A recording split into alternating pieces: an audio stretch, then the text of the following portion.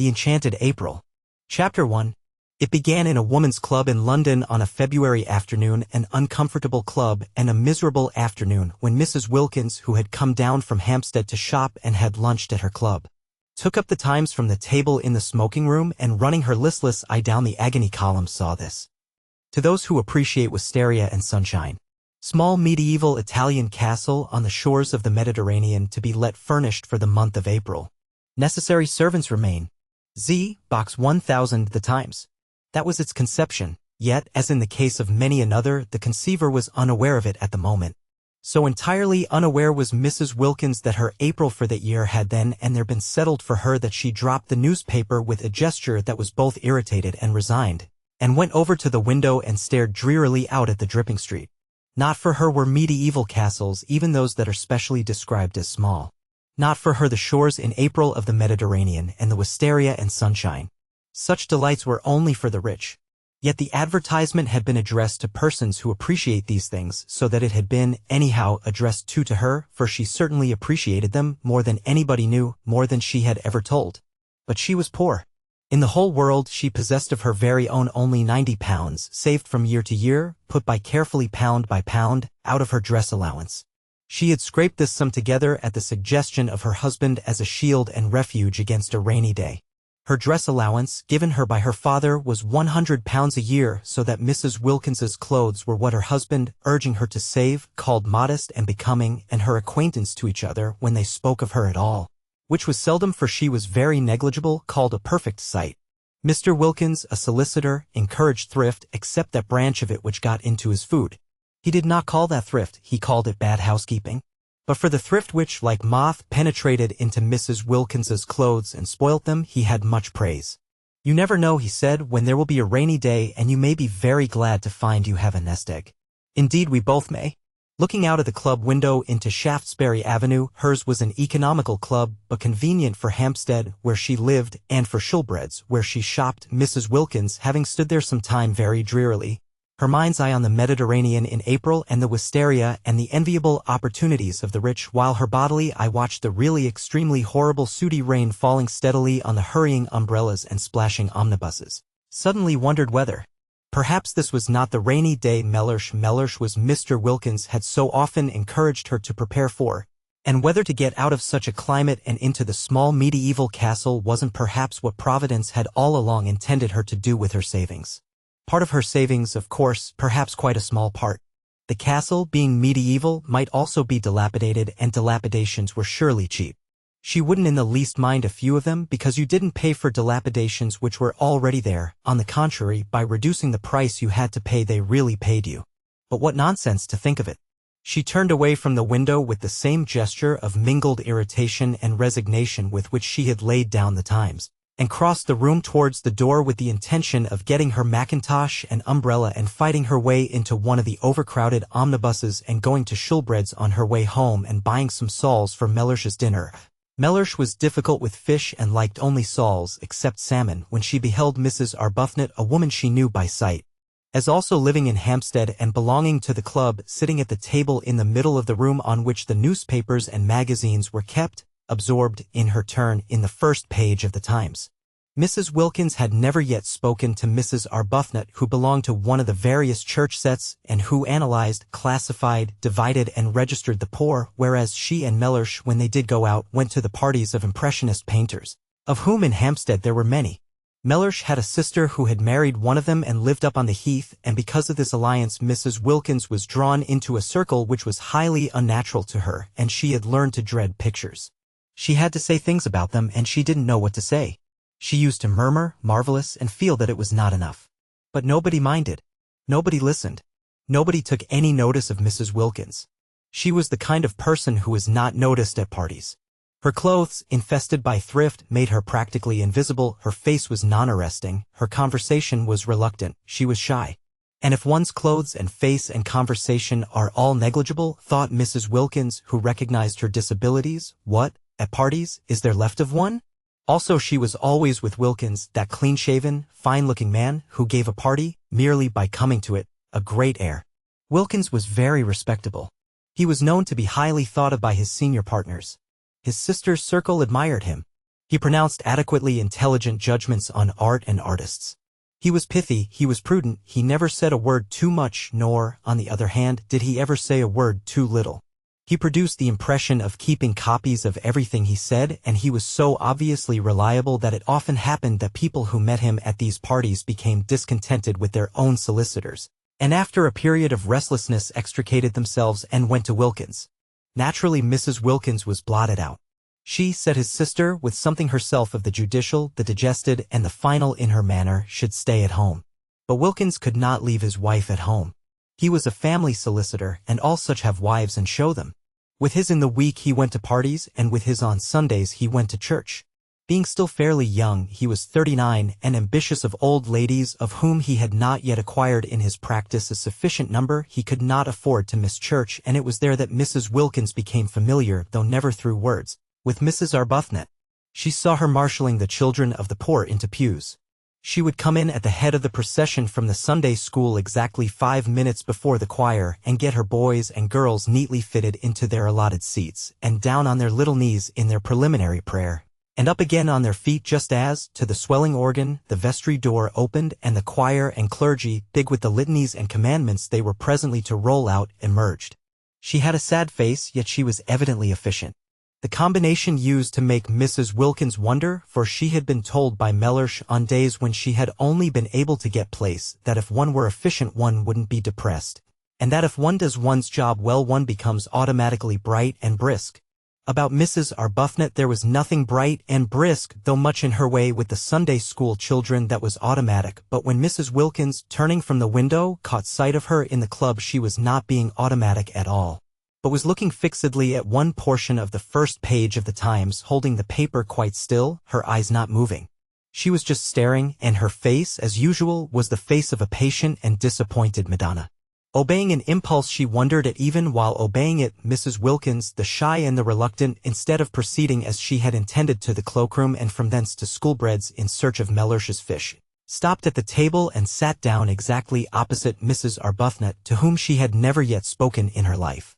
It was one of those long, narrow refectory tables, so that they were quite close to each other. Mrs. Arbuthnot, however, did not look up. She continued to gaze, with eyes that seemed to be dreaming, at one spot only of the Times. Mrs. Wilkins watched her a minute, trying to screw up courage to speak to her. She wanted to ask her if she had seen the advertisement.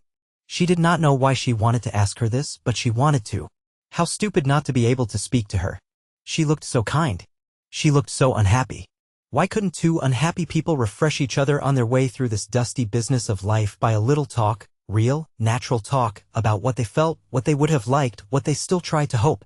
And she could not help thinking that Mrs. Arbuthnot, too, was reading that very same advertisement. Her eyes were on the very part of the paper. Was she, too, picturing what it would be like, the color, the fragrance, the light, the soft lapping of the sea among little hot rocks? Color, fragrance, light, sea, instead of Shaftesbury Avenue, and the wet omnibuses, and the fish department at Shoolbred's, and the tube to Hampstead, and dinner, and tomorrow the same, and the day after the same, and always the same. Suddenly Mrs. Wilkins found herself leaning across the table. "Are you reading about the medieval castle and the wisteria?" she heard herself asking. Naturally Mrs. Arbuthnot was surprised, but she was not half so much surprised as Mrs. Wilkins was at herself for asking. Mrs. Arbuthnot had not yet to her knowledge set eyes on the shabby, lank, loosely put-together figure sitting opposite her, with its small freckled face and big gray eyes almost disappearing under a smashed-down wet weather hat. And she gazed at her a moment without answering. She was reading about the medieval castle and the wisteria, or rather had read about it 10 minutes before, and since then had been lost in dreams of light, of color, of fragrance, of the soft lapping of the sea among little hot rocks. "Why do you ask me that?" she said in her grave voice, for her training of and by the poor had made her grave and patient. Mrs. Wilkins flushed and looked excessively shy and frightened. "Oh, only because I saw it too, and I thought somehow," she stammered. Whereupon Mrs. Arbuthnot, her mind being used to getting people into lists and divisions from habit, considered, as she gazed thoughtfully at Mrs. Wilkins, under what heading, supposing she had to classify her, she could most properly be put. "And I know you by sight," went on Mrs. Wilkins, who, like all the shy, once she was started, plunged on, frightening herself to more and more speech by the sheer sound of what she had said last in her ears. "Every Sunday, I see you every Sunday in church." "In church?" echoed Mrs. Arbuthnot. And this seems such a wonderful thing, this advertisement about the wisteria and Mrs. Wilkins, who must have been at least 30, broke off and wriggled in her chair with the movement of an awkward and embarrassed schoolgirl. It seems so wonderful, she went on in a kind of burst, and it is such a miserable day. And then she sat looking at Mrs. Arbuthnot with the eyes of an imprisoned dog. This poor thing, thought Mrs. Arbuthnot, whose life was spent in helping and alleviating, needs advice. She accordingly prepared herself patiently to give it. If you see me in church, she said, kindly and attentively, I suppose you live in Hampstead too? Oh yes, said Mrs. Wilkins. And she repeated, her head on its long thin neck drooping a little as if the recollection of Hampstead bowed her, oh yes. Where? Asked Mrs. Arbuthnot, who, when advice was needed, naturally first proceeded to collect the facts. But Mrs. Wilkins, laying her hand softly and caressingly on the part of the Times where the advertisement was, as though the mere printed words of it were precious, only said, perhaps that's why this seems so wonderful.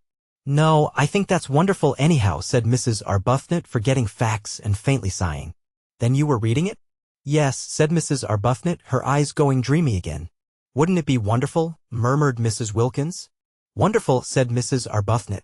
Her face, which had lit up, faded into patience again. Very wonderful, she said. But it's no use wasting one's time thinking of such things. Oh, but it is, was Mrs. Wilkins's quick, surprising reply, surprising because it was so much unlike the rest of her, the characterless coat and skirt, the crumpled hat, the undecided wisp of hair straggling out. And just the considering of them is worthwhile in itself, such a change from Hampstead, and sometimes I really do believe, if one considers hard enough one gets things. Mrs. Arbuthnot observed her patiently. In what category would she, supposing she had to, put her? Perhaps, she said, leaning forward a little, you will tell me your name. If we are to be friends, she smiled her grave smile, as I hope we are, we had better begin at the beginning. Oh yes, how kind of you. I'm Mrs. Wilkins, said Mrs. Wilkins. I don't expect, she added, flushing, as Mrs. Arbuthnot said nothing, that it conveys anything to you. Sometimes it doesn't seem to convey anything to me either. But she looked round with a movement of seeking help. I am Mrs. Wilkins. She did not like her name. It was a mean, small name with a kind of facetious twist, she thought, about its end like the upward curve of a pug dog's tail. There it was, however. There was no doing anything with it. Wilkins she was, and Wilkins she would remain, and though her husband encouraged her to give it on all occasions as Mrs. Mellersh Wilkins, she only did that when he was within earshot, for she thought Mellersh made Wilkins worse, emphasizing it in the way Chatsworth on the gateposts of a villa emphasizes the villa.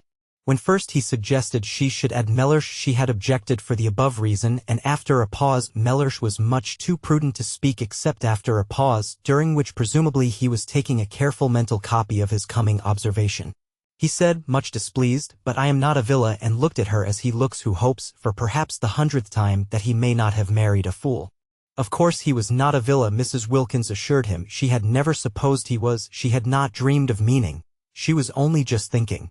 The more she explained, the more earnest became Mellersh's hope, familiar to him by this time, for he had then been a husband for 2 years, that he might not by any chance have married a fool, and they had a prolonged quarrel. If that can be called a quarrel which is conducted with dignified silence on one side and earnest apology on the other, as to whether or no Mrs. Wilkins had intended to suggest that Mr. Wilkins was a villa. I believe, she had thought when it was at last over, it took a long while that anybody would quarrel about anything when they've not left off being together for a single day for 2 whole years. What we both need is a holiday. My husband, went on Mrs. Wilkins to Mrs. Arbuthnot, trying to throw some light on herself, is a solicitor. She cast about for something she could say elucidating of Mellersh, and found, he's very handsome. Well, said Mrs. Arbuthnot kindly, that must be a great pleasure to you. Why? Asked Mrs. Wilkins. Because, said Mrs. Arbuthnot, a little taken aback, for constant intercourse with the poor had accustomed her to have her pronouncements accepted without question, because beauty, handsomeness, is a gift like any other, and if it is properly used. She trailed off into silence.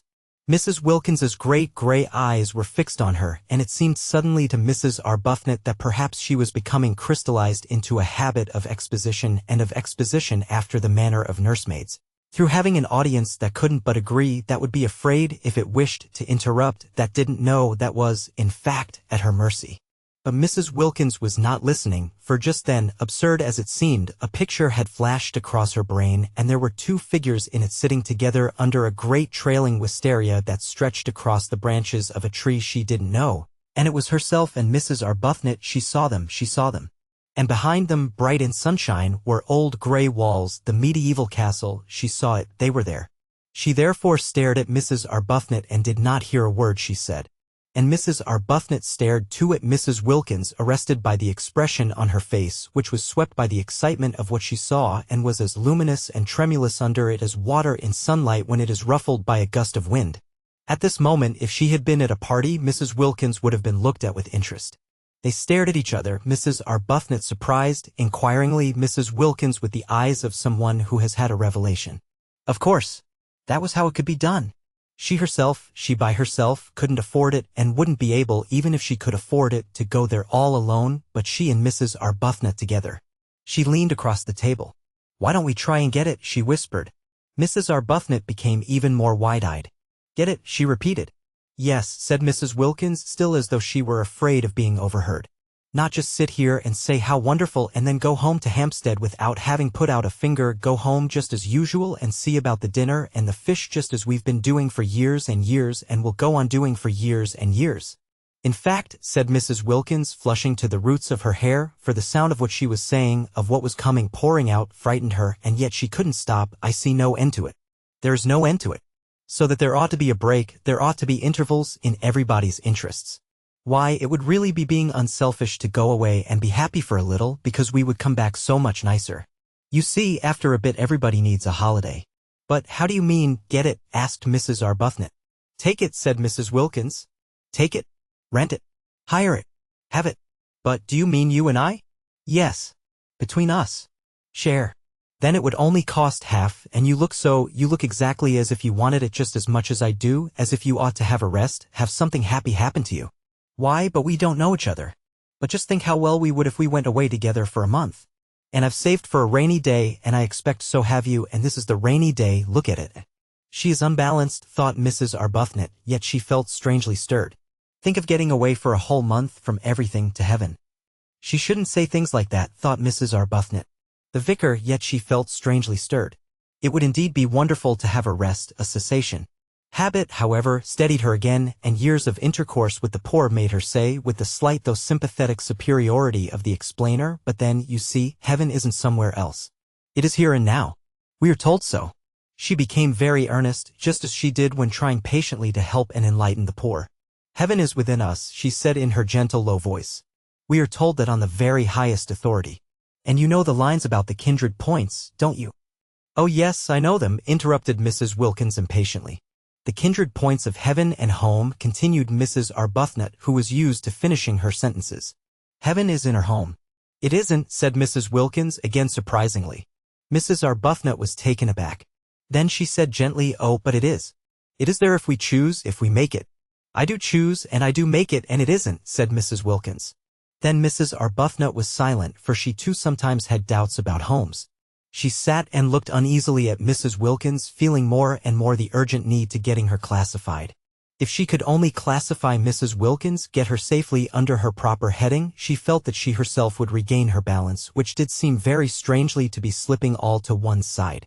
For neither had she had a holiday for years, and the advertisement when she saw it had set her dreaming, and Mrs. Wilkins's excitement about it was infectious, and she had the sensation, as she listened to her impetuous, odd talk and watched her lit-up face, that she was being stirred out of sleep. Clearly Mrs. Wilkins was unbalanced, but Mrs. Arbuthnot had met the unbalanced before, indeed she was always meeting them, and they had no effect on her own stability at all, whereas this one was making her feel quite wobbly. Quite as though to be off and away from her compass points of God, husband, home and duty. She didn't feel as if Mrs. Wilkins intended Mr. Wilkins to come too, and just for once be happy would be both good and desirable. Which of course it wasn't, which certainly of course it wasn't. She also had a nest egg invested gradually in the post office savings bank, but to suppose that she would ever forget her duty to the extent of drawing it out and spending it on herself was surely absurd. Surely she wouldn't ever do such a thing? Surely she couldn't ever forget her poor, forget misery and sickness as completely as that? No doubt a trip to Italy would be extraordinarily delightful, but there were many delightful things one would like to do, and what was strength given to one for except to help one not to do them? Steadfast as the points of the compass to Mrs. Arbuthnot were the great four facts of life: God, husband, home, duty. She had gone to sleep on these facts years ago after a period of much misery, her head resting on them as on a pillow, and she had a great dread of being awakened out of so simple and untroublesome a condition.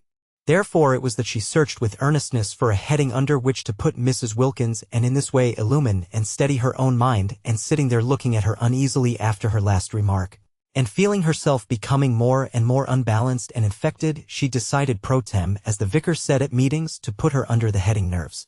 It was just possible that she ought to go straight into the category hysteria, which was often only the antechamber to lunacy, but Mrs. Arbuthnot had learned not to hurry people into their final categories, having on more than one occasion discovered with dismay that she had made a mistake, and how difficult it had been to get them out again, and how crushed she had been with the most terrible remorse.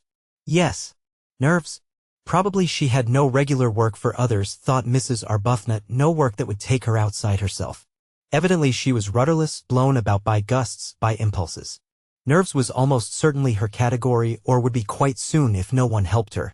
Poor little thing, thought Mrs. Arbuthnot, her own balance returning hand in hand with her compassion, and unable, because of the table, to see the length of Mrs. Wilkins's legs.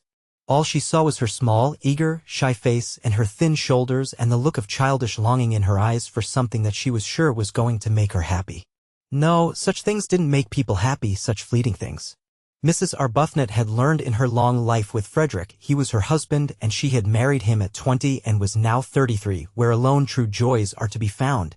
They are to be found, she now knew, only in daily, in hourly, living for others. They are to be found only hadn't she over and over again taken her disappointments and discouragements there, and come away comforted, at the feet of God. Frederick had been the kind of husband whose wife betakes herself early to the feet of God. From him to them had been a short though painful step. It seemed short to her in retrospect, but it had really taken the whole of the first year of their marriage, and every inch of the way had been a struggle, and every inch of it was stained, she felt at the time, with her heart's blood. All that was over now. She had long since found peace. And Frederick, from her passionately loved bridegroom, from her worshipped young husband, had become second only to God on her list of duties and forbearances. There he hung, the second in importance, a bloodless thing bled white by her prayers. For years she had been able to be happy only by forgetting happiness. She wanted to stay like that. She wanted to shut out everything that would remind her of beautiful things, that might set her off again longing, desiring. "I'd like so much to be friends," she said earnestly. "Won't you come and see me, or let me come to you sometimes? Whenever you feel as if you wanted to talk. I'll give you my address." She searched in her handbag, "and then you won't forget." And she found a card and held it out. Mrs. Wilkins ignored the card. "It's so funny," said Mrs. Wilkins, just as if she had not heard her, "but I see us both, you and me, this April, in the medieval castle." Mrs. Arbuthnot relapsed into uneasiness. "Do you?" she said, making an effort to stay balanced under the visionary gaze of the shining gray eyes. "Do you? Don't you ever see things in a kind of flash before they happen?" asked Mrs. Wilkins. "Never," said Mrs. Arbuthnot. She tried to smile the sympathetic yet wise and tolerant smile with which she was accustomed to listen to the necessarily biased and incomplete views of the poor. She didn't succeed. The smile trembled out.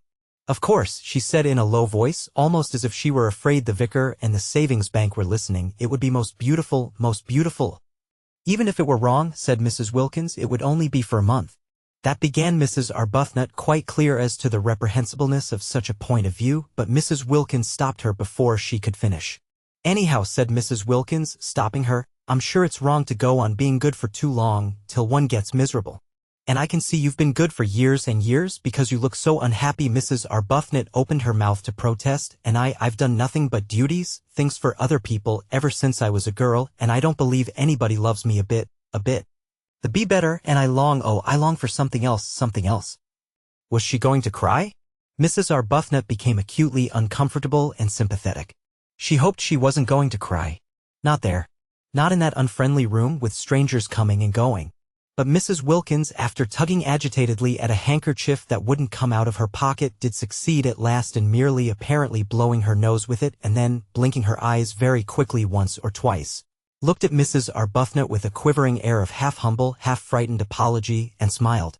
"Will you believe," she whispered, trying to steady her mouth, evidently dreadfully ashamed of herself, "that I've never spoken to anyone before in my life like this?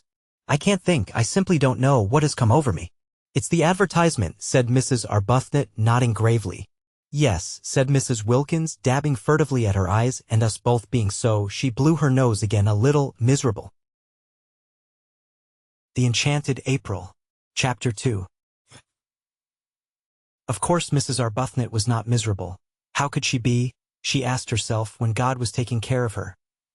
But she let that pass for the moment unrepudiated, because of her conviction that here was another fellow creature in urgent need of her help, and not just boots and blankets and better sanitary arrangements this time, but the more delicate help of comprehension, of finding the exact right words. The exact right words, she presently discovered, after trying various ones about living for others and prayer, and the peace to be found in placing oneself unreservedly in God's hands.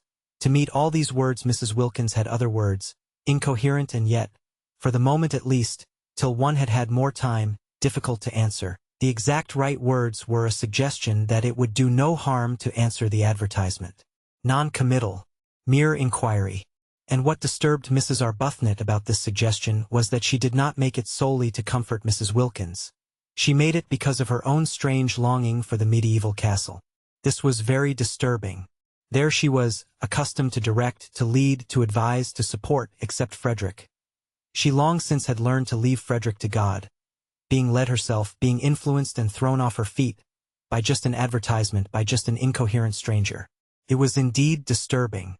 She failed to understand her sudden longing for what was, after all, self-indulgence, when for years no such desire had entered her heart. "There's no harm in simply asking," she said in a low voice, as if the vicar and the savings bank and all her waiting and dependent poor were listening and condemning. "It isn't as if it committed us to anything," said Mrs. Wilkins, also in a low voice, but her voice shook.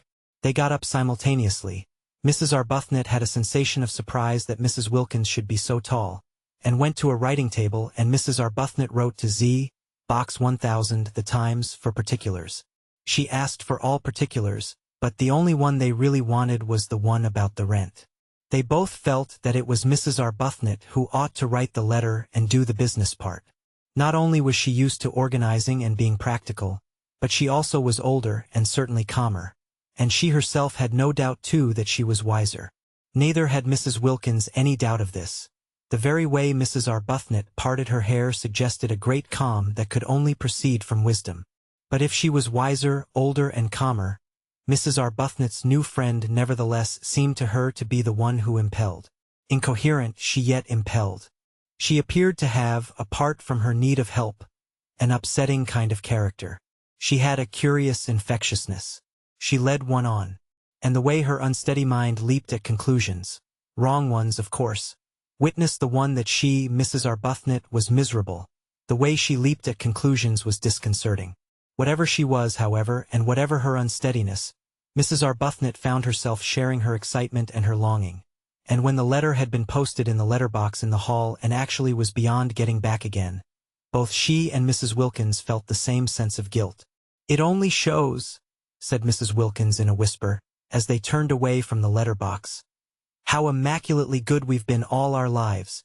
The very first time we do anything our husbands don't know about we feel guilty."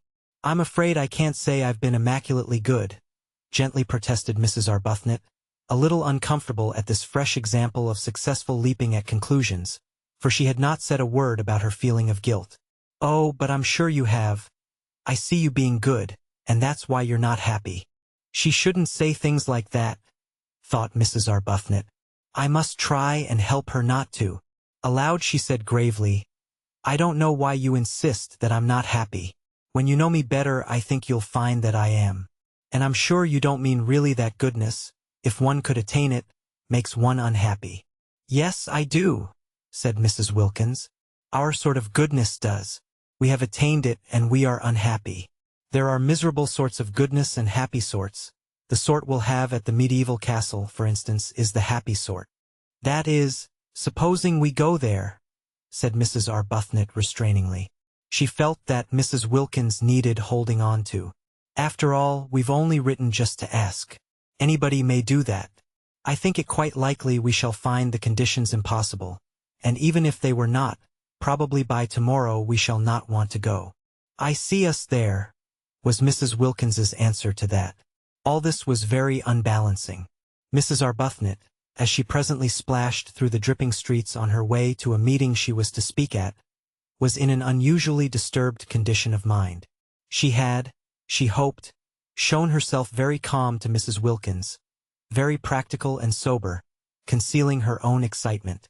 But she was really extraordinarily moved, and she felt happy, and she felt guilty, and she felt afraid, and she had all the feelings, though this she did not know, of a woman who has come away from a secret meeting with her lover. That, indeed, was what she looked like when she arrived late on her platform. She, the open-browed, looked almost furtive as her eyes fell on the staring wooden faces waiting to hear her try and persuade them to contribute to the alleviation of the urgent needs of the Hampstead poor, each one convinced that they needed contributions themselves. She looked as though she were hiding something discreditable but delightful.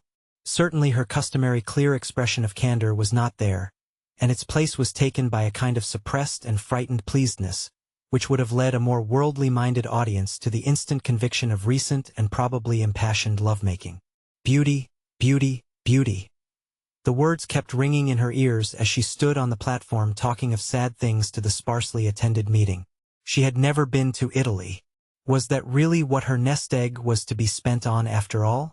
Though she couldn't approve of the way Mrs. Wilkins was introducing the idea of predestination into her immediate future, just as if she had no choice, just as if to struggle or even to reflect were useless, it yet influenced her. Mrs. Wilkins's eyes had been the eyes of a seer. Some people were like that, Mrs. Arbuthnot knew, and if Mrs. Wilkins had actually seen her at the medieval castle it did seem probable that struggling would be a waste of time.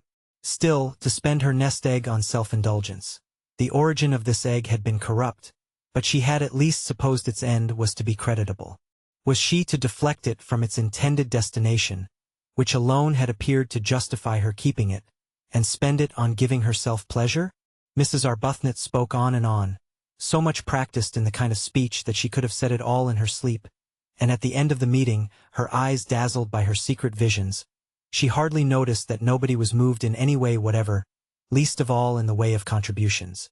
But the vicar noticed. The vicar was disappointed. Usually his good friend and supporter Mrs. Arbuthnot succeeded better than this. And, what was even more unusual, she appeared, he observed, not even to mind. "I can't imagine," he said to her as they parted, speaking irritably, for he was irritated both by the audience and by her. "What these people are coming to. Nothing seems to move them. Perhaps they need a holiday," suggested Mrs. Arbuthnot. An unsatisfactory, a queer reply, the vicar thought. "In February?" he called after her sarcastically. "Oh no, not till April," said Mrs. Arbuthnot over her shoulder. Very odd, thought the vicar. Very odd indeed. And he went home and was not perhaps quite Christian to his wife. That night in her prayers Mrs. Arbuthnot asked for guidance. She felt she ought really to ask, straight out and roundly, that the medieval castle should already have been taken by someone else and the whole thing thus be settled. But her courage failed her. Suppose her prayer were to be answered? No, she couldn't ask it. She couldn't risk it. And after all, she almost pointed this out to God. If she spent her present nest egg on a holiday she could quite soon accumulate another. Frederick pressed money on her. And it would only mean, while she rolled up a second egg, that for a time her contributions to the parish charities would be less.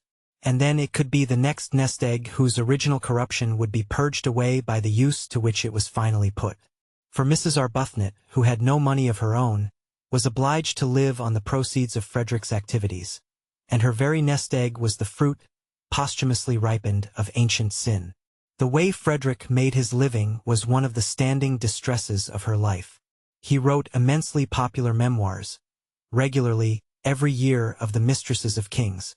There were in history numerous kings who had had mistresses, and there were still more numerous mistresses who had had kings, so that he had been able to publish a book of memoirs during each year of his married life, and even so there were great further piles of these ladies waiting to be dealt with. Mrs. Arbuthnot was helpless. Whether she liked it or not, she was obliged to live on the proceeds. He gave her a dreadful sofa once, after the success of his Du Barry memoir, with swollen cushions and soft, receptive lap, and it seemed to her a miserable thing that there, in her very home, should flaunt this reincarnation of a dead old French sinner. Simply good, convinced that morality is the basis of happiness, the fact that she and Frederick should draw their sustenance from guilt, however much purged by the passage of centuries, was one of the secret reasons of her sadness. The more the memoired lady had forgotten herself, the more his book about her was read and the more free-handed he was to his wife, and all that he gave her was spent after adding slightly to her nest egg, for she did hope and believe that someday people would cease to want to read of wickedness, and then Frederick would need supporting on helping the poor. The parish flourished because, to take a handful at random, of the ill behavior of the ladies du Barry, Montespan, Pompadour, Ninon de l'Enclos, and even of learned Maintenon. The poor were the filter through which the money was passed, to come out, Mrs. Arbuthnot hoped, purified. She could do no more. She had tried in days gone by to think the situation out, to discover the exact right course for her to take, but had found it, as she had found Frederick, too difficult, and had left it, as she had left Frederick, to God. Nothing of this money was spent on her house or dress. Those remained, except for the great soft sofa, austere. It was the poor who profited. Their very boots were stout with sins. But how difficult it had been. Mrs. Arbuthnot, groping for guidance, prayed about it to exhaustion. Ought she perhaps to refuse to touch the money, to avoid it as she would have avoided the sins which were its source? But then what about the parish's boots? She asked the vicar what he thought, and, through much delicate language, evasive and cautious, it did finally appear that he was for the boots. At least she had persuaded Frederick when first he began his terrible successful career. He only began it after their marriage. When she married him he had been a blameless official attached to the library of the British Museum, to publish the memoirs under another name so that she was not publicly branded. Hampstead read the books with glee, and had no idea that their writer lived in its midst. Frederick was almost unknown, even by sight, in Hampstead. He never went to any of its gatherings. Whatever it was he did in the way of recreation was done in London, but he never spoke of what he did or whom he saw. He might have been perfectly friendless for any mention he ever made of friends to his wife. Only the vicar knew where the money for the parish came from, and he regarded it, he told Mrs. Arbuthnot, as a matter of honor not to mention it. And at least her little house was not haunted by the loose-lived ladies, for Frederick did his work away from home. He had 2 rooms near the British Museum, which was the scene of his exhumations, and there he went every morning, and he came back long after his wife was asleep. Sometimes he did not come back at all. Sometimes she did not see him for several days together. Then he would suddenly appear at breakfast, having let himself in with his latchkey the night before, very jovial and good-natured and free-handed and glad if she would allow him to give her something. A well-fed man, contented with the world. A jolly, full-blooded, satisfied man. And she was always gentle, and anxious that his coffee should be as he liked it. He seemed very happy. Life, she often thought, however much one tabulated, was yet a mystery. There were always some people it was impossible to place. Frederick was one of them. He didn't seem to bear the remotest resemblance to the original Frederick. He didn't seem to have the least need of any of the things he used to say were so important and beautiful. Love, home, complete communion of thoughts, complete immersion in each other's interests.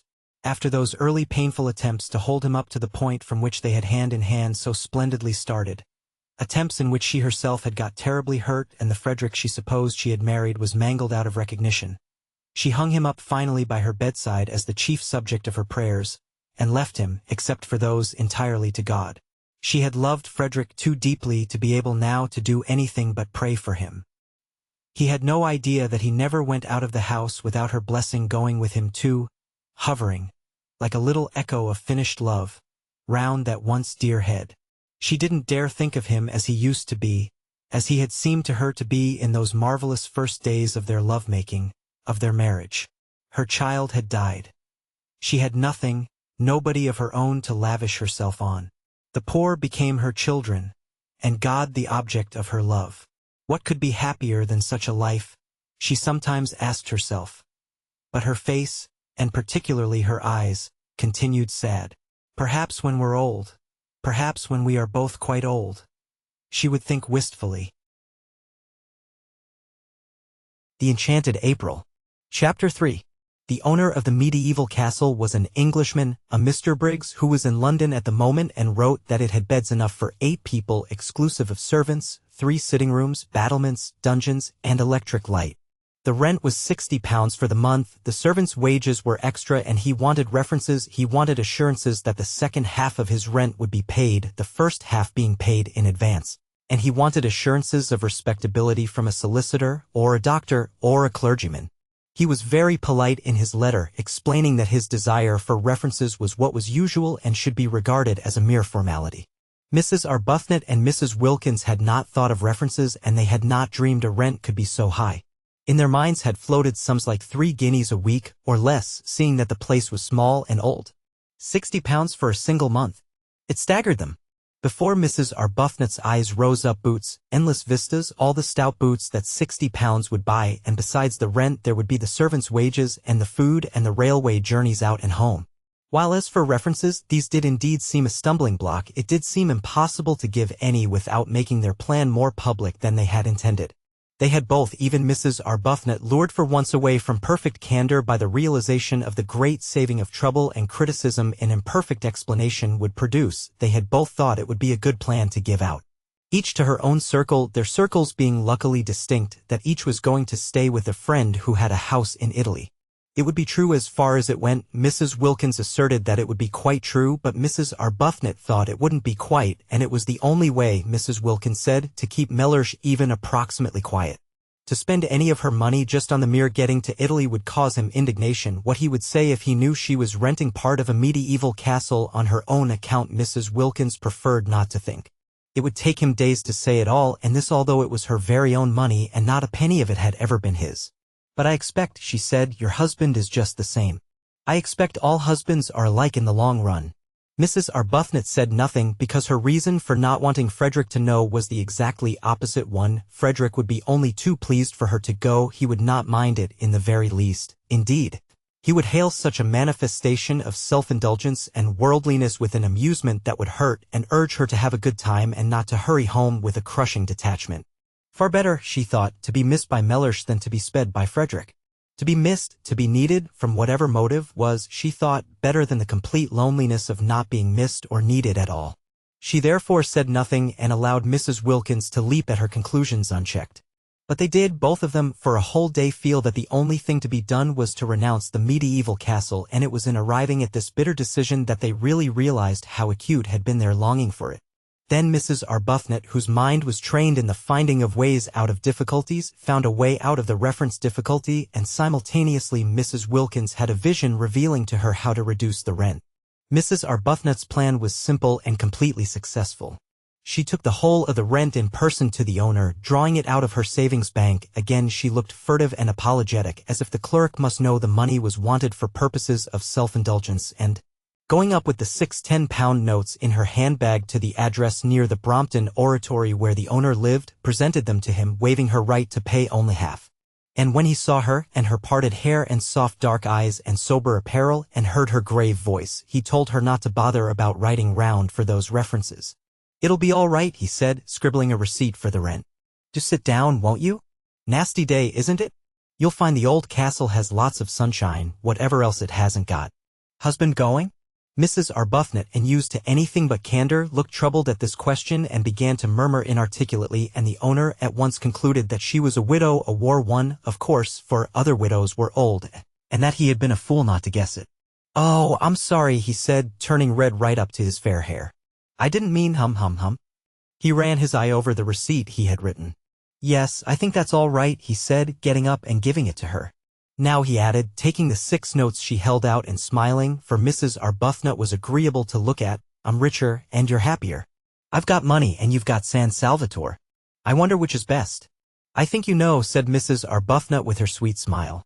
He laughed and opened the door for her. It was a pity the interview was over.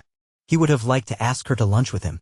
She made him think of his mother, of his nurse, of all things kind and comforting, besides having the attraction of not being his mother or his nurse.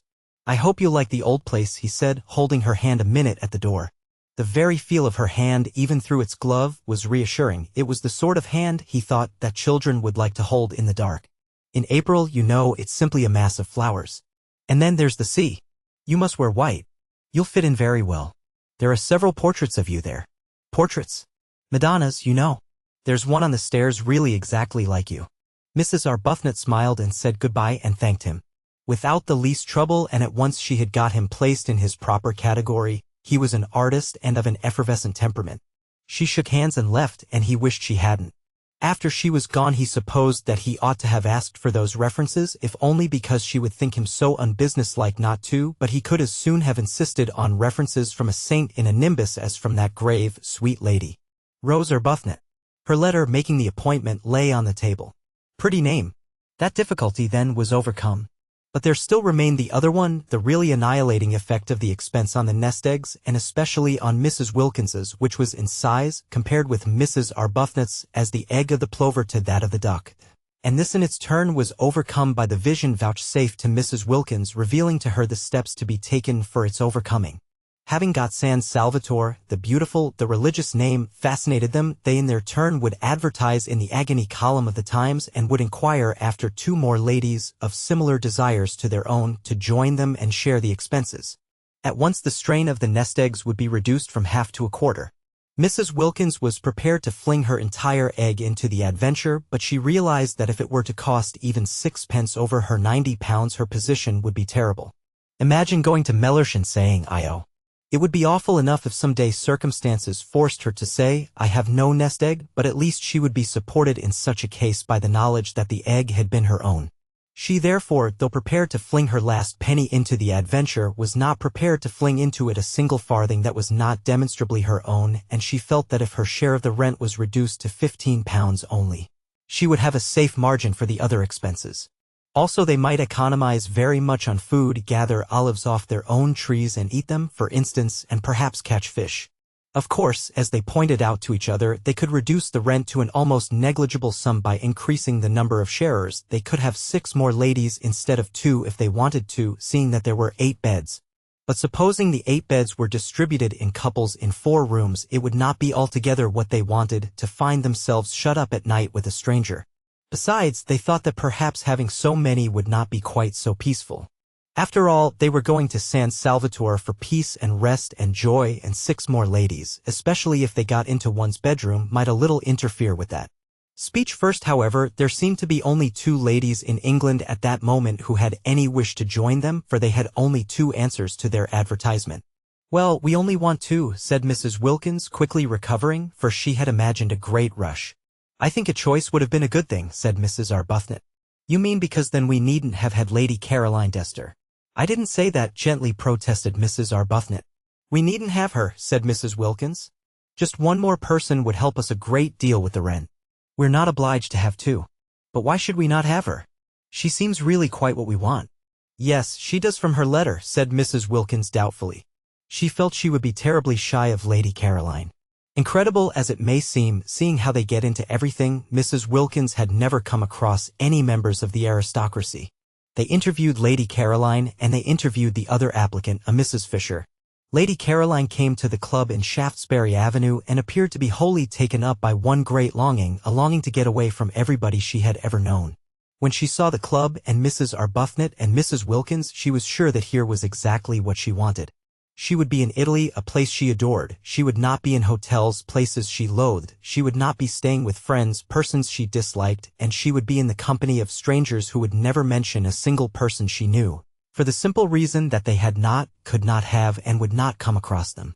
She asked a few questions about the 4th woman and was satisfied with the answers. Mrs. Fisher of Prince of Wales Terrace. A widow. She too would be unacquainted with any of her friends. Lady Caroline did not even know where Prince of Wales Terrace was. "It's in London," said Mrs. Arbuthnot. "Is it?" said Lady Caroline. It all seemed most restful. Mrs. Fisher was unable to come to the club because, she explained by letter, she could not walk without a stick, therefore Mrs. Arbuthnot and Mrs. Wilkins went to her. "But if she can't come to the club, how can she go to Italy?" wondered Mrs. Wilkins aloud. "We shall hear that from her own lips," said Mrs. Arbuthnot. From Mrs. Fisher's lips they merely heard, in reply to delicate questioning, that sitting in trains was not walking about, and they knew that already. Except for the stick, however, she appeared to be a most desirable 4th, quiet, educated, elderly. She was much older than they or Lady Caroline. Lady Caroline had informed them she was 28, but not so old as to have ceased to be active-minded. She was very respectable indeed and still wore a complete suit of black though her husband had died, she told them, 11 years before. Her house was full of signed photographs of illustrious Victorian dead, all of whom she said she had known when she was little. Her father had been an eminent critic, and in his house she had seen practically everybody who was anybody in letters and art. Carlyle had scowled at her, Matthew Arnold had held her on his knee, Tennyson had sonorously rallied her on the length of her pigtail. She animatedly showed them the photographs hung everywhere on her walls, pointing out the signatures with her stick, and she neither gave any information about her own husband nor asked for any about the husbands of her visitors, which was the greatest comfort. Indeed, she seemed to think that they also were widows, for on inquiring who the fourth lady was to be and being told it was a Lady Caroline Dester, she said, "Is she a widow too?" And on their explaining that she was not, because she had not yet been married, observed with abstracted amiability, "All in good time." But Mrs. Fisher's very abstractedness, and she seemed to be absorbed chiefly in the interesting people she used to know and in their memorial photographs, and quite a good part of the interview was taken up by reminiscent anecdote of Carlyle, Meredith, Matthew Arnold, Tennyson, and a host of others. Her very abstractedness was a recommendation. She only asked, she said, to be allowed to sit quiet in the sun and remember. That was all Mrs. Arbuthnot and Mrs. Wilkins asked of their sharers. It was their idea of a perfect sharer that she should sit quiet in the sun and remember, rousing herself on Saturday evenings sufficiently to pay her share. Mrs. Fisher was very fond, too, she said, of flowers, and once when she was spending a weekend with her father at Box Hill, Who lived at Box Hill? Interrupted Mrs. Wilkins, who hung on Mrs. Fisher's reminiscences, intensely excited by meeting somebody who had actually been familiar with all the really and truly and undoubtedly great, actually seen them, heard them talking, touched them. Mrs. Fisher looked at her over the top of her glasses in some surprise. Mrs. Wilkins, in her eagerness to tear the heart out quickly of Mrs. Fisher's reminiscences, afraid that at any moment Mrs. Arbuthnot would take her away and she wouldn't have heard half, had already interrupted several times with questions which appeared ignorant to Mrs. Fisher. "Meredith, of course," said Mrs. Fisher rather shortly. "I remember a particular weekend," she continued. "My father often took me, but I always remember this weekend particularly, Did you know Keats?" eagerly interrupted Mrs. Wilkins. Mrs. Fisher, after a pause, said with subacid reserve that she had been unacquainted with both Keats and Shakespeare. "Oh, of course, how ridiculous of me," cried Mrs. Wilkins, flushing scarlet. "It's because," she floundered, "it's because the immortals somehow still seem alive, don't they, as if they were here, going to walk into the room in another minute, and one forgets they are dead. In fact, one knows perfectly well that they're not dead, not nearly so dead as you and I even now," she assured Mrs. Fisher, who observed her over the top of her glasses. "I thought I saw Keats the other day," Mrs. Wilkins incoherently proceeded, driven on by Mrs. Fisher's look over the top of her glasses. "In Hampstead, crossing the road in front of that house, you know, the house where he lived. Mrs. Arbuthnot said they must be going. Mrs. Fisher did nothing to prevent them." "I really thought I saw him," protested Mrs. Wilkins, appealing for belief first to one and then to the other while waves of color passed over her face and totally unable to stop because of Mrs. Fisher's glasses and the steady eyes looking at her over their tops. "I believe I did see him. He was dressed in a..." Even Mrs. Arbuthnot looked at her now and in her gentlest voice said they would be late for lunch. It was at this point that Mrs. Fisher asked for references. She had no wish to find herself shut up for 4 weeks with somebody who saw things.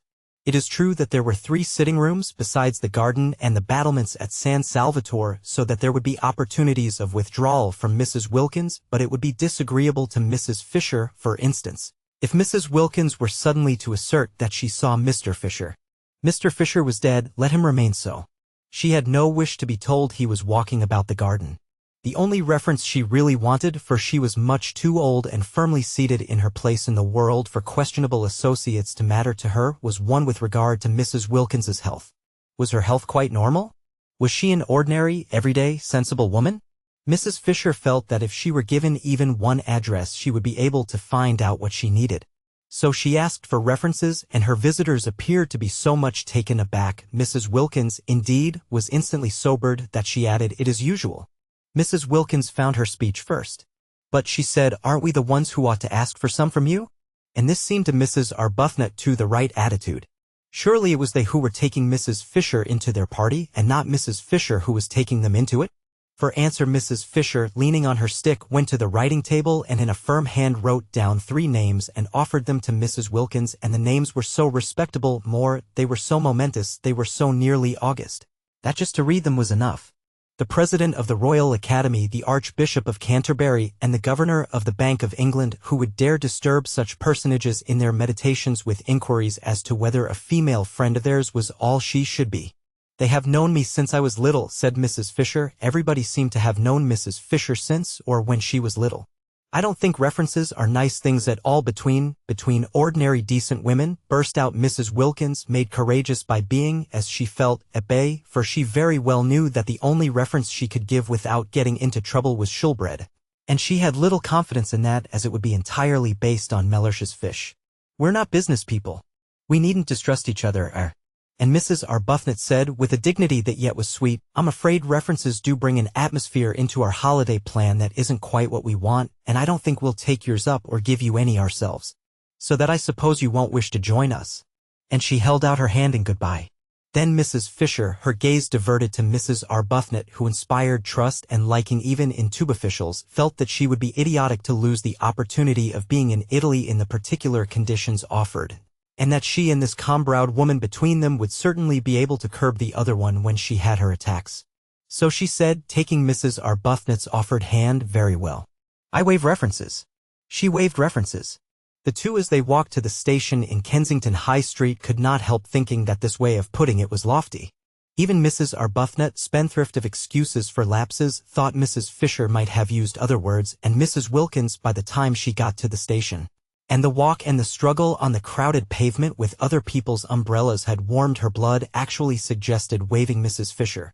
If there is any waving to be done, do let us be the ones who wave, she said eagerly. But Mrs. Arbuthnot, as usual, held on to Mrs. Wilkins, and presently, having cooled down in the train, Mrs. Wilkins announced that at San Salvatore Mrs. Fisher would find her level. I see her finding her level there, she said, her eyes very bright.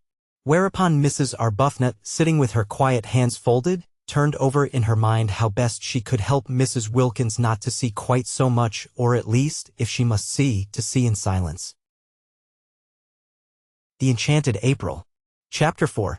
It had been arranged that Mrs. Arbuthnot and Mrs. Wilkins, traveling together, should arrive at San Salvatore on the evening of March 31st. The owner, who told them how to get there, appreciated their disinclination to begin their time in it on April 1st, and Lady Caroline and Mrs. Fisher, as yet unacquainted and therefore under no obligations to bore each other on the journey. For only towards the end would they find out by a process of sifting who they were to arrive on the morning of April 2nd. In this way everything would be got nicely ready for the two who seemed, in spite of the equality of the sharing, yet to have something about them of guests. There were disagreeable incidents towards the end of March when Mrs. Wilkins, her heart in her mouth and her face a mixture of guilt, terror and determination, told her husband that she had been invited to Italy, and he declined to believe it. Of course he declined to believe it. Nobody had ever invited his wife to Italy before. There was no precedent. He required proofs. The only proof was Mrs. Arbuthnot, and Mrs. Wilkins had produced her, but after what entreaties, what passionate persuading.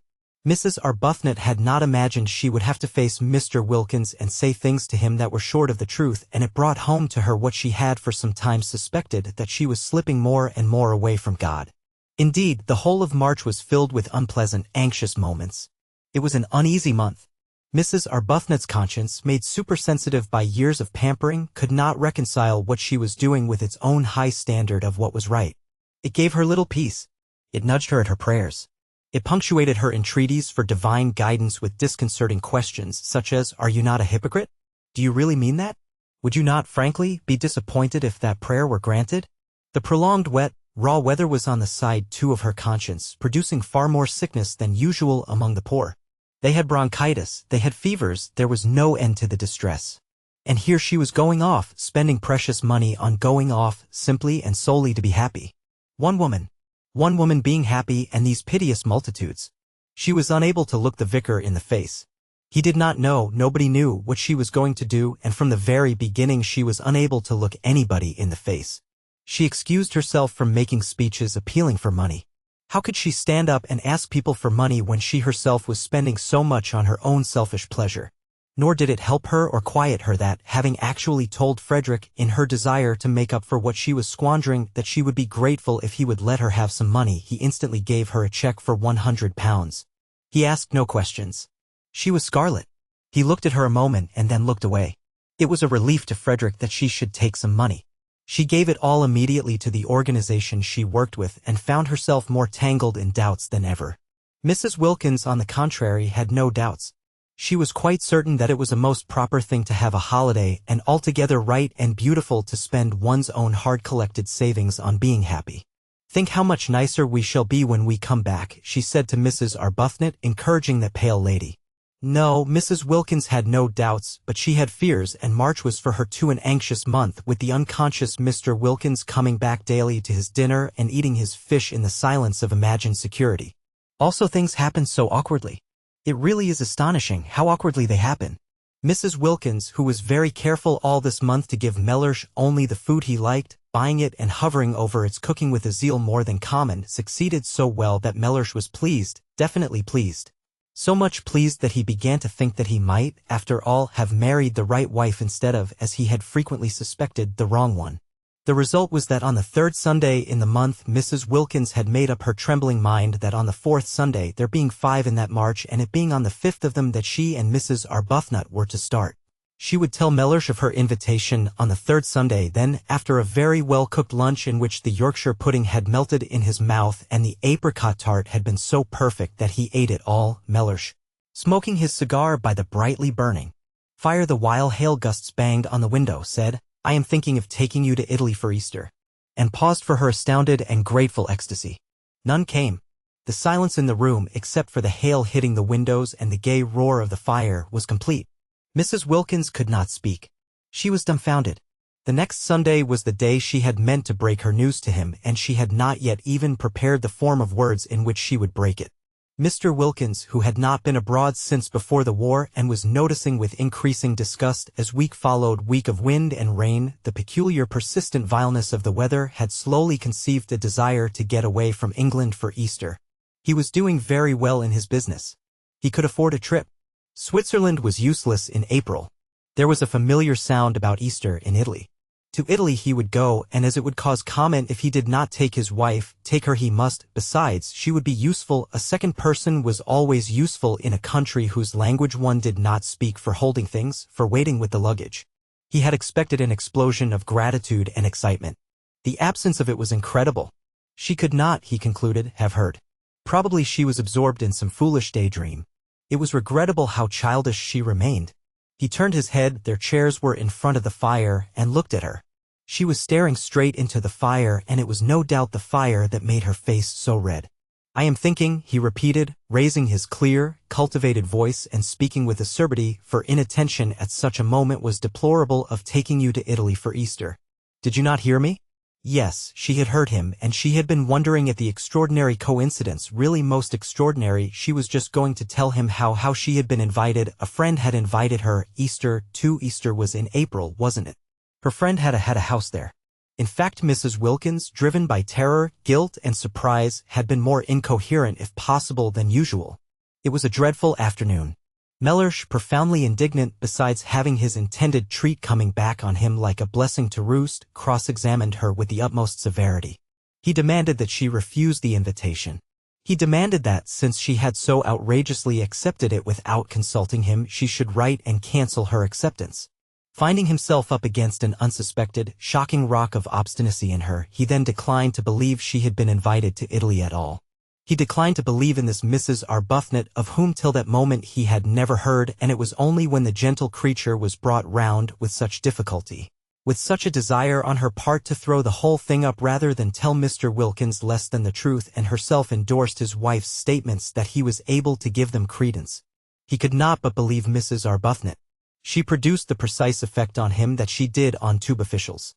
She hardly needed to say anything. But that made no difference to her conscience, which knew and would not let her forget that she had given him an incomplete impression. Do you, asked her conscience, see any real difference between an incomplete impression and a completely stated lie? God sees none. The remainder of March was a confused bad dream. Both Mrs. Arbuthnot and Mrs. Wilkins were shattered. Try as they would not to, both felt extraordinarily guilty, and when on the morning of the 30th they did finally get off, there was no exhilaration about the departure, no holiday feeling at all. "We've been too good, much too good," Mrs. Wilkins kept on murmuring as they walked up and down the platform at Victoria, having arrived there an hour before they need have, and that's why we feel as though we're doing wrong. We're browbeaten, we're not any longer real human beings. Real human beings aren't ever as good as we've been. Oh, she clenched her thin hands, to think that we ought to be so happy now, here on the very station, actually starting, and we're not, and it's being spoiled for us just simply because we've spoiled them. "What have we done? What have we done? I should like to know," she inquired of Mrs. Arbuthnot indignantly, "except for once want to go away by ourselves and have a little rest from them." Mrs. Arbuthnot, patiently pacing, did not ask who she meant by them because she knew. Mrs. Wilkins meant their husbands, persisting in her assumption that Frederick was as indignant as Mellersh over the departure of his wife, whereas Frederick did not even know his wife had gone. Mrs. Arbuthnot, always silent about him, had said nothing of this to Mrs. Wilkins. Frederick went too deep into her heart for her to talk about him. He was having an extra bout of work finishing another of those dreadful books and had been away practically continually the last few weeks and was away when she left. Why should she tell him beforehand? Sure as she so miserably was that he would have no objection to anything she did, she merely wrote him a note and put it on the hall table ready for him if and when he should come home. She said she was going for a month's holiday as she needed a rest and she had not had one for so long, and that Gladys, the efficient parlour-maid, had orders to see to his comforts. She did not say where she was going, there was no reason why she should, he would not be interested, he would not care. The day was wretched, blustering and wet, the crossing was atrocious, and they were very sick. But after having been very sick, just to arrive at Calais and not be sick was happiness, and it was there that the real splendor of what they were doing first began to warm their benumbed spirits. It got hold of Mrs. Wilkins first, and spread from her like a rose-colored flame over her pale companion. Mellersh at Calais, where they restored themselves with sols because of Mrs. Wilkins's desire to eat a sole Mellersh wasn't having. Mellersh at Calais had already begun to dwindle and seem less important. None of the French porters knew him, not a single official at Calais cared a fig for Mellersh. In Paris there was no time to think of him because their train was late and they only just caught the Turin train at the Gare de Lyons, and by the afternoon of the next day when they got into Italy, England, Frederick, Mellersh, the vicar, the poor, Hampstead, the club, Shoolbred, everybody and everything, the whole inflamed sore dreariness had faded to the dimness of a dream. The Enchanted April. Chapter 5. It was cloudy in Italy, which surprised them. They had expected brilliant sunshine. But never mind. It was Italy, and the very clouds looked fat. Neither of them had ever been there before. Both gazed out of the windows with rapt faces. The hours flew as long as it was daylight, and after that there was the excitement of getting nearer, getting quite near, getting there. At Genoa it had begun to rain. Genoa! Imagine actually being at Genoa, seeing its name written up in the station just like any other name. At Nervi it was pouring, and when at last towards midnight, for again the train was late, they got to Mezzago, the rain was coming down in what seemed solid sheets. But it was Italy. Nothing it did could be bad. The very rain was different. Straight rain, falling properly onto one's umbrella. Not that violently blowing English stuff that got in everywhere. And it did leave off. And when it did, behold, the earth would be strewn with roses. Mr. Briggs, San Salvatore's owner, had said, "You get out at Mezzago, and then you drive." But he had forgotten what he amply knew, that trains in Italy are sometimes late, and he had imagined his tenants arriving at Mezzago at 8 o'clock and finding a string of flies to choose from. The train was 4 hours late, and when Mrs. Arbuthnot and Mrs. Wilkins scrambled down the ladder-like high steps of their carriage into the black downpour, their skirts sweeping off great pools of sooty wet because their hands were full of suitcases, if it had not been for the vigilance of Domenico, the gardener at San Salvatore, they would have found nothing for them to drive in. All ordinary flies had long since gone home. Domenico, foreseeing this, had sent his aunt's fly, driven by her son his cousin. And his aunt and her fly lived in Castagnito, the village crouching at the feet of San Salvatore, and therefore, however late the train was, the fly would not dare come home without containing that which it had been sent to fetch.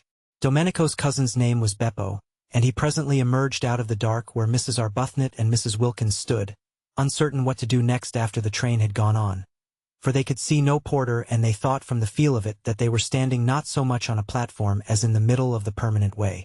Beppo, who had been searching for them, emerged from the dark with a kind of pounce and talked Italian to them vociferously. Beppo was a most respectable young man, but he did not look as if he were, especially not in the dark, and he had a dripping hat slouched over one eye. They did not like the way he seized their suitcases. He could not be, they thought, a porter. However, they presently from out of his streaming talk discerned the word San Salvatore, and after that they kept on saying them to him, for it was the only Italian they knew, as they hurried after him, unwilling to lose sight of their suitcases, stumbling across rails and through puddles out to where in the road a small high fly stood. Its hood was up, and its horse was in an attitude of thought. They climbed in, and the minute they were in, Mrs. Wilkins indeed could hardly be called in. The horse awoke with a start from its reverie and immediately began going home rapidly. Without Beppo, without the suitcases. Beppo darted after him, making the night ring with his shouts, and caught the hanging reins just in time. He explained proudly, and as it seemed to him with perfect clearness, that the horse always did that, being a fine animal full of corn and blood, and cared for by him, Beppo, as if he were his own son, and the ladies must not be alarmed. He had noticed they were clutching each other, but clear and loud and profuse of words though he was, they only looked at him blankly. He went on talking, however, while he piled the suitcases up round them, sure that sooner or later they must understand him, especially as he was careful to talk very loud and illustrate everything he said with the simplest elucidatory gestures. But they both continued only to look at him. They both, he noticed sympathetically, had white faces, fatigued faces, and they both had big eyes, fatigued eyes. They were beautiful ladies, he thought, and their eyes, looking at him over the tops of the suitcases, watching his every movement. There were no trunks, only numbers of suitcases, were like the eyes of the Mother of God. The only thing the ladies said, and they repeated it at regular intervals, even after they had started, gently prodding him as he sat on his box to call his attention to it, was, "San Salvatore?" And each time he answered vociferously, encouragingly, "Si, San Salvatore." "We don't know, of course, if he's taking us there," said Mrs. Arbuthnot at last in a low voice, after they had been driving as it seemed to them a long while, and had got off the paving stones of the sleep-shrouded town and were out on a winding road with what they could just see was a low wall on their left, beyond which was a great black emptiness and the sound of the sea. On their right was something close and steep and high and black. Rocks, they whispered to each other. Huge rocks. "No, we don't know," agreed Mrs. Wilkins, a slight coldness passing down her spine. They felt very uncomfortable. It was so late. It was so dark. The road was so lonely. Suppose a wheel came off. Suppose they met fascisti or the opposite of fascisti. How sorry they were now that they had not slept at Genoa and come on the next morning in daylight. "But that would have been the 1st of April, said Mrs. Wilkins in a low voice. "It is that now," said Mrs. Arbuthnot beneath her breath. "So it is," murmured Mrs. Wilkins. They were silent. Beppo turned round on his box, a disquieting habit already noticed, for surely his horse ought to be carefully watched, and again addressed them with what he was convinced was lucidity, no patois, and the clearest explanatory movements. How much they wished their mothers had made them learn Italian when they were little. If only now they could have said, "Please sit round the right way and look after the horse." They did not even know what horse was in Italian. It was contemptible to be so ignorant. In their anxiety, for the road twisted round great jutting rocks, and on their left was only the low wall to keep them out of the sea should anything happen, they too began to gesticulate, waving their hands at Beppo, pointing ahead. They wanted him to turn round again and face his horse, that was all. He thought they wanted him to drive faster. And there followed a terrifying 10 minutes during which, as he supposed, he was gratifying them. He was proud of his horse, and it could go very fast. He rose in his seat, the whip cracked, the horse rushed forward, the rocks leaped towards them, the little fly swayed, the suitcases heaved, Mrs. Arbuthnot and Mrs. Wilkins clung. In this way they continued, swaying, heaving, clattering, clinging, till at a point near Castagneto there was a rise in the road, and on reaching the foot of the rise the horse, who knew every inch of the way, stopped suddenly, throwing everything in the fly into a heap, and then proceeded up at the slowest of walks. Beppo twisted himself round to receive their admiration, laughing with pride in his horse. There was no answering laugh from the beautiful ladies. Their eyes, fixed on him, seemed bigger than ever, and their faces against the black of the night showed milky. But here at least, once they were up the slope, were houses. The rocks left off and there were houses. The low wall left off and there were houses. The sea shrunk away, and the sound of it ceased, and the loneliness of the road was finished. No lights anywhere, of course, nobody to see them pass. And yet Beppo, when the houses began, after looking over his shoulder and shouting Castagnito at the ladies, once more stood up and cracked his whip and once more made his horse dash forward. "We shall be there in a minute," Mrs. Arbuthnot said to herself, holding on. "We shall soon stop now," Mrs. Wilkins said to herself, holding on. They said nothing aloud, because nothing would have been heard above the whip cracking and the wheel clattering and the boisterous inciting noises Beppo was making at his horse. Anxiously they strained their eyes for any sight of the beginning of San Salvatore. They had supposed and hoped that after a reasonable amount of village a medieval archway would loom upon them, and through it they would drive into a garden and draw up at an open, welcoming door, with light streaming from it and those servants standing in it who, according to the advertisement, remained. Instead the fly suddenly stopped. Peering out they could see they were still in the village street, with small dark houses each side. And Beppo, throwing the reins over the horse's back as if completely confident this time that he would not go any farther, got down off his box. At the same moment, springing as it seemed out of nothing, a man and several half-grown boys appeared on each side of the fly and began dragging out the suitcases. "No, no, San Salvatore, San Salvatore," exclaimed Mrs. Wilkins, trying to hold on to what suitcases she could. "See, San Salvatore," they all shouted, pulling. "This can't be San Salvatore," said Mrs. Wilkins, turning to Mrs. Arbuthnot, who sat quite still watching her suitcases being taken from her with the same patience she applied to lesser evils. She knew she could do nothing if these men were wicked men determined to have her suitcases. "I don't think it can be," she admitted, and could not refrain from a moment's wonder at the ways of God. Had she really been brought here, she and poor Mrs. Wilkins, after so much trouble in arranging it, so much difficulty and worry, along such devious paths of prevarication and deceit, only to be— She checked her thoughts and gently said to Mrs. Wilkins, while the ragged youths disappeared with the suitcases into the night and the man with the lantern helped Beppo pull the rug off her, that they were both in God's hands.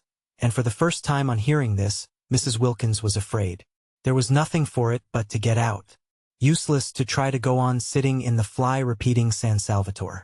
Every time they said it, and their voices each time were fainter, Beppo and the other man merely echoed it in a series of loud shouts. If only they had learned Italian when they were little. If only they could have said, "We wish to be driven to the door." But they did not even know what door was in Italian. Such ignorance was not only contemptible, it was, they now saw, definitely dangerous. Useless, however, to lament it now. Useless to put off whatever it was that was going to happen to them by trying to go on sitting in the fly. They therefore got out. The two men opened their umbrellas for them and handed them to them. From this they received a faint encouragement, because they could not believe that if these men were wicked they would pause to open umbrellas.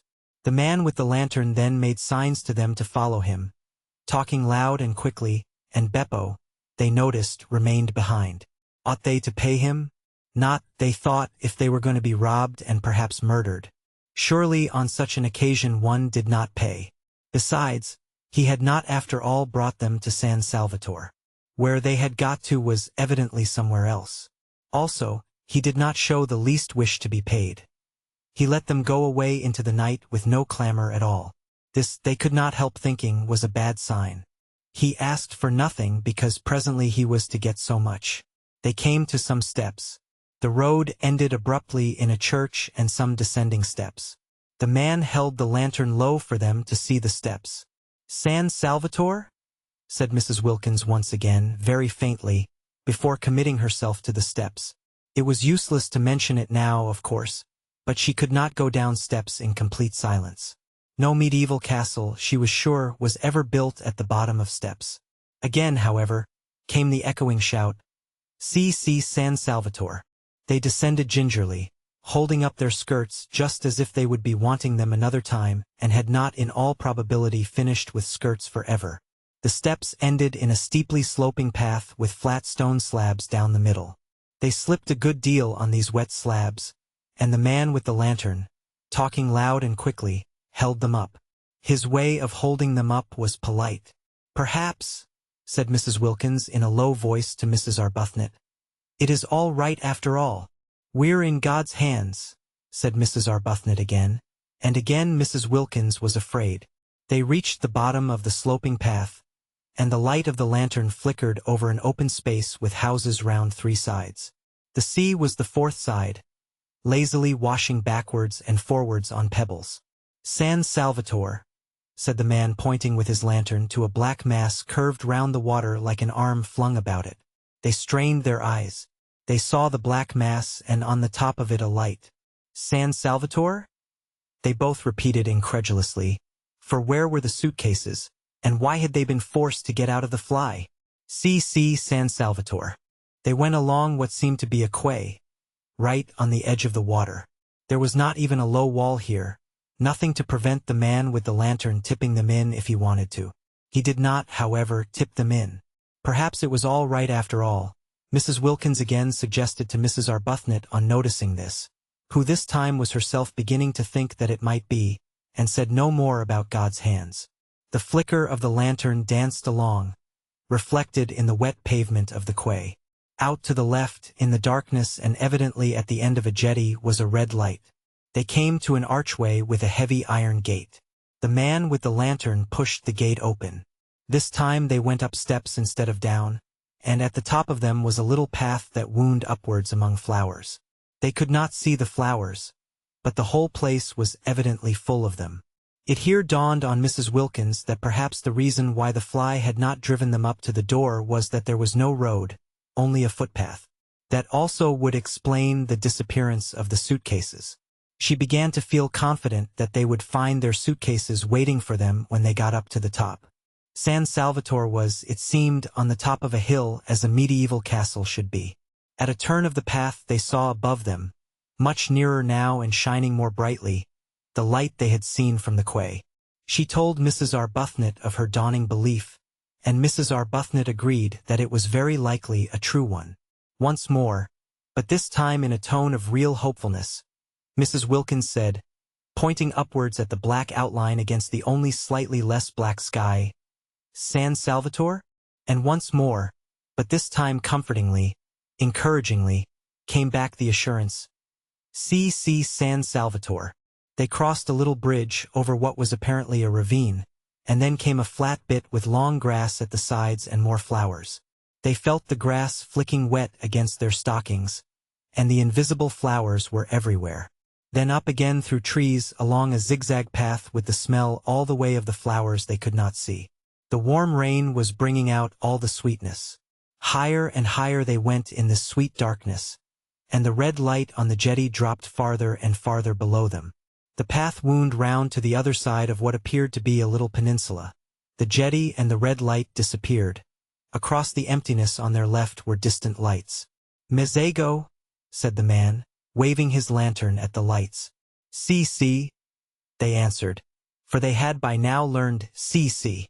Upon which the man congratulated them in a great flow of polite words, not one of which they understood, on their magnificent Italian. For this was Domenico, the vigilant and accomplished gardener of San Salvatore, the prop and stay of the establishment, the resourceful, the gifted, the eloquent, the courteous, the intelligent Domenico. Only they did not know that yet, and he did in the dark, and even sometimes in the light, look, with his knife-sharp swarthy features and swift, panther movements, very like somebody wicked. They passed along another flat bit of path, with a black shape like a high wall towering above them on their right, and then the path went up again under trellises, and trailing sprays of scented things caught at them and shook raindrops on them, and the light of the lantern flickered over lilies, and then came a flight of ancient steps worn with centuries, and then another iron gate, and then they were inside, though still climbing a twisting flight of stone steps with old walls on either side, like the walls of dungeons and with a vaulted roof. At the top was a wrought iron door, and through it shone a flood of electric light. "Ecco," said Domenico. lively running up the last few steps ahead and pushing the door open. And there they were, arrived. And it was San Salvatore, and their suitcases were waiting for them, and they had not been murdered. They looked at each other's white faces and blinking eyes very solemnly.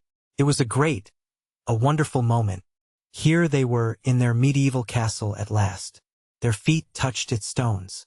Mrs. Wilkins put her arm round Mrs. Arbuthnot's neck and kissed her. "The first thing to happen in this house," she said softly, solemnly, "shall be a kiss." "Dear Lottie," said Mrs. Arbuthnot. "Dear Rose," said Mrs. Wilkins, her eyes brimming with gladness. Domenico was delighted. He liked to see beautiful ladies kiss. He made them a most appreciative speech of welcome, and they stood arm in arm, holding each other up, for they were very tired, blinking smilingly at him, and not understanding a word. The Enchanted April. Chapter 6. When Mrs. Wilkins woke next morning, she lay in bed a few minutes before getting up and opening the shutters. What would she see out of her window? A shining world, or a world of rain? But it would be beautiful, whatever it was would be beautiful. She was in a little bedroom with bare white walls and a stone floor and sparse old furniture. The beds, there were two, were made of iron, enameled black and painted with bunches of gay flowers. She lay putting off the great moment of going to the window as one puts off opening a precious letter, gloating over it. She had no idea what time it was. She had forgotten to wind up her watch ever since, centuries ago, she last went to bed in Hampstead.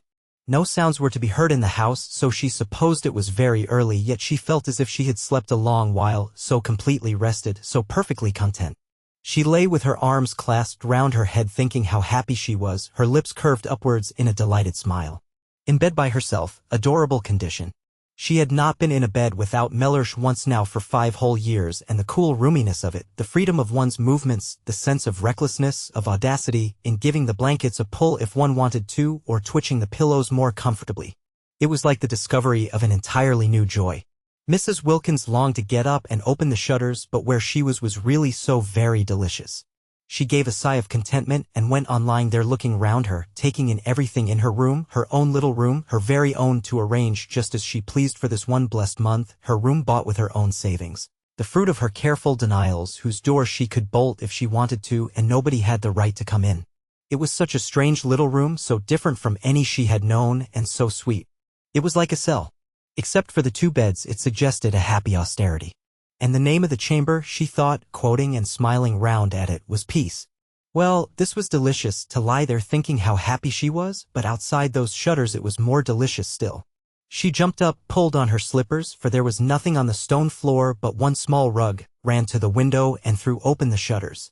"Oh," cried Mrs. Wilkins. All the radiance of April in Italy lay gathered together at her feet. The sun poured in on her. The sea lay asleep in it, hardly stirring. Across the bay the lovely mountains, exquisitely different in color, were asleep too in the light, and underneath her window, at the bottom of the flower-starred grass slope from which the wall of the castle rose up, was a great cypress, cutting through the delicate blues and violets and rose colors of the mountains and the sea like a great black sword. She stared. Such beauty, and she there to see it. Such beauty, and she alive to feel it. Her face was bathed in light. Lovely scents came up to the window and caressed her. A tiny breeze gently lifted her hair. Far out in the bay a cluster of almost motionless fishing boats hovered like a flock of white birds on the tranquil sea. How beautiful, how beautiful! Not to have died before this, to have been allowed to see, breathe, feel this. She stared, her lips parted. Happy? Poor, ordinary, everyday word. But what could one say, how could one describe it? It was as though she could hardly stay inside herself, it was as though she were too small to hold so much of joy, it was as though she were washed through with light. And how astonishing to feel this sheer bliss, for here she was, not doing and not going to do a single unselfish thing, not going to do a thing she didn't want to do. According to everybody she had ever come across, she ought at least to have twinges. She had not one twinge. Something was wrong somewhere. Wonderful that at home she should have been so good, so terribly good, and merely felt tormented. Twinges of every sort had there been her portion, aches, hurts, discouragements, and she the whole time being steadily unselfish. Now she had taken off all her goodness and left it behind her like a heap of rain-sodden clothes, and she only felt joy. She was naked of goodness and was rejoicing in being naked. She was stripped and exulting. And there, away in the dim mugginess of Hampstead, was Mellersh being angry. She tried to visualize Mellersh, she tried to see him having breakfast and thinking bitter things about her, and lo, Mellersh himself began to shimmer, became rose color, became delicate violet, became an enchanting blue, became formless, became iridescent. Actually Mellersh, after quivering a minute, was lost in light. Well, thought Mrs. Wilkins, staring, as it were, after him. How extraordinary not to be able to visualize Mellersh, and she who used to know every feature, every expression of his by heart. She simply could not see him as he was. She could only see him resolved into beauty, melted into harmony with everything else. The familiar words of the general thanksgiving came quite naturally into her mind, and she found herself blessing God for her creation, preservation, and all the blessings of this life, but above all for his inestimable love, out loud, in a burst of acknowledgement. While Mellersh, at that moment angrily pulling on his boots before going out into the dripping streets, was indeed thinking bitter things about her. She began to dress, choosing clean white clothes in honor of the summer's day, unpacking her suitcases, tidying her adorable little room. She moved about with quick, purposeful steps, her long thin body held up straight, her small face, so much puckered at home with effort and fear, smoothed out. All she had been and done before this morning, all she had felt and worried about, was gone.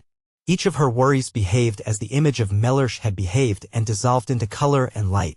And she noticed things she had not noticed for years. When she was doing her hair in front of the glass, she noticed it and thought, why, what pretty stuff.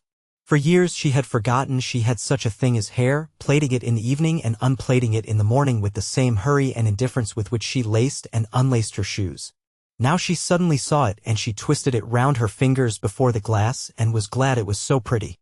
Mellersh couldn't have seen it either, for he had never said a word about it. Well, when she got home she would draw his attention to it. Mellersh, she would say, look at my hair. Aren't you pleased you've got a wife with hair like curly honey? She laughed. She had never said anything like that to Mellersh yet, and the idea of it amused her. But why had she not? Oh yes, she used to be afraid of him. Funny to be afraid of anybody, and especially of one's husband, whom one saw in his more simplified moments, such as asleep and not breathing properly through his nose. When she was ready she opened her door to go across to see if Rose, who had been put the night before by a sleepy maidservant into a cell opposite, were awake.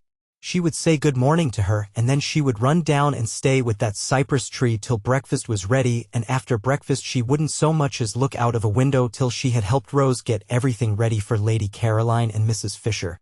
There was much to be done that day, settling in, arranging the rooms. She mustn't leave Rose to do it alone. They would make it all so lovely for the two to come, have such an entrancing vision ready for them of little cells bright with flowers. She remembered she had wanted Lady Caroline not to come, fancy wanting to shut someone out of heaven because she thought she would be shy of her. And as though it mattered if she were, and as though she would be anything so self-conscious as shy. Besides, what a reason. She could not accuse herself of goodness over that. And she remembered she had wanted not to have Mrs. Fisher either because she had seemed lofty. How funny of her. So funny to worry about such little things, making them important. The bedrooms and two of the sitting rooms at San Salvatore were on the top floor and opened into a roomy hall with a wide glass window at the north end. San Salvatore was rich in small gardens in different parts and on different levels. The garden this window looked down on was made on the highest part of the walls and could only be reached through the corresponding spacious hall on the floor below. When Mrs. Wilkins came out of her room this window stood wide open, and beyond it in the sun was a Judas tree in full flower. There was no sign of anybody, no sound of voices or feet. Tubs of arum lilies stood about on the stone floor, and on a table flamed a huge bunch of fierce nasturtiums. Spacious, flowery, silent, with the wide window at the end opening into the garden and the Judas tree absurdly beautiful in the sunshine, it seemed to Mrs. Wilkins, arrested on her way across to Mrs. Arbuthnot, too good to be true. Was she really going to live in this for a whole month? Up to now she had had to take what beauty she could as she went along, snatching at little bits of it when she came across it, a patch of daisies on a fine day in a Hampstead field, a flash of sunset between two chimney pots. She had never been in definitely, completely beautiful places. She had never been even in a venerable house, and such a thing as a profusion of flowers in her rooms was unattainable to her. Sometimes in the spring she had bought 6 tulips at Shoolbred's, unable to resist them, conscious that Mellersh, if he knew what they had cost, would think it inexcusable, but they had soon died, and then there were no more. As for the Judas tree, she hadn't an idea what it was, and gazed at it out there against the sky with the rapt expression of one who sees a heavenly vision. Mrs. Arbuthnot, coming out of her room, found her there like that, standing in the middle of the hall staring. Now what does she think she sees now, thought Mrs. Arbuthnot. "We are in God's hands," said Mrs. Wilkins, turning to her, speaking with extreme conviction. "Oh," said Mrs. Arbuthnot quickly, her face, which had been covered with smiles when she came out of her room, falling. "Why, what has happened?" For Mrs. Arbuthnot had woken up with such a delightful feeling of security, of relief, and she did not want to find she had not after all escaped from the need of refuge. She had not even dreamed of Frederick. For the first time for years she had been spared the nightly dream that he was with her, that they were heart to heart, and its miserable awakening. She had slept like a baby and had woken up confident. She had found there was nothing she wished to say in her morning prayer except thank you. It was disconcerting to be told she was after all in God's hands. "I hope nothing has happened?" she asked anxiously. Mrs. Wilkins looked at her a moment and laughed. "How funny," she said, kissing her. "What is funny?" asked Mrs. Arbuthnot, her face clearing because Mrs. Wilkins laughed. "We are. This is. Everything. It's all so wonderful. It's so funny and so adorable that we should be in it. I dare say when we finally reach heaven, the one they talk about so much, we shan't find it a bit more beautiful." Mrs. Arbuthnot relaxed to smiling security again. "Isn't it divine?" she said. "Were you ever in your life so happy?" asked Mrs. Wilkins, catching her by the arm. "No," said Mrs. Arbuthnot. Nor had she been, not ever, not even in her first love days with Frederick.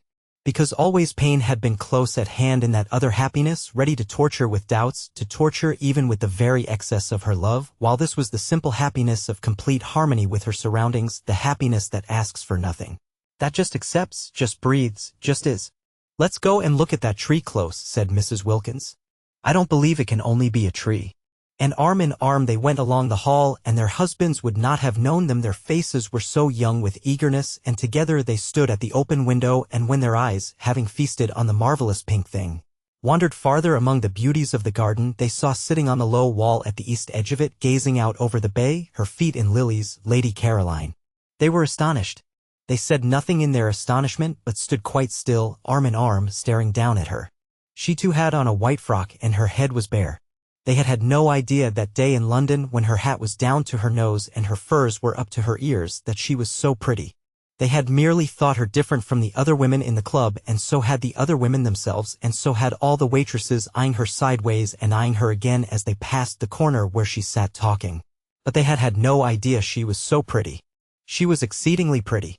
Everything about her was very much that which it was. Her fair hair was very fair, her lovely gray eyes were very lovely and gray, her dark eyelashes were very dark, her white skin was very white, her red mouth was very red. She was extravagantly slender, the merest thread of a girl, though not without little curves beneath her thin frock where little curves should be. She was looking out across the bay and was sharply defined against the background of empty blue. She was full in the sun. Her feet dangled among the leaves and flowers of the lilies just as if it did not matter that they should be bent or bruised. "She ought to have a headache," whispered Mrs. Arbuthnot at last, "sitting there in the sun like that." "She ought to have a hat," whispered Mrs. Wilkins. "She's treading on lilies. But they're hers as much as ours. Only 1/4 of them." Lady Caroline turned her head. She looked up at them a moment, surprised to see them so much younger than they had seemed that day at the club, and so much less unattractive. Indeed, they were really almost quite attractive, if any one could ever be really quite attractive in the wrong clothes. Her eyes, swiftly glancing over them, took in every inch of each of them in the half-second before she smiled and waved her hand and called out good morning. There was nothing, she saw at once, to be hoped for in the way of interest from their clothes. She did not consciously think this, for she was having a violent reaction against beautiful clothes and the slavery they impose on one. Her experience being that the instant one had got them, they took one in hand and gave one no peace till they had been everywhere and been seen by everybody. You didn't take your clothes to parties, they took you. It was quite a mistake to think that a woman, a really well-dressed woman, wore out her clothes. It was the clothes that wore out the woman, dragging her about at all hours of the day and night. No wonder men stayed young longer. Just new trousers couldn't excite them. She couldn't suppose that even the newest trousers ever behaved like that, taking the bit between their teeth. Her images were disorderly, but she thought as she chose, she used what images she liked. As she got off the wall and came towards the window, it seemed a restful thing to know she was going to spend an entire month with people in dresses made as she dimly remembered dresses used to be made 5 summers ago. "I got here yesterday morning," she said, looking up at them and smiling. She really was bewitching. She had everything, even a dimple. "It's a great pity," said Mrs. Arbuthnot, smiling back, "because we were going to choose the nicest room for you." "Oh, but I've done that," said Lady Caroline. At least, I think it's the nicest. It looks two ways. I adore a room that looks two ways, don't you? Over the sea to the west and over this Judas tree to the north. And we had meant to make it pretty for you with flowers, said Mrs. Wilkins. Oh, Domenico did that. I told him to directly I got here. He's the gardener. He's wonderful. It's a good thing, of course, said Mrs. Arbuthnot a little hesitatingly, to be independent and to know exactly what one wants. Yes, it saves trouble, agreed Lady Caroline. But one shouldn't be so independent, said Mrs. Wilkins, as to leave no opportunity for other people to exercise their benevolences on one. Lady Caroline, who had been looking at Mrs. Arbuthnot, now looked at Mrs. Wilkins. That day at that queer club she had had merely a blurred impression of Mrs. Wilkins, for it was the other one who did all the talking, and her impression had been of somebody so shy, so awkward that it was best to take no notice of her. She had not even been able to say goodbye properly, doing it in an agony, turning red, turning damp. Therefore she now looked at her in some surprise, and she was still more surprised when Mrs. Wilkins added, gazing at her with the most obvious sincere admiration, speaking indeed with a conviction that refused to remain unuttered. I didn't realize you were so pretty. She stared at Mrs. Wilkins. She was not usually told this quite so immediately and roundly. Abundantly as she was used to it, impossible not to be after 28 solid years, it surprised her to be told it with such bluntness, and by a woman. It's very kind of you to think so, she said. Why, you're lovely, said Mrs. Wilkins. Quite lovely. I hope, said Mrs. Arbuthnot pleasantly, you make the most of it. Lady Caroline then stared at Mrs. Arbuthnot. Oh yes, she said. I make the most of it. I've been doing that ever since I can remember. Because, said Mrs. Arbuthnot, smiling and raising a warning forefinger, it won't last. Then Lady Caroline began to be afraid these two were originals. If so, she would be bored. Nothing bored her so much as people who insisted on being original, who came and buttonholed her and kept her waiting while they were being original. And the one who admired her, it would be tiresome if she dogged her about in order to look at her. What she wanted of this holiday was complete escape from all she had had before. She wanted the rest of complete contrast. Being admired, being dogged, wasn't contrast, it was repetition, and as for originals, to find herself shut up with two on the top of a precipitous hill in a medieval castle built for the express purpose of preventing easy goings out and in, would not, she was afraid, be especially restful. Perhaps she had better be a little less encouraging. They had seemed such timid creatures, even the dark one, she couldn't remember their names, that day at the club, that she had felt it quite safe to be very friendly. Here they had come out of their shells, already, indeed, at once. There was no sign of timidity about either of them here.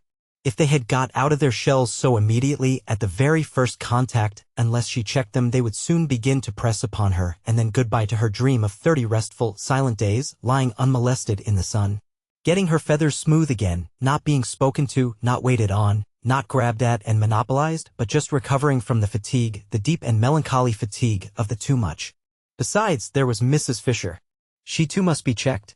Lady Caroline had started 2 days earlier than had been arranged for 2 reasons. First, because she wished to arrive before the others in order to pick out the room or rooms she preferred, and second, because she judged it likely that otherwise she would have to travel with Mrs. Fisher. She did not want to travel with Mrs. Fisher. She did not want to arrive with Mrs. Fisher. She saw no reason whatever why for a single moment she should have to have anything at all to do with Mrs. Fisher. But unfortunately Mrs. Fisher also was filled with a desire to get to San Salvatore first and pick out the room or rooms she preferred, and she and Lady Caroline had after all traveled together. As early as Calais they began to suspect it, in Paris they feared it, at Modane they knew it, at Mazego they concealed it, driving out to Castagneto in 2 separate flies, the nose of the one almost touching the back of the other the whole way. But when the road suddenly left off at the church and the steps, further evasion was impossible, and faced by this abrupt and difficult finish to their journey there was nothing for it but to amalgamate. Because of Mrs. Fisher's stick, Lady Caroline had to see about everything. Mrs. Fisher's intentions, she explained from her fly when the situation had become plain to her, were active, but her stick prevented their being carried out. The 2 drivers told Lady Caroline boys would have to carry the luggage up to the castle, and she went in search of some while Mrs. Fisher waited in the fly because of her stick. Mrs. Fisher could speak Italian, but only, she explained, the Italian of Dante which Matthew Arnold used to read with her when she was a girl, and she thought this might be above the heads of boys. Therefore Lady Caroline, who spoke ordinary Italian very well, was obviously the one to go and do things. I am in your hands, said Mrs. Fisher, sitting firmly in her fly. You must please regard me as merely an old woman with a stick. And presently down the steps and cobbles to the piazza and along the quay and up the zigzag path Lady Caroline found herself as much obliged to walk slowly with Mrs. Fisher as if she were her own grandmother. "It's my stick," Mrs. Fisher complacently remarked at intervals. And when they rested at those bends of the zigzag path where seats were, and Lady Caroline, who would have liked to run on and get to the top quickly, was forced in common humanity to remain with Mrs. Fisher because of her stick. Mrs. Fisher told her how she had been on a zigzag path once with Tennyson. "Isn't his cricket wonderful?" said Lady Caroline absently. "The Tennyson," said Mrs. Fisher, turning her head and observing her a moment over her spectacles. "Isn't he?" said Lady Caroline. "I am speaking," said Mrs. Fisher, "of Alfred." "Oh," said Lady Caroline. "And it was a path, too," Mrs. Fisher went on severely, curiously like this. "No eucalyptus tree, of course, but otherwise curiously like this. And at one of the bends he turned and said to me, I see him now turning and saying to me." Yes, Mrs. Fisher would have to be checked. And so would these two up at the window. She had better begin at once. She was sorry she had got off the wall. All she need have done was to have waved her hand and waited till they came down and out into the garden to her. So she ignored Mrs. Arbuthnot's remark and raised forefinger and said with marked coldness, at least she tried to make it sound marked, that she supposed they would be going to breakfast and that she had had hers. But it was her fate that however coldly she sent forth her words they came out sounding quite warm and agreeable. That was because she had a sympathetic and delightful voice, due entirely to some special formation of her throat and the roof of her mouth and having nothing whatever to do with what she was feeling. Nobody in consequence ever believed they were being snubbed. It was most tiresome. And if she stared icily, it did not look icy at all, because her eyes, lovely to begin with, had the added loveliness of very long, soft, dark eyelashes. No icy stare could come out of eyes like that. It got caught and lost in the soft eyelashes, and the person stared at merely thought they were being regarded with a flattering and exquisite attentiveness. And if ever she was out of humor or definitely cross, and who would not be sometimes in such a world, she only looked so pathetic that people all rushed to comfort her, if possible by means of kissing. It was more than tiresome, it was maddening. Nature was determined that she should look and sound angelic. She could never be disagreeable or rude without being completely misunderstood. "I had my breakfast in my room," she said, trying her utmost to sound curt. "Perhaps I'll see you later." And she nodded and went back to where she had been sitting on the wall, with the lilies being nice and cool round her feet. The Enchanted April. Chapter 7. Their eyes followed her admiringly. They had no idea they had been snubbed. It was a disappointment, of course, to find she had forestalled them and that they were not to have the happiness of preparing for her, of watching her face when she arrived and first saw everything.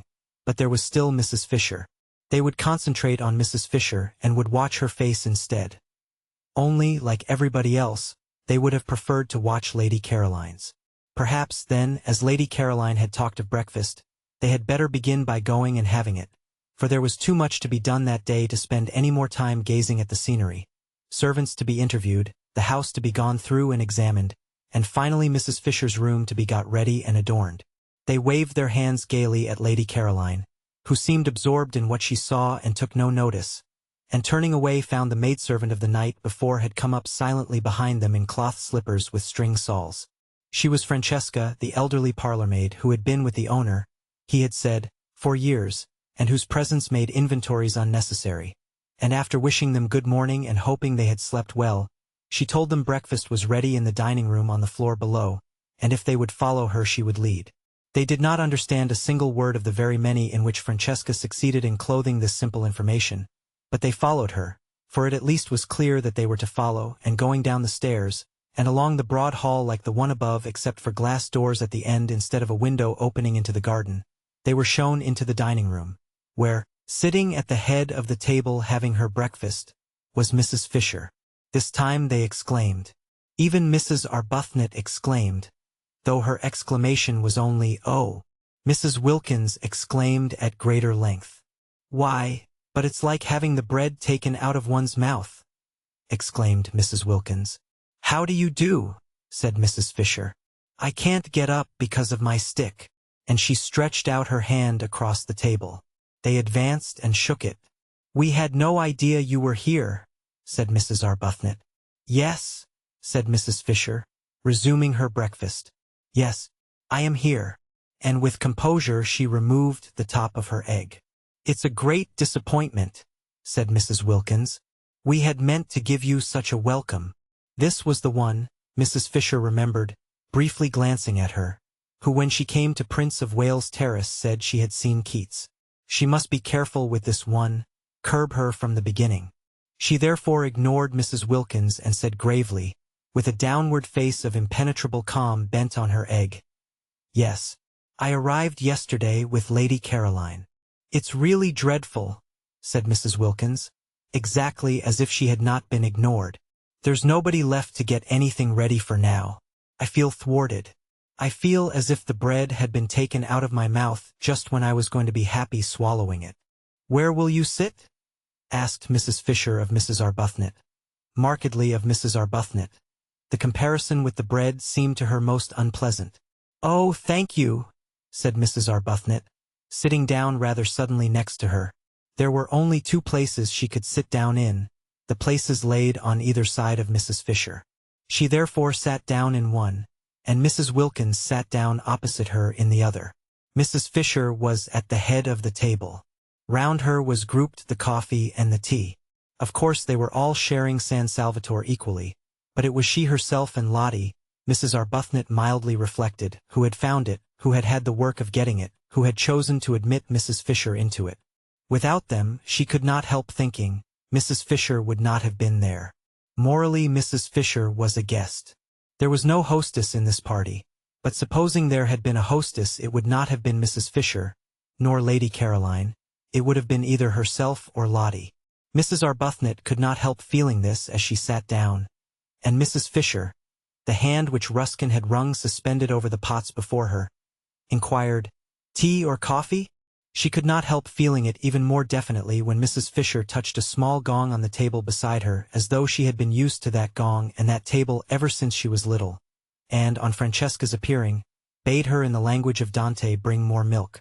There was a curious air about Mrs. Fisher, thought Mrs. Arbuthnot, of being in possession, and if she herself had not been so happy she would have perhaps minded.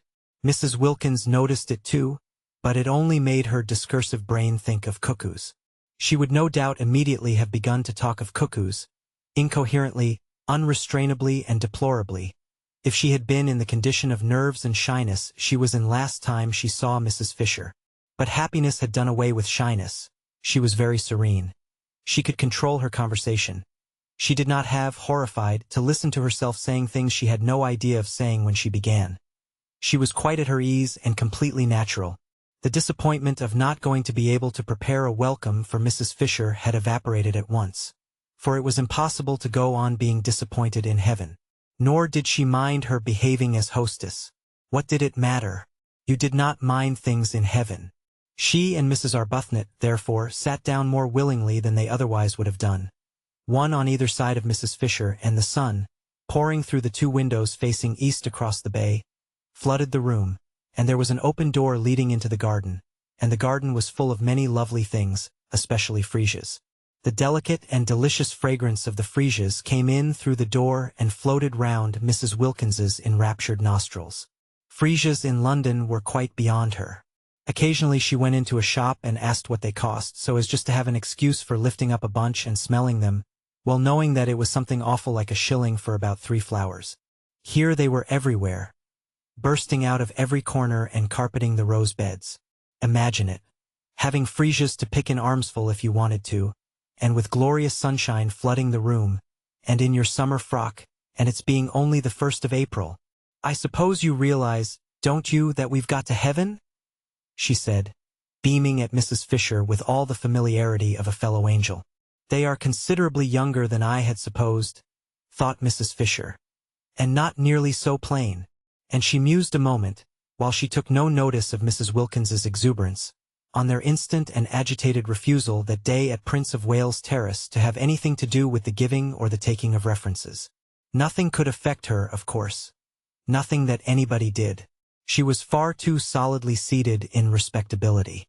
At her back stood massively in a tremendous row those 3 great names she had offered, and they were not the only ones she could turn to for support and countenance. Even if these young women, she had no grounds for believing the one out in the garden to be really Lady Caroline Dester, she had merely been told she was, Even if these young women should all turn out to be what Browning used to call. How well she remembered his amusing and delightful way of putting things. Fly-by-nights, what could it possibly, or in any way matter to her? Let them fly by night if they wished. One was not 65 for nothing. In any case there would only be 4 weeks of it, at the end of which she would see no more of them. And in the meanwhile there were plenty of places where she could sit quietly away from them and remember. Also there was her own sitting room, a charming room, all honey-colored furniture and pictures, with windows to the sea towards Genoa, and a door opening on to the battlements. The house possessed 2 sitting rooms, and she had explained to that pretty creature Lady Caroline. Certainly a pretty creature, whatever else she was. Tennyson would have enjoyed taking her for blows on the downs, who had seemed inclined to appropriate the honey-colored one, that she needed some little refuge entirely to herself because of her stick. "Nobody wants to see an old woman hobbling about everywhere," she had said. "I shall be quite content to spend much of my time by myself in here or sitting out on these convenient battlements." And she had a very nice bedroom, too. It looked 2 ways across the bay to the morning sun. She liked the morning sun and onto the garden. There were only 2 of these bedrooms with cross views in the house. She and Lady Caroline had discovered, and they were by far the airiest. They each had 2 beds in them, and she and Lady Caroline had had the extra beds taken out at once and put into 2 of the other rooms. In this way there was much more space and comfort. Lady Caroline, indeed, had turned hers into a bed-sitting room, with the sofa out of the bigger drawing room and the writing table and the most comfortable chair, but she herself had not had to do that because she had her own sitting room, equipped with what was necessary. Lady Caroline had thought at first of taking the bigger sitting room entirely for her own, because the dining room on the floor below could quite well be used between meals to sit in by the 2 others, and was a very pleasant room with nice chairs, but she had not liked the bigger sitting room's shape. It was a round room in the tower, with deep slit windows pierced through the massive walls, and a domed and ribbed ceiling arranged to look like an open umbrella, and it seemed a little dark.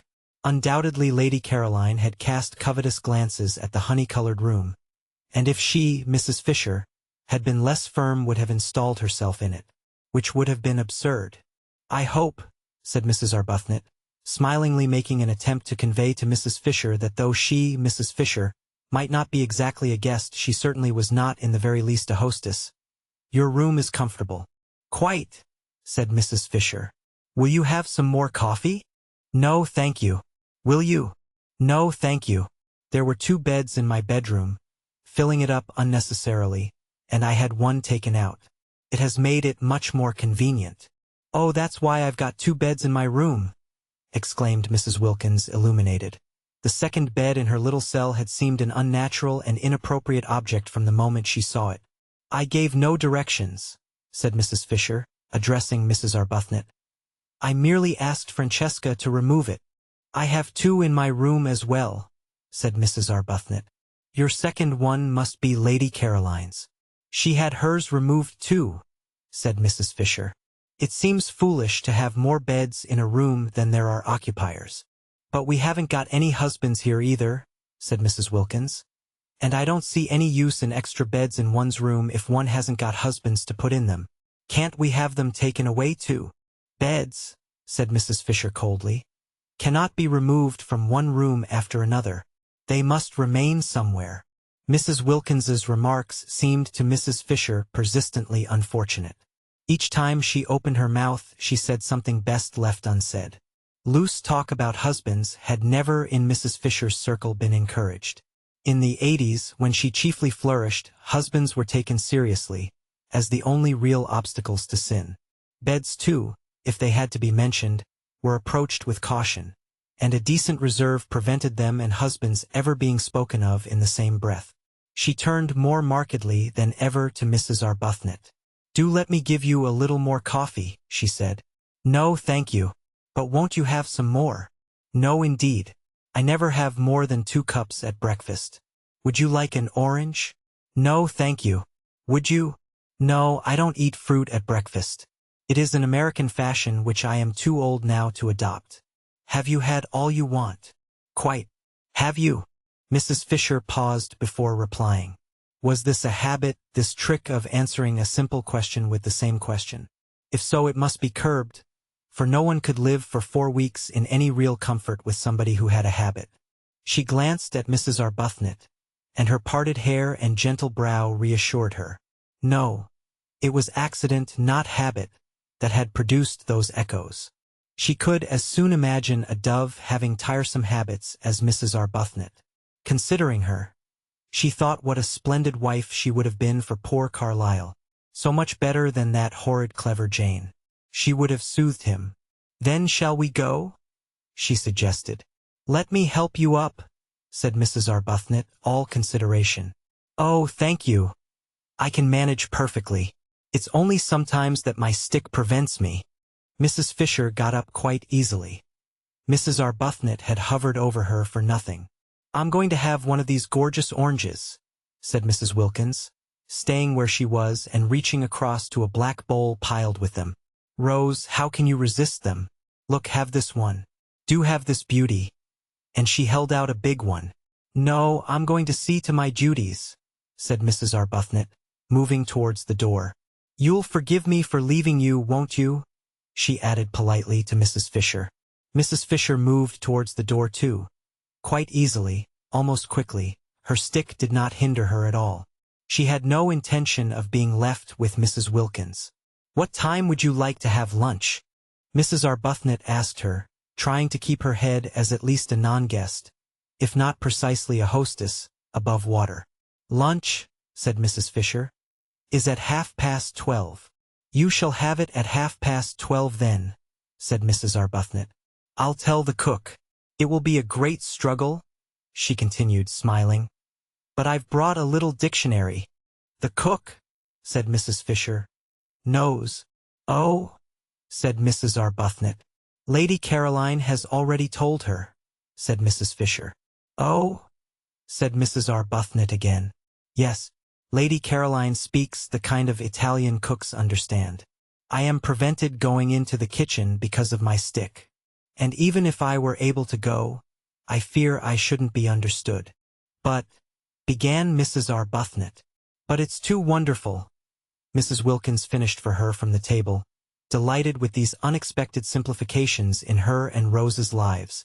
"Why, we've got positively nothing to do here, either of us, except just be happy.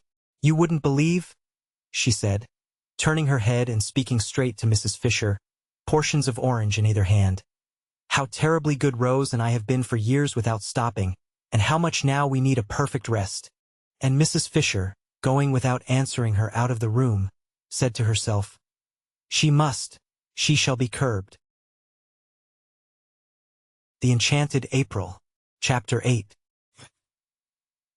Presently, when Mrs. Wilkins and Mrs. Arbuthnot, unhampered by any duties, wandered out and down the worn stone steps and under the pergola into the lower garden, Mrs. Wilkins said to Mrs. Arbuthnot, who seemed pensive, "Don't you see that if somebody else does the ordering it frees us?" Mrs. Arbuthnot said she did see, but nevertheless she thought it rather silly to have everything taken out of their hands. "I love things to be taken out of my hands," said Mrs. Wilkins. "But we found San Salvatore," said Mrs. Arbuthnot. "And it is rather silly that Mrs. Fisher should behave as if it belonged only to her." "What is rather silly," said Mrs. Wilkins with much serenity, "is to mind. I can't see the least point in being in authority at the price of one's liberty." Mrs. Arbuthnot said nothing to that for two reasons. First, because she was struck by the remarkable and growing calm of the hitherto incoherent and excited Lottie, and secondly because what she was looking at was so very beautiful. All down the stone steps on either side were periwinkles in full flower, and she could now see what it was that had caught at her the night before and brushed, wet and scented, across her face. It was wisteria and sunshine. She remembered the advertisement. Here indeed were both in profusion. The wisteria was tumbling over itself in its excess of life, its prodigality of flowering, and where the pergola ended the sun blazed on scarlet geraniums, bushes of them, and nasturtiums in great heaps, and marigolds so brilliant that they seemed to be burning, and red and pink snapdragons, all outdoing each other in bright, fierce color. The ground behind these flaming things dropped away in terraces to the sea, each terrace a little orchard, where among the olives grew vines on trellises and fig trees and peach trees and cherry trees. The cherry trees and peach trees were in blossom, lovely showers of white and deep rose color among the trembling delicacy of the olives. The fig leaves were just big enough to smell of figs. The vine buds were only beginning to show. And beneath these trees were groups of blue and purple irises, and bushes of lavender and gray, sharp cactuses, and the grass was thick with dandelions and daisies, and right down at the bottom was the sea. Color seemed flung down anyhow, anywhere. Every sort of color, piled up in heaps, pouring along in rivers. The periwinkles looked exactly as if they were being poured down each side of the steps. And flowers that grow only in borders in England, proud flowers keeping themselves to themselves over there, such as the great blue irises and the lavender, were being jostled by small, shining common things like dandelions and daisies and the white bells of the wild onion, and only seemed the better, and the more exuberant for it. They stood looking at this crowd of loveliness, this happy jumble, in silence. No, it didn't matter what Mrs. Fisher did. Not here. Not in such beauty. Mrs. Arbuthnot's discomposure melted out of her. In the warmth and light of what she was looking at, of what to her was a manifestation, an entirely new side of God, how could one be discomposed? If only Frederick were with her, seeing it too, seeing as he would have seen it when first they were lovers, in the days when he saw what she saw and loved what she loved. She sighed. "You mustn't sigh in heaven," said Mrs. Wilkins. "One doesn't. I was thinking how one longs to share this with those one loves," said Mrs. Arbuthnot. "You mustn't long in heaven," said Mrs. Wilkins. "You're supposed to be quite complete there. And it is heaven, isn't it, Rose? See how everything has been let in together. The dandelions and the irises, the vulgar and the superior, me and Mrs. Fisher. All welcome, all mixed up anyhow, and all so visibly happy and enjoying ourselves." "Mrs. Fisher doesn't seem happy, not visibly anyhow," said Mrs. Arbuthnot, smiling.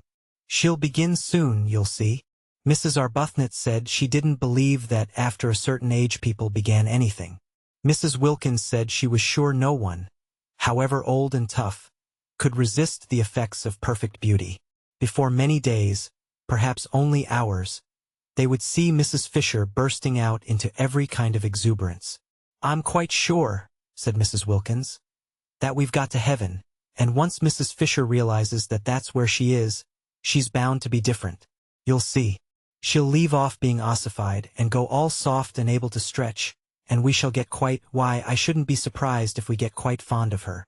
The idea of Mrs. Fisher bursting out into anything, she who seemed so particularly firmly fixed inside her buttons, made Mrs. Arbuthnot laugh. She condoned Lottie's loose way of talking of heaven, because in such a place, on such a morning, condonation was in the very air. Besides, what an excuse there was. And Lady Caroline, sitting where they had left her before breakfast on the wall, peeped over when she heard laughter, and saw them standing on the path below, and thought what a mercy it was they were laughing down there and had not come up and done it round her. She disliked jokes at all times, but in the morning she hated them, especially close up, especially crowding in her ears. She hoped the originals were on their way out for a walk, and not on their way back from one. They were laughing more and more. What could they possibly find to laugh at? She looked down on the tops of their heads with a very serious face, for the thought of spending a month with laughers was a grave one, and they, as though they felt her eyes, turned suddenly and looked up. The dreadful geniality of those women. She shrank away from their smiles and wavings, but she could not shrink out of sight without falling into the lilies. She neither smiled nor waved back, and turning her eyes to the more distant mountains surveyed them carefully till the two, tired of waving, moved away along the path and turned the corner and disappeared. This time they both did notice that they had been met with at least unresponsiveness. "If we weren't in heaven," said Mrs. Wilkins serenely, "I should say we had been snubbed, but as nobody snubs anybody there, of course we can't have been." "Perhaps she is unhappy," said Mrs. Arbuthnot. "Whatever it is, she'll get over it here," said Mrs. Wilkins with conviction. "We must try and help her," said Mrs. Arbuthnot. "Oh, but nobody helps anybody in heaven. That's finished with. You don't try to be or do. You simply are." Well, Mrs. Arbuthnot wouldn't go into that. Not here, not today. The vicar, she knew, would have called Lottie's talk levity, if not profanity. How old he seemed from here. An old, old vicar. They left the path and clambered down the olive terraces, down and down, to where at the bottom the warm, sleepy sea heaved gently among the rocks. There a pine tree grew close to the water, and they sat under it, and a few yards away was a fishing boat lying motionless and green-bellied on the water. The ripples of the sea made little gurgling noises at their feet. They screwed up their eyes to be able to look into the blaze of light beyond the shade of their tree. The hot smell from the pine needles and from the cushions of wild thyme that padded the spaces between the rocks, and sometimes a smell of pure honey from a clump of warm irises up behind them in the sun, puffed across their faces. Very soon Mrs. Wilkins took her shoes and stockings off, and let her feet hang in the water. After watching her a minute, Mrs. Arbuthnot did the same. Their happiness was then complete. Their husbands would not have known them. They left off talking. They ceased to mention heaven. They were just cups of acceptance. Meanwhile Lady Caroline, on her wall, was considering her position.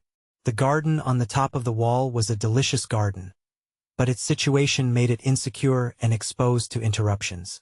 At any moment the others might come and want to use it, because both the hall and the dining room had doors opening straight into it. Perhaps, thought Lady Caroline, she could arrange that it should be solely hers. Mrs. Fisher had the battlements, delightful with flowers, and a watchtower all to herself, besides having snatched the one really nice room in the house. There were plenty of places the originals could go to. She had herself seen at least 2 other little gardens, while the hill the castle stood on was itself a garden with walks and seats. Why should not this one spot be kept exclusively for her? She liked it. She liked it best of all. It had the Judas tree and an umbrella pine. It had the freesias and the lilies. It had a tamarisk beginning to flush pink. It had the convenient low wall to sit on. It had from each of its 3 sides the most amazing views. To the east the bay and mountains, to the north the village across the tranquil clear green water of the little harbor and the hills dotted with white houses and orange groves, and to the west was the thin thread of land by which San Salvatore was tied to the mainland, and then the open sea and the coastline beyond Genoa reaching away into the blue dimness of France. Yes, she would say she wanted to have this entirely to herself. How obviously sensible if each of them had their own special place to sit in apart. It was essential to her comfort that she should be able to be apart, left alone, not talked to. The others ought to like it best too. Why heard? One had enough of that in England with one's relations and friends. Oh, the numbers of them! Pressing on one continually. Having successfully escaped them for 4 weeks, why continue? And with persons having no earthly claim on one, to herd? She lit a cigarette. She began to feel secure. Those 2 had gone for a walk. There was no sign of Mrs. Fisher. How very pleasant this was. Somebody came out through the glass doors, just as she was drawing a deep breath of security. Surely it couldn't be Mrs. Fisher, wanting to sit with her? Mrs. Fisher had her battlements. She ought to stay on them, having snatched them. It would be too tiresome if she wouldn't, and wanted not only to have them and her sitting room but to establish herself in this garden as well. No, it wasn't Mrs. Fisher, it was the cook. She frowned. Was she going to have to go on ordering the food? Surely one or other of those 2 waving women would do that now. The cook, who had been waiting in increasing agitation in the kitchen, watching the clock getting nearer to lunchtime while she still was without knowledge of what lunch was to consist of, had gone at last to Mrs. Fisher, who had immediately waved her away. She then wandered about the house seeking a mistress, any mistress, who would tell her what to cook and finding none.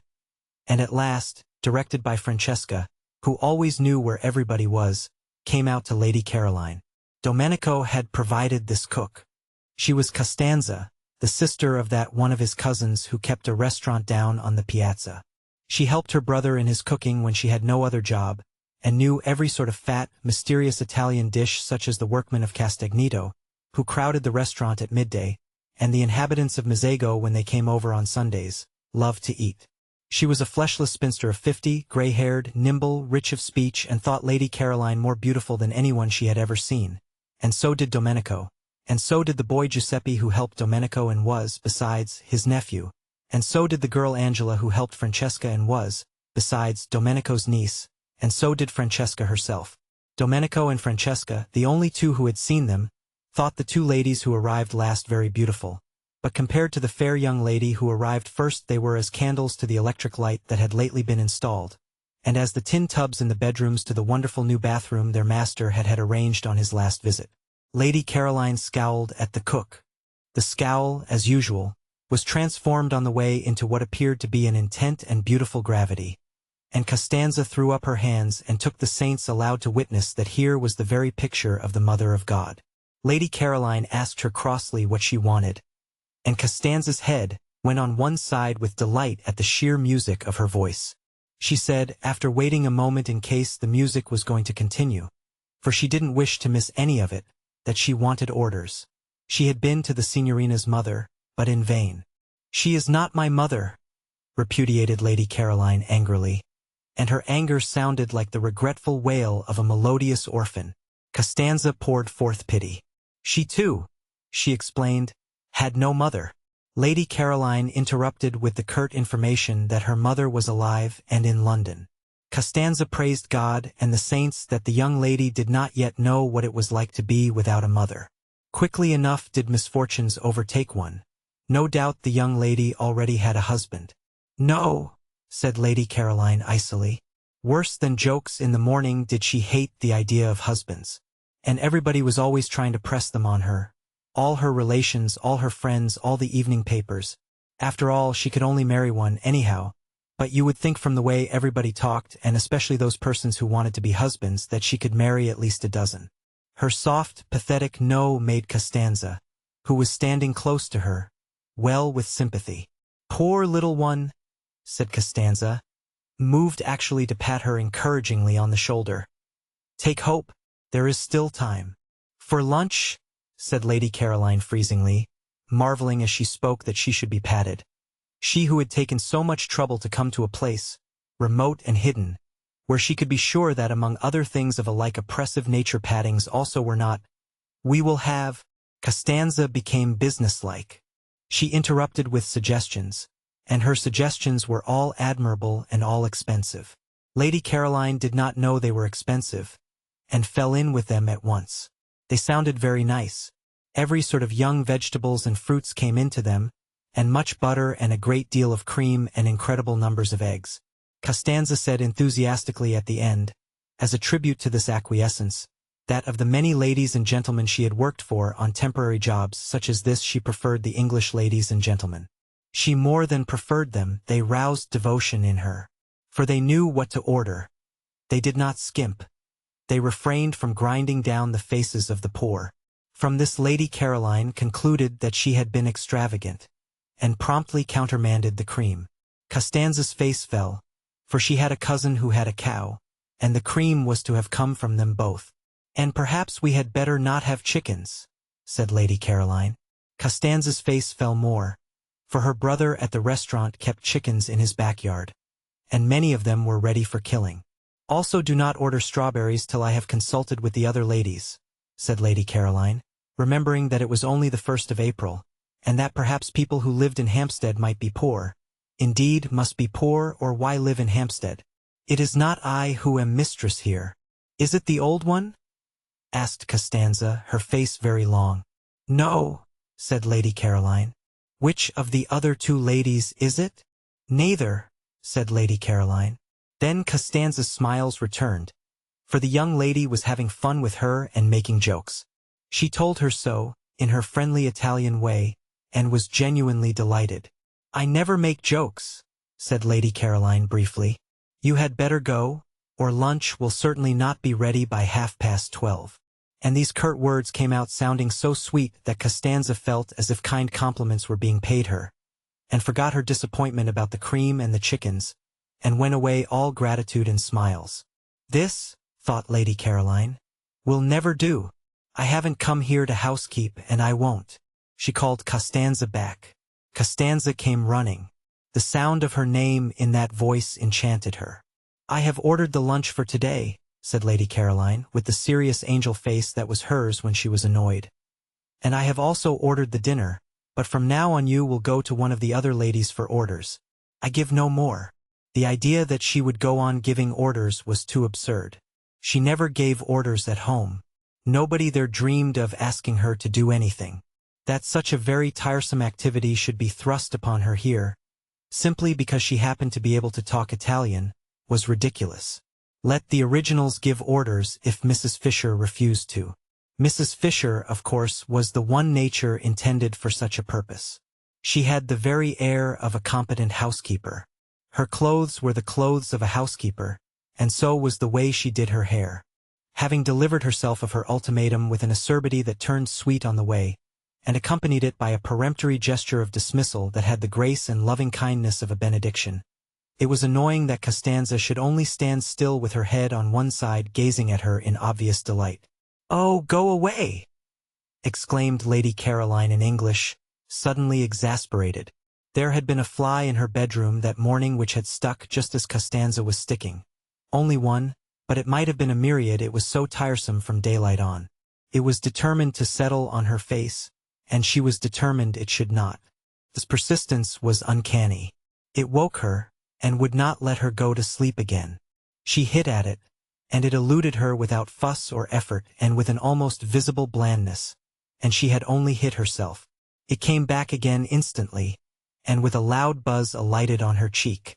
She hit at it again and hurt herself, while it skimmed gracefully away.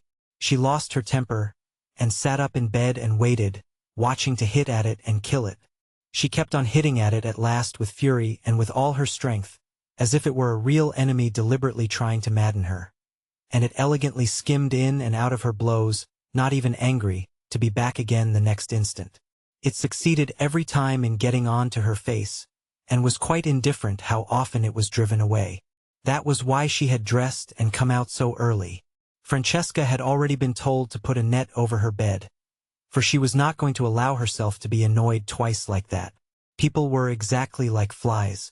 She wished there were nets for keeping them off too. She hit at them with words and frowns, and like the fly they slipped between her blows and were untouched. Worse than the fly, they seemed unaware that she had even tried to hit them. The fly at least did for a moment go away. With human beings, the only way to get rid of them was to go away herself. That was what, so tired, she had done this April. And having got close up to the details of life at San Salvatore, it appeared that here, too, she was not to be let alone. Viewed from London there had seemed to be no details. San Salvatore from there seemed to be an empty, a delicious blank. Yet, after only 24 hours of it, she was discovering that it was not a blank at all, and that she was having to ward off as actively as ever. Already she had been much stuck to. Mrs. Fisher had stuck nearly the whole of the day before, and this morning there had been no peace, not 10 minutes uninterruptedly alone. Costanza, of course, had finally to go because she had to cook, but hardly had she gone before Domenico came. He came to water and tie up.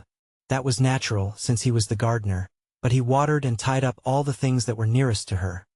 He hovered closer and closer. He watered to excess. He tied plants that were as straight and steady as arrows.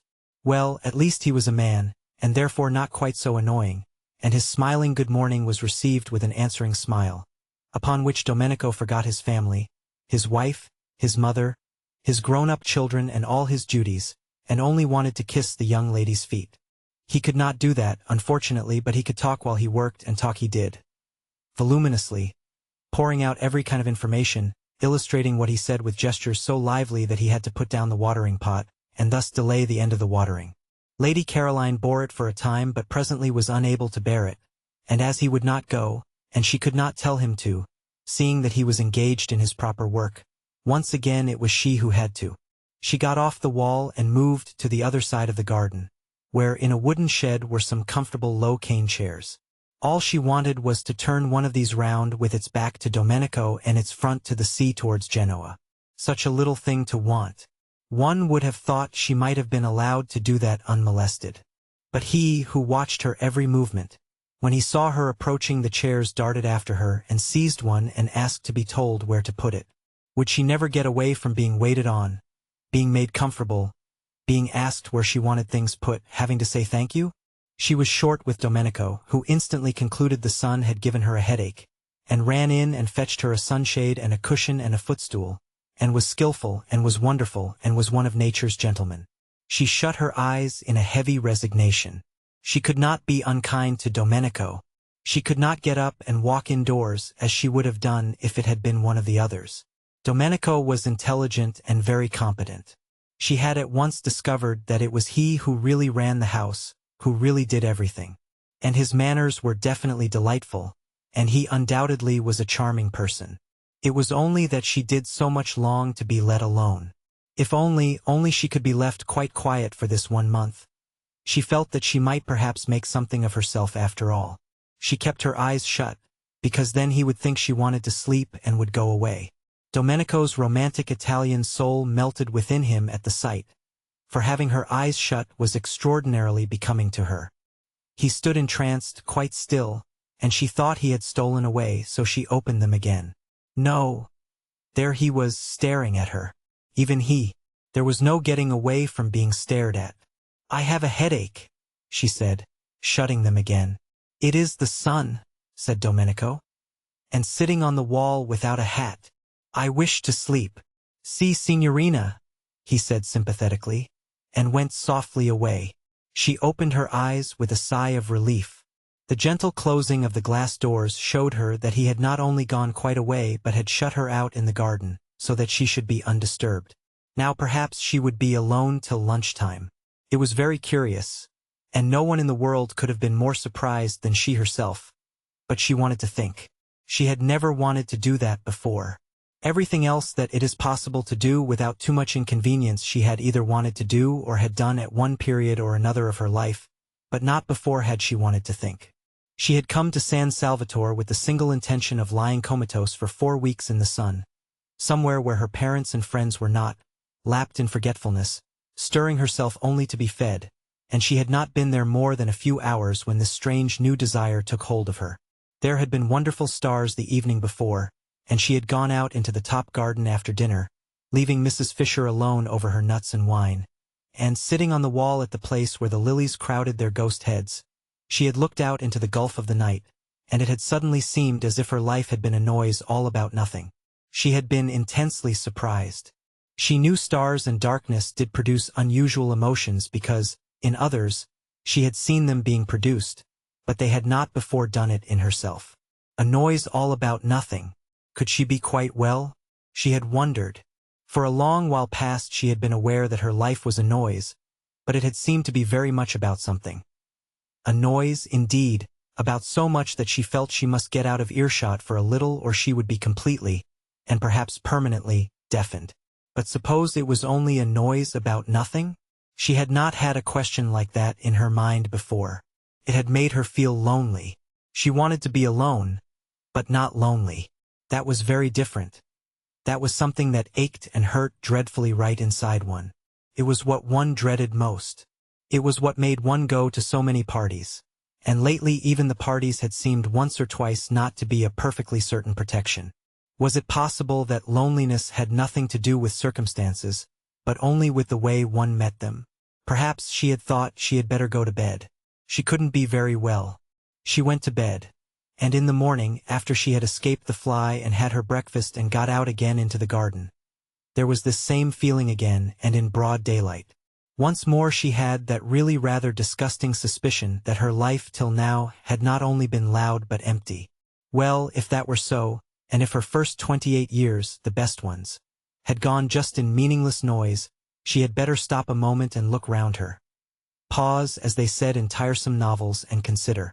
She hadn't got many sets of 28 years. One more would see her growing very like Mrs. Fisher. 2 more. She averted her eyes. Her mother would have been concerned if she had known. Her mother doted. Her father would have been concerned too, for he also doted. Everybody doted. And when, melodiously obstinate, she had insisted on going off to entomb herself in Italy for a whole month with queer people she had got out of an advertisement, refusing even to take her maid, the only explanation her friends could imagine was that poor Scrap, such was her name among them, had overdone it and was feeling a little nervy. Her mother had been distressed at her departure. It was such an odd thing to do, such a sign of disappointment. She encouraged the general idea of the verge of a nervous breakdown. If she could have seen her adored Scrap, more delightful to look upon than any other mother's daughter had ever yet been, the object of her utmost pride, the source of all her fondest hopes, sitting staring at the empty noonday Mediterranean considering her 3 possible sets of 28 years, she would have been miserable. To go away alone was bad. To think was worse. No good could come out of the thinking of a beautiful young woman. Complications could come out of it in profusion, but no good. The thinking of the beautiful was bound to result in hesitations, in reluctances, in unhappiness all round. And here, if she could have seen her, sat her scrap thinking quite hard. And such things, such old things, things nobody ever began to think till they were at least 40. The Enchanted April. Chapter 9. That one of the 2 sitting rooms which Mrs. Fisher had taken for her own was a room of charm and character. She surveyed it with satisfaction on going into it after breakfast and was glad it was hers. It had a tiled floor and walls the color of pale honey and inlaid furniture the color of amber and mellow books, many in ivory or lemon-colored covers.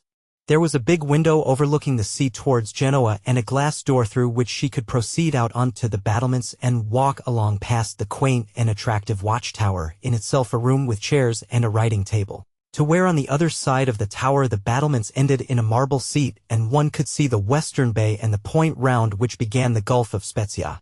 Her south view between these 2 stretches of sea was another hill higher than San Salvatore, the last of the little peninsula, with the bland turrets of a smaller and uninhabited castle on the top, on which the setting sun still shone when everything else was sunk in shadow. Yes, she was very comfortably established here, and receptacles. Mrs. Fisher did not examine their nature closely, but they seemed to be small stone troughs, or perhaps little sarcophagi ringed round the battlements with flowers. These battlements, she thought, considering them, would have been a perfect place for her to pace up and down gently in moments when she least felt the need of her stick, or to sit in on the marble seat, having first put a cushion on it. If there had not unfortunately been a second glass door opening onto them, destroying their complete privacy, spoiling her feeling that the place was only for her. The second door belonged to the round drawing-room, which both she and Lady Caroline had rejected as too dark.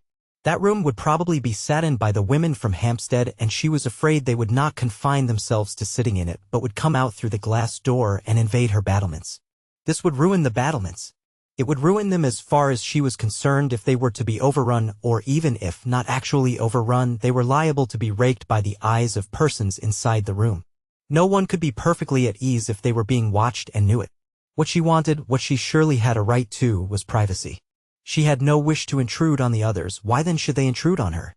And she could always relax her privacy if, when she became better acquainted with her companions, she should think it worthwhile, but she doubted whether any of the 3 would so develop as to make her think it worthwhile.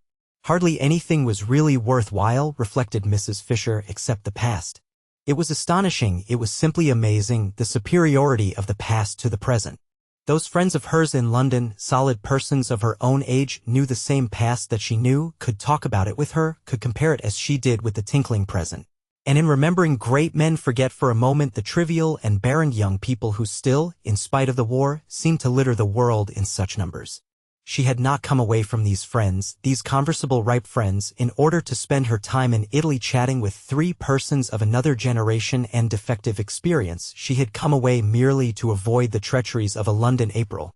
It was true what she had told the 2 who came to Prince of Wales Terrace, that all she wished to do at San Salvatore was to sit by herself in the sun and remember.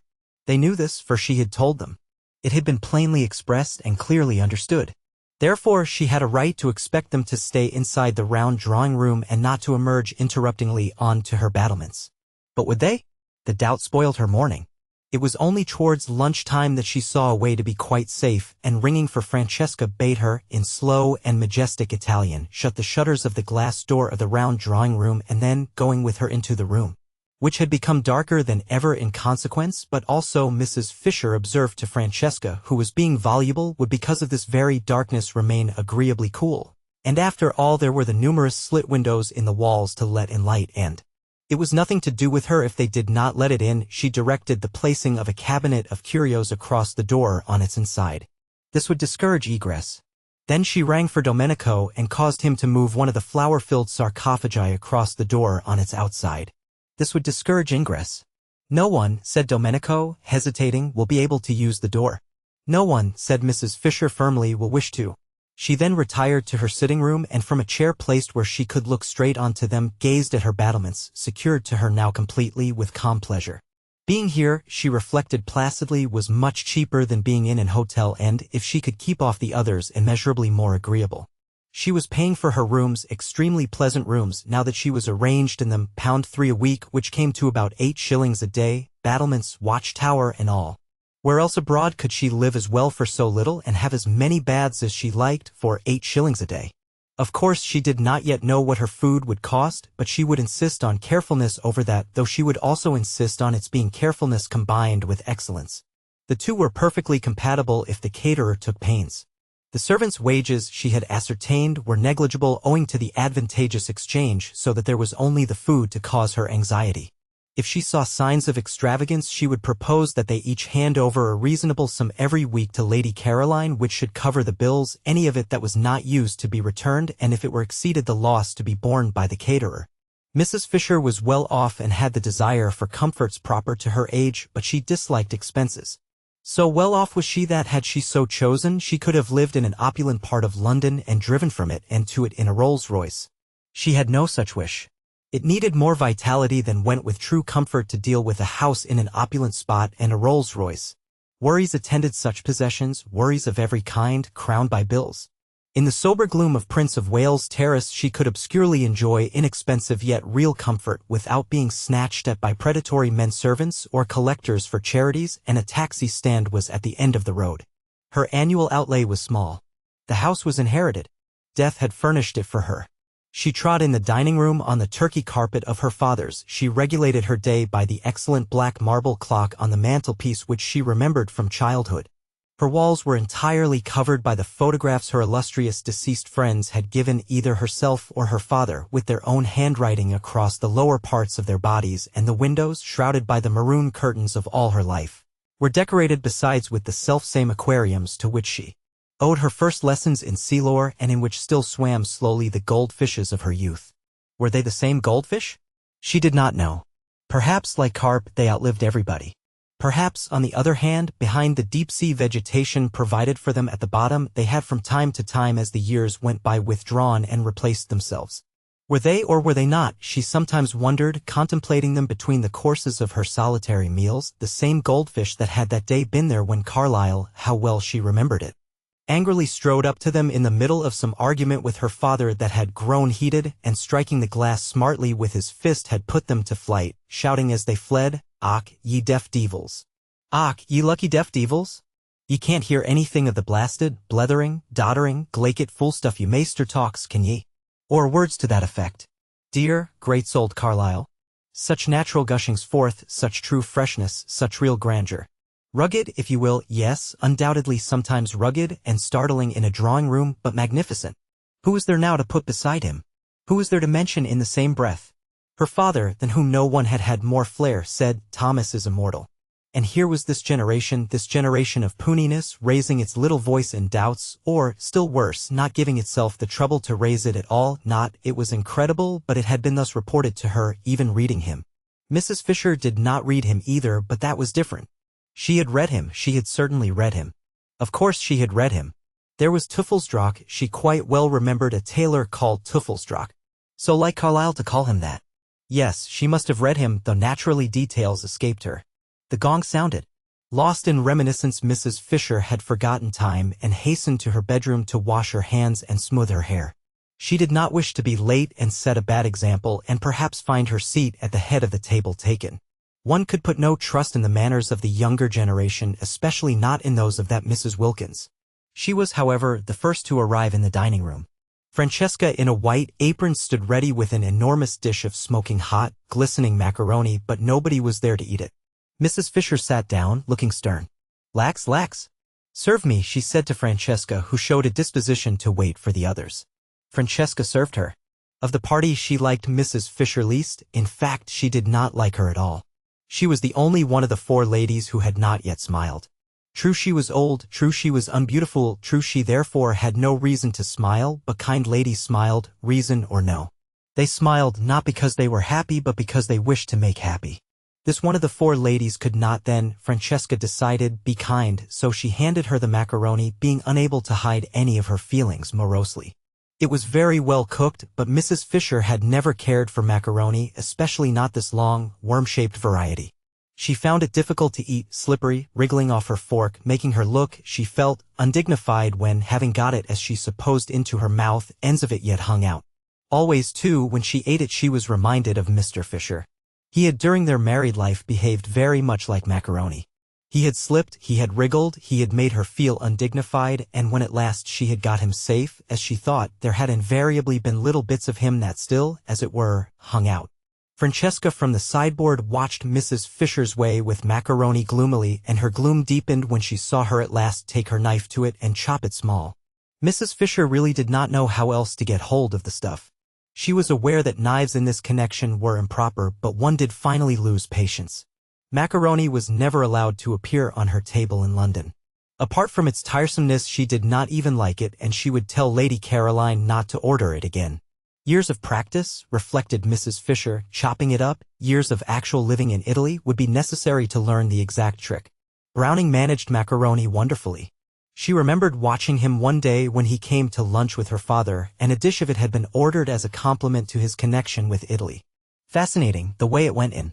No chasing round the plate, no slidings off the fork, no subsequent protrusions of loose ends, just one dig, one whisk, one thrust, one gulp, and lo, yet another poet had been nourished. "Shall I go and seek the young lady?" asked Francesca, unable any longer to look on a good macaroni being cut with a knife. Mrs. Fisher came out of her reminiscent reflections with difficulty. "She knows lunch is at 12:30, she said. "They all know." "She may be asleep," said Francesca. "The other ladies are further away, but this one is not far away." "Beat the gong again then," said Mrs. Fisher. What manners, she thought, what manners? It was not an hotel, and considerations were due. She must say she was surprised at Mrs. Arbuthnot, who had not looked like somebody unpunctual. Lady Caroline, too, she had seemed amiable and courteous, whatever else she might be. From the other one, of course, she expected nothing. Francesca fetched the gong and took it out into the garden and advanced, beating it as she advanced, close up to Lady Caroline, who, still stretched in her low chair, waited till she had done, and then turned her head and in the sweetest tones poured forth what appeared to be music but was really invective. Francesca did not recognize the liquid flow as invective. How was she to when it came out sounding like that? And with her face all smiles, for she could not but smile when she looked at this young lady, she told her the macaroni was getting cold. "When I do not come to meals it is because I do not wish to come to meals," said the irritated Scrap, "and you will not in future disturb me." "Is she ill?" asked Francesca, sympathetic but unable to stop smiling. Never had she seen hair so beautiful. Like pure flax, like the hair of northern babes. On such a little head only blessing could rest, on such a little head the nimbus of the holiest saints could fitly be placed. Scrap shut her eyes and refused to answer. In this she was injudicious, for its effect was to convince Francesca, who hurried away full of concern to tell Mrs. Fisher that she was indisposed. And Mrs. Fisher, being prevented, she explained, from going out to Lady Caroline herself because of her stick, sent the two others instead, who had come in at that moment heated and breathless and full of excuses, while she herself proceeded to the next course, which was a very well-made omelette, bursting most agreeably at both its ends with young green peas. "Serve me," she directed Francesca, who again showed a disposition to wait for the others. "Oh, why won't they leave me alone? Oh, why won't they leave me alone?" Scrap asked herself when she heard more scrunchings on the little pebbles which took the place of grass, and therefore knew someone else was approaching. She kept her eyes tight shut this time. Why should she go into lunch if she didn't want to? This wasn't a private house, she was in no way tangled up in duties towards a tiresome hostess. For all practical purposes San Salvatore was an hotel, and she ought to be let alone to eat or not to eat exactly as if she really had been in an hotel. But the unfortunate Scrap could not just sit still and close her eyes without rousing that desire to stroke and pet in her beholders with which she was only too familiar. Even the cook had patted her. And now a gentle hand, how well she knew and how much she dreaded gentle hands, was placed on her forehead. "I'm afraid you're not well," said a voice that was not Mrs. Fisher's and therefore must belong to one of the originals. "I have a headache," murmured Scrap. Perhaps it was best to say that, perhaps it was the shortest cut to peace. "I'm so sorry," said Mrs. Arbuthnot softly, for it was her hand being gentle. "And I," said Scrap to herself, who thought if I came here I would escape mothers. "Don't you think some tea would do you good?" asked Mrs. Arbuthnot tenderly. Tea? The idea was abhorrent to Scrap. In this heat to be drinking tea in the middle of the day. "No," she murmured. "I expect what would really be best for her," said another voice, "is to be left quiet." How sensible, thought Scrap, and raised the eyelashes of one eye just enough to peep through and see who was speaking. It was the freckled original. The dark one, then, was the one with the hand. The freckled one rose in her esteem. "But I can't bear to think of you with a headache and nothing being done for it," said Mrs. Arbuthnot. "Would a cup of strong black coffee?" Scrap said no more. She waited, motionless and dumb, till Mrs. Arbuthnot should remove her hand. After all, she couldn't stand there all day, and when she went away she would have to take her hand with her. "I do think," said the freckled one, "that she wants nothing except quiet." And perhaps the freckled one pulled the one with the hand by the sleeve, for the hold on Scrap's forehead relaxed, and after a minute's silence, during which no doubt she was being contemplated, she was always being contemplated, the footsteps began to scrunch the pebbles again and grew fainter and were gone. "Lady Caroline has a headache," said Mrs. Arbuthnot, re-entering the dining room and sitting down in her place next to Mrs. Fisher. "I can't persuade her to have even a little tea or some black coffee. Do you know what aspirin is in Italian?" "The proper remedy for headaches," said Mrs. Fisher firmly, "is castor oil." "But she hasn't got a headache," said Mrs. Wilkins. "Carlyle," said Mrs. Fisher, who had finished her omelette and had leisure while she waited for the next course to talk, "suffered at one period terribly from headaches, and he constantly took castor oil as a remedy. He took it, I should say, almost to excess, and called it, I remember, in his interesting way, the oil of sorrow. My father said it colored for a time his whole attitude to life, his whole philosophy. But that was because he took too much. What Lady Caroline wants is one dose and one only. It is a mistake to keep on taking castor oil." "Do you know the Italian for it?" asked Mrs. Arbuthnot. "Ah, that I'm afraid I don't. However, she would know. You can ask her." "But she hasn't got a headache," repeated Mrs. Wilkins, who was struggling with the macaroni. "She only wants to be let alone." They both looked at her. The word shovel crossed Mrs. Fisher's mind in connection with Mrs. Wilkins's actions at that moment. "Then why should she say she has?" asked Mrs. Arbuthnot. "Because she is still trying to be polite. Soon she won't try. When the place has got more into her, she'll really be it. Without trying. Naturally. Lottie, you see," explained Mrs. Arbuthnot, smiling to Mrs. Fisher, who sat waiting with a stony patience for her next course, delayed because Mrs. Wilkins would go on trying to eat the macaroni, which must be less worth eating than ever now that it was cold. "Lottie, you see, has a theory about this place." But Mrs. Fisher had no wish to hear any theory of Mrs. Wilkins's. "I am sure I don't know," she interrupted, looking severely at Mrs. Wilkins, "why you should assume Lady Caroline is not telling the truth." "I don't assume, I know," said Mrs. Wilkins. "And pray how do you know?" asked Mrs. Fisher icily, for Mrs. Wilkins was actually helping herself to more macaroni, offered her officiously and unnecessarily a second time by Francesca. "When I was out there just now I saw inside her." Well, Mrs. Fisher wasn't going to say anything to that. She wasn't going to trouble to reply to downright idiocy. Instead, she sharply rapped the little table gong by her side, though there was Francesca standing at the sideboard, and said, for she would wait no longer for her next course, "Serve me." And Francesca, it must have been willful, offered her the macaroni again.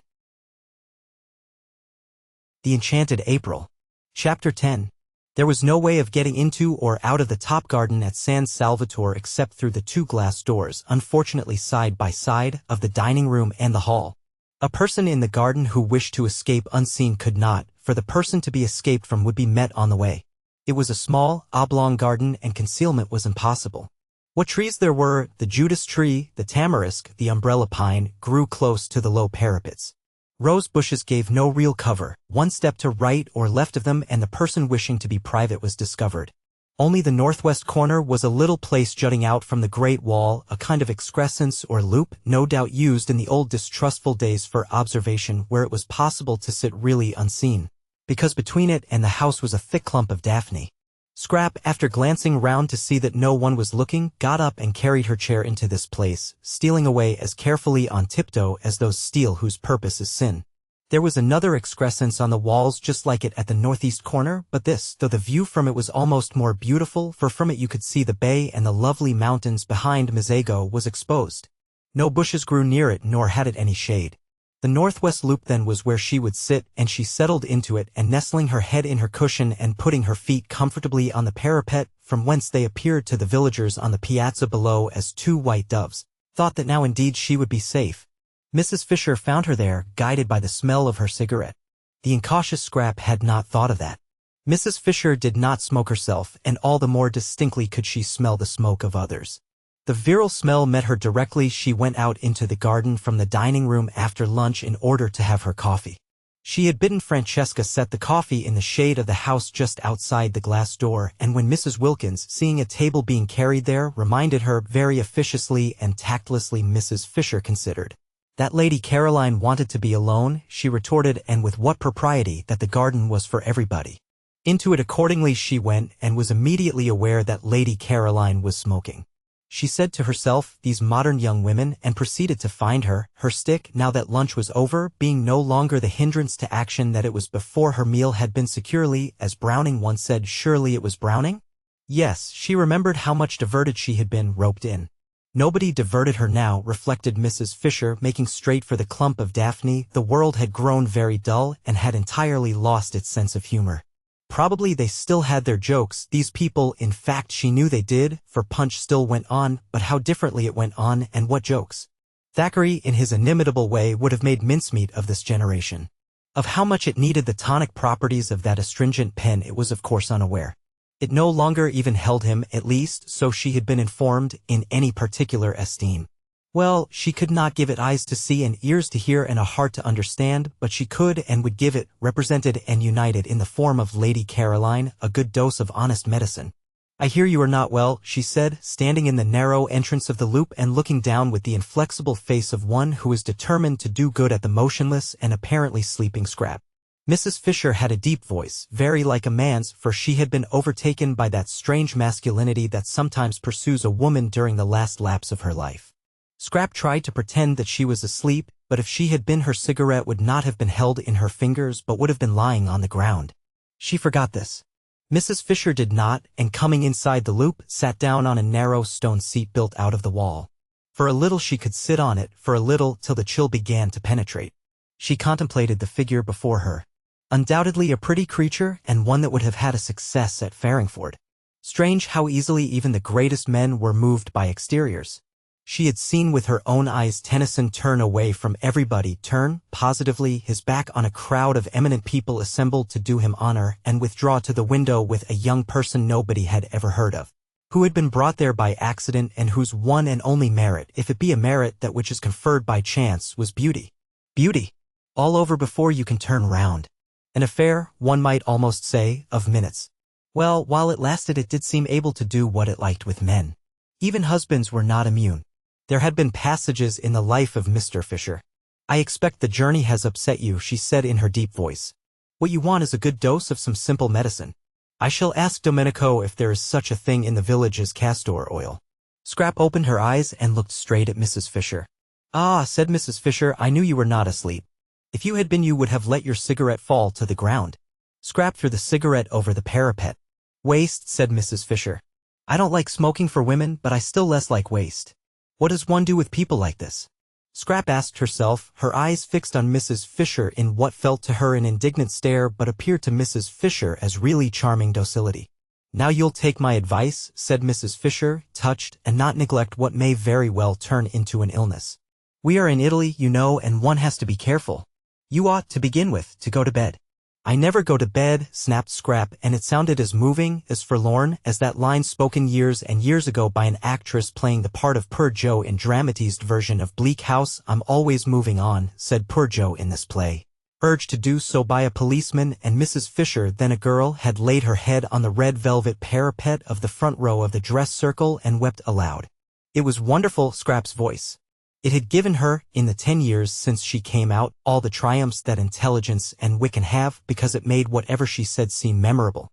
She ought, with a throat formation like that, to have been a singer, but in every kind of music Scrap was dumb except this one music of the speaking voice, and what a fascination, what a spell lay in that. Such was the loveliness of her face and the beauty of her coloring that there was not a man into whose eyes at the sight of her there did not leap a flame of intensest interest, but, when he heard her voice, the flame in that man's eyes was caught and fixed. It was the same with every man, educated and uneducated, old, young, desirable themselves or undesirable, men of her own world and bus conductors, generals and Tommies. During the war she had had a perplexing time, bishops equally with vergers. Round about her confirmation startling occurrences had taken place, wholesome and unwholesome, rich and penniless, brilliant or idiotic, and it made no difference at all what they were, or how long and securely married. into the eyes of every one of them. When they saw her, leapt this flame, and when they heard her it stayed there. Scrap had had enough of this look. It only led to difficulties. At first it had delighted her. She had been excited, triumphant. To be apparently incapable of doing or saying the wrong thing, to be applauded, listened to, petted, adored wherever she went, and when she came home to find nothing there either but the most indulgent proud fondness, why, how extremely pleasant. And so easy, too. No preparation necessary for this achievement, no hard work, nothing to learn. She need take no trouble. She had only to appear and presently say something. But gradually experiences gathered round her.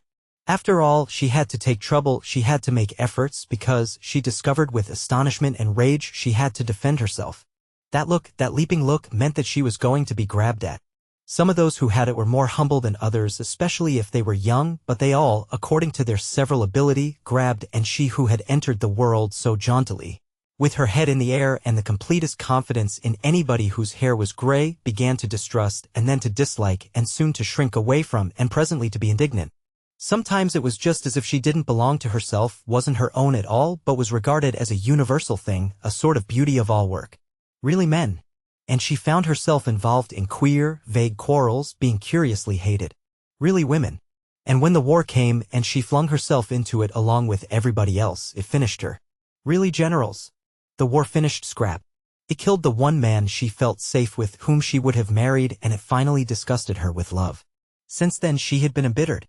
She was struggling as angrily in the sweet stuff of life as a wasp got caught in honey. Just as desperately did she try to unstick her wings. It gave her no pleasure to outdo other women, she didn't want their tiresome men. What could one do with men when one had got them? None of them would talk to her of anything but the things of love, and how foolish and fatiguing that became after a bit. It was as though a healthy person with a normal hunger was given nothing whatever to eat but sugar. Love, love, the very word made her want to slap somebody. Why should I love you? Why should I? She would ask amazed sometimes when somebody was always trying, to propose to her. But she never got a real answer, only further incoherence. A deep cynicism took hold of the unhappy Scrap. Her inside grew hoary with disillusionment, while her gracious and charming outside continued to make the world more beautiful. What had the future in it for her? She would not be able, after such a preparation, to take hold of it. She was fit for nothing, she had wasted all this time being beautiful. Presently she wouldn't be beautiful, and what then? Scrap didn't know what then, it appalled her to wonder even. Tired as she was of being conspicuous, she was at least used to that, she had never known anything else, and to become inconspicuous, to fade, to grow shabby and dim, would probably be most painful. And once she began, what years and years of it there would be. Imagine, thought Scrap, having most of one's life at the wrong end. Imagine being old for 2 or 3 times as long as being young. Stupid, stupid. Everything was stupid. There wasn't a thing she wanted to do. There were thousands of things she didn't want to do.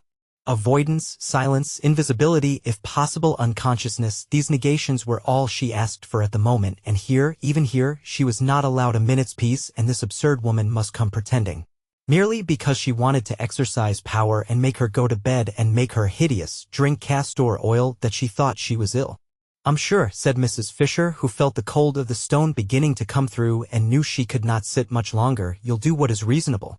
Your mother would wish, have you a mother?" A faint wonder came into Scrap's eyes. Have you a mother? If ever anybody had a mother it was Scrap. It had not occurred to her that there could be people who had never heard of her mother.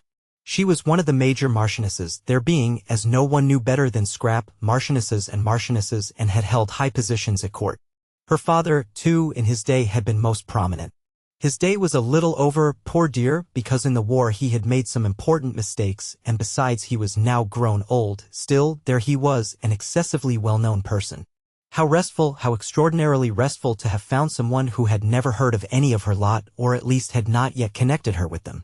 She began to like Mrs. Fisher. Perhaps the originals didn't know anything about her either. When she first wrote to them and signed her name, that great name of Dester which twisted in and out of English history like a bloody thread, for its bearers constantly killed, she had taken it for granted that they would know who she was. And at the interview in Shaftesbury Avenue she was sure they did know, because they hadn't asked, as they otherwise would have, for references. Scrap began to cheer up. If nobody at San Salvatore had ever heard of her, if for a whole month she could shed herself, get right away from everything connected with herself, be allowed really to forget the clinging and the clogging and all the noise, why? Perhaps she might make something of herself after all.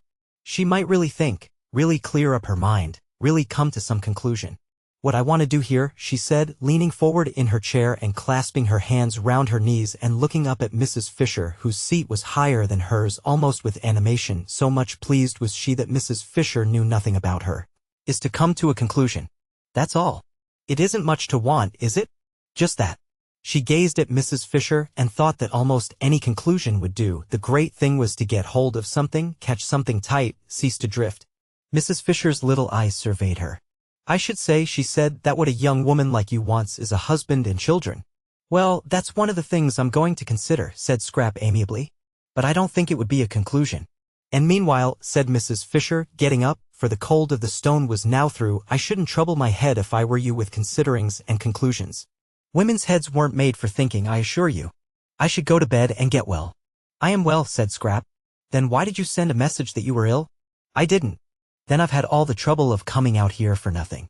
But wouldn't you prefer coming out and finding me well than coming out and finding me ill? Asked Scrap, smiling. Even Mrs. Fisher was caught by the smile. Well, you're a pretty creature, she said forgivingly. It's a pity you weren't born 50 years ago. My friends would have liked looking at you. I'm very glad I wasn't, said Scrap. I dislike being looked at. Absurd, said Mrs. Fisher, growing stern again. That's what you were made for, young women like you. For what else, pray? And I assure you that if my friends had looked at you, you would have been looked at by some very great people. I dislike very great people, said Scrap, frowning. There had been an incident quite recently really potentates. What I dislike, said Mrs. Fisher, now as cold as the stone she had got up from, is the pose of the modern young woman. It seems to me pitiful, positively pitiful, in its silliness. And, her stick crunching the pebbles, she walked away.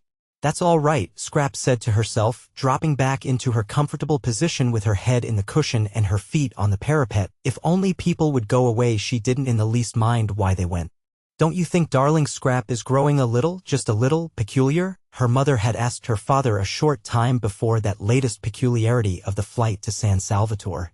Uncomfortably struck by the very odd things Scrap said and the way she had taken to slinking out of reach whenever she could and avoiding everybody except, such a sign of age, quite young men, almost boys. Eh? What? Peculiar? Well, let her be peculiar if she likes. A woman with her looks can be any damned thing she pleases, was the infatuated answer. I do let her, said her mother meekly, and indeed if she did not, what difference would it make? Mrs. Fisher was sorry she had bothered about Lady Caroline. She went along the hall towards her private sitting room, and her stick as she went struck the stone floor with a vigor in harmony with her feelings. Sheer silliness, these poses. She had no patience with them. Unable to be or do anything of themselves, the young of the present generation tried to achieve a reputation for cleverness by decrying all that was obviously great and obviously good and by praising everything, however obviously bad, that was different. Apes, thought Mrs. Fisher, roused. Apes. Apes. And in her sitting room she found more apes, or what seemed to her in her present mood more, for there was Mrs. Arbuthnot placidly drinking coffee while at the writing table she already looked upon as sacred, using her pen. Her own pen brought for her hand alone from Prince of Wales Terrace, sat Mrs. Wilkins writing at the table in her room with her pen. Isn't this a delightful place? Said Mrs. Arbuthnot cordially. We have just discovered it. I'm writing to Mellersh, said Mrs. Wilkins, turning her head and also cordially, as though Mrs. Fisher thought she cared a straw who she was writing to and anyhow knew who the person she called Mellersh was. He'll want to know, said Mrs. Wilkins, optimism induced by her surroundings, that I've got here safely. The Enchanted April. Chapter 11. The sweet smells that were everywhere in San Salvatore were alone enough to produce concord. They came into the sitting room from the flowers on the battlements, and met the ones from the flowers inside the room, and almost, thought Mrs. Wilkins, could be seen greeting each other with a holy kiss. Who could be angry in the middle of such gentlenesses? Who could be acquisitive, selfish, in the old rasped London way, in the presence of this bounteous beauty? Yet Mrs. Fisher seemed to be all three of these things. There was so much beauty, so much more than enough for everyone, that it did appear to be a vain activity to try and make a corner in it. Yet Mrs. Fisher was trying to make a corner in it, and had railed off a portion for her exclusive use. Well, she would get over that presently. She would get over it inevitably, Mrs. Wilkins was sure, after a day or two in the extraordinary atmosphere of peace in that place. Meanwhile, she obviously hadn't even begun to get over it. She stood looking at her and Rose with an expression that appeared to be one of anger. Anger. Fancy. Silly old nerve-wracked London feelings, thought Mrs. Wilkins, whose eyes saw the room full of kisses, and everybody in it being kissed, Mrs. Fisher as copiously as she herself and Rose. "You don't like us being in here," said Mrs. Wilkins, getting up and at once, after her manner, fixing on the truth. "Why, I should have thought," said Mrs. Fisher leaning on her stick. "You could have seen that it is my room." "You mean because of the photographs," said Mrs. Wilkins. Mrs. Arbuthnot, who was a little red and surprised, got up too. "And the notepaper," said Mrs. Fisher. "Notepaper with my London address on it. That pen," she pointed, it was still in Mrs. Wilkins's hand, "is yours." "I'm very sorry," said Mrs. Wilkins, laying it on the table, and she added smiling, that it had just been writing some very amiable things. "But why?" asked Mrs. Arbuthnot, who found herself unable to acquiesce in Mrs. Fisher's arrangements without at least a gentle struggle. "Ought we not to be here? It's a sitting room." "There is another one," said Mrs. Fisher. "You and your friend cannot sit in 2 rooms at once, and if I have no wish to disturb you in yours, I am unable to see why you should wish to disturb me in mine." "But why?" began Mrs. Arbuthnot again. "It's quite natural," Mrs. Wilkins interrupted, for Rose was looking stubborn. And turning to Mrs. Fisher she said that although sharing things with friends was pleasant, she could understand that Mrs. Fisher, still steeped in the Prince of Wales Terrace attitude to life, did not yet want to, but that she would get rid of that after a bit and feel quite different. "Soon you'll want us to share," said Mrs. Wilkins reassuringly. "Why, you may even get so far as asking me to use your pen if you knew I hadn't got one." Mrs. Fisher was moved almost beyond control by this speech. To have a ramshackle young woman from Hampstead patting her on the back as it were, in breezy certitude that quite soon she would improve, stirred her more deeply than anything had stirred her since her first discovery that Mr. Fisher was not what he seemed. Mrs. Wilkins must certainly be curbed. But how? There was a curious imperviousness about her. At that moment, for instance, she was smiling as pleasantly and with as unclouded a face as if she were saying nothing in the least impertinent. Would she know she was being curbed? If she didn't know, if she were too tough to feel it, then what? Nothing except avoidance. Except, precisely, one's own private sitting room. "I'm an old woman," said Mrs. Fisher, "and I need a room to myself. I cannot get about because of my stick. As I cannot get about, I have to sit. Why should I not sit quietly and undisturbed? As I told you in London I intended to. If people are to come in and out all day long, chattering and leaving doors open, you will have broken the agreement, which was that I was to be quiet." "But we haven't the least wish," began Mrs. Arbuthnot, who was again cut short by Mrs. Wilkins. "We're only too glad," said Mrs. Wilkins, "for you to have this room if it makes you happy. We didn't know about it, that's all. We wouldn't have come in if we had. Not till you invited us, anyhow.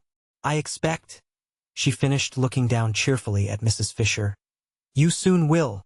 And picking up her letter, she took Mrs. Arbuthnot's hand and drew her towards the door. Mrs. Arbuthnot did not want to go. She, the mildest of women, was filled with a curious and surely unchristian desire to stay and fight. Not, of course, really, nor even with any definitely aggressive words. No. She only wanted to reason with Mrs. Fisher, and to reason patiently. But she did feel that something ought to be said, and that she ought not to allow herself to be rated and turned out as if she were a schoolgirl caught in ill behavior by authority. Mrs. Wilkins, however, drew her firmly to and through the door, and once again Rose wondered at Lottie, at her balance, her sweet and equable temper. She who in England had been such a thing of gusts. From the moment they got into Italy it was Lottie who seemed the elder. She certainly was very happy. Blissful, in fact. Did happiness so completely protect one? Did it make one so untouchable, so wise?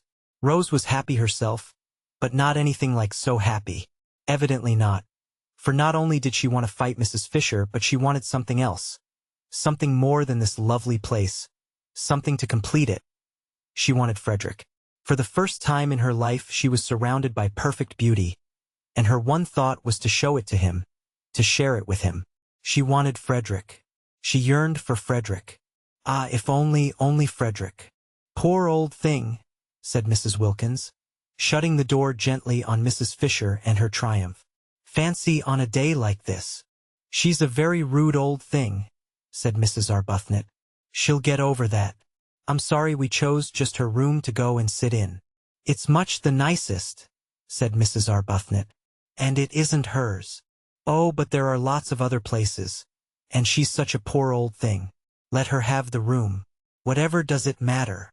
And Mrs. Wilkins said she was going down to the village to find out where the post office was and post her letter to Mellersh.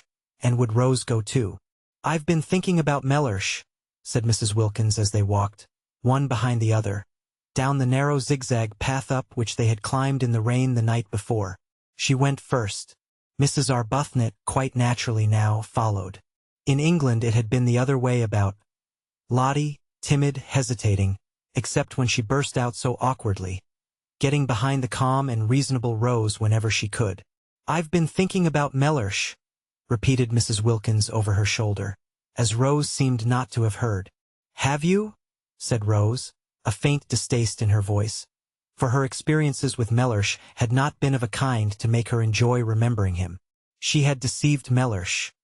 Therefore she didn't like him.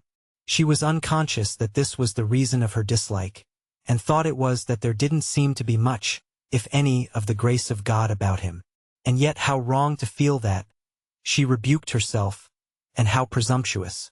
No doubt Lottie's husband was far nearer to God than she herself was ever likely to be.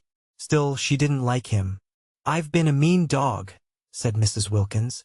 A what? Asked Mrs. Arbuthnot, incredulous of her hearing. All this coming away and leaving him in that dreary place while I rollick in heaven. He had planned to take me to Italy for Easter himself. Did I tell you? No, said Mrs. Arbuthnot, and indeed she had discouraged talk about husbands. Whenever Lottie had begun to blurt out things, she had swiftly changed the conversation. One husband led to another in conversation as well as in life, she felt, and she would not talk of Frederick. Beyond the bare fact that he was there, he had not been mentioned. Mellersh had had to be mentioned, because of his obstructiveness, but she had carefully kept him from overflowing outside the limits of necessity. Well, he did, said Mrs. Wilkins. He had never done such a thing in his life before, and I was horrified. Fancy. Just as I had planned to come to it myself. She paused on the path and looked up at Rose. Yes, said Rose, trying to think of something else to talk about. Now you see why I say I've been a mean dog. He had planned a holiday in Italy with me, and I had planned a holiday in Italy leaving him at home. I think, she went on, her eyes fixed on Rose's face. Mellersh has every reason to be both angry and hurt. Mrs. Arbuthnot was astonished. The extraordinary quickness with which, hour by hour, under her very eyes, Lottie became more selfless, disconcerted her. She was turning into something surprisingly like a saint. Here she was now being affectionate about Mellersh, who only that morning, while they hung their feet into the sea, had seemed a mere iridescence. Lottie had told her, a thing of gauze. That was only that morning, and by the time they had had lunch Lottie had developed so far as to have got him solid enough again to write to, and to write to at length. And now, a few minutes later, she was announcing that he had every reason to be angry with her and hurt, and that she herself had been. The language was unusual, but it did express real penitence. A mean dog. Rose stared at her astonished. If she went on like this, soon a nimbus might be expected round her head. Was there already? If one didn't know it was the sun through the tree trunks catching her sandy hair. A great desire to love and be friends, to love everybody, to be friends with everybody, seemed to be invading Lottie, a desire for sheer goodness. Rose's own experience was that goodness, the state of being good, was only reached with difficulty and pain. It took a long time to get to it. In fact, one never did get to it, or, if for a flashing instant one did, it was only for a flashing instant. Desperate perseverance was needed to struggle along its path, and all the way was dotted with doubts. Lottie simply flew along. She had certainly, thought Rose, not got rid of her impetuousness. It had merely taken another direction. She was now impetuously becoming a saint. Could one really attain goodness so violently? Wouldn't there be an equally violent reaction? I shouldn't, said Rose with caution, looking down into Lottie's bright eyes. The path was steep, so that Lottie was well below her. I shouldn't be sure of that too quickly. But I am sure of it, and I've written and told him so. Rose stared. Why, but only this morning, she began. It's all in this? Interrupted Lottie, tapping the envelope and looking pleased. What? Everything? You mean about the advertisement and my savings being spent? Oh no, not yet. But I'll tell him all that when he comes. When he comes? Repeated Rose. I've invited him to come and stay with us. Rose could only go on staring. It's the least I could do. Besides, look at this. Lottie waved her hand. Disgusting not to share it. I was a mean dog to go off and leave him. But no dog I've ever heard of was ever as mean as I'd be if I didn't try and persuade Mellersh to come out and enjoy this too. It's barest decency that he should have some of the fun out of my nest egg. After all, he has housed me and fed me for years. One shouldn't be churlish. But, do you think he'll come? Oh, I hope so, said Lottie with the utmost earnestness, and added, Poor lamb. At that Rose felt she would like to sit down. Mellersh a poor lamb? That same Mellersh who a few hours before was mere shimmer? There was a seat at the bend of the path, and Rose went to it and sat down. She wished to get her breath, gain time. If she had time, she might perhaps be able to catch up the leaping Lottie, and perhaps be able to stop her before she committed herself to what she probably presently would be sorry for. Mellersh at San Salvatore? Mellersh, from whom Lottie had taken such pains so recently to escape. I see him here, said Lottie, as if in answer to her thoughts. Rose looked at her with real concern. For every time Lottie said in that convinced voice, I see, what she saw came true. Then it was to be supposed that Mr. Wilkins too would presently come true. I wish, said Rose anxiously. I understood you. Don't try, said Lottie, smiling. But I must, because I love you. Dear Rose, said Lottie, swiftly bending down and kissing her. You're so quick, said Rose. I can't follow your developments. I can't keep touch. It was what happened with Frieder. She broke off and looked frightened. The whole idea of our coming here, she went on again, as Lottie didn't seem to have noticed, was to get away, wasn't it? Well, we've got away. And now, after only a single day of it, you want to write to the very people. She stopped. The very people we were getting away from, finished Lottie. It's quite true. It seems idiotically illogical. But I'm so happy. I'm so well. I feel so fearfully wholesome. This place. Why? It makes me feel flooded with love. And she stared down at Rose in a kind of radiant surprise. Rose was silent a moment. Then she said, And do you think it will have the same effect on Mr. Wilkins? Lottie laughed. I don't know, she said. But even if it doesn't, there's enough love about to flood 50 Mr. Wilkinses, as you call him. The great thing is to have lots of love about. I don't see, she went on. At least I don't see here, though I did at home, that it matters who loves as long as somebody does. I was a stingy beast at home, and used to measure and count. I had a queer obsession about justice. As though justice mattered. As though justice can really be distinguished from vengeance. It's only love that's any good. At home I wouldn't love Mellersh unless he loved me back. Exactly as much absolute fairness. Did you ever? And as he didn't, neither did I, and the aridity of that house. The aridity. Rose said nothing. She was bewildered by Lottie. One odd effect of San Salvatore on her rapidly developing friend was her sudden free use of robust words. She had not used them in Hampstead. Beast and dog were more robust than Hampstead cared about. In words, too, Lottie had come unchained. But how she wished, oh how Rose wished, that she too could write to her husband and say, Come. The Wilkins menage, however pompous Mellersh might be, and he had seemed to Rose pompous, was on a healthier, more natural footing than hers. Lottie could write to Mellersh and would get an answer. She couldn't write to Frederick, for only too well did she know he wouldn't answer. At least, he might answer. A hurried scribble, showing how much bored he was at doing it, with perfunctory thanks for her letter. But that would be worse than no answer at all. For his handwriting, her name on an envelope addressed by him, stabbed her heart.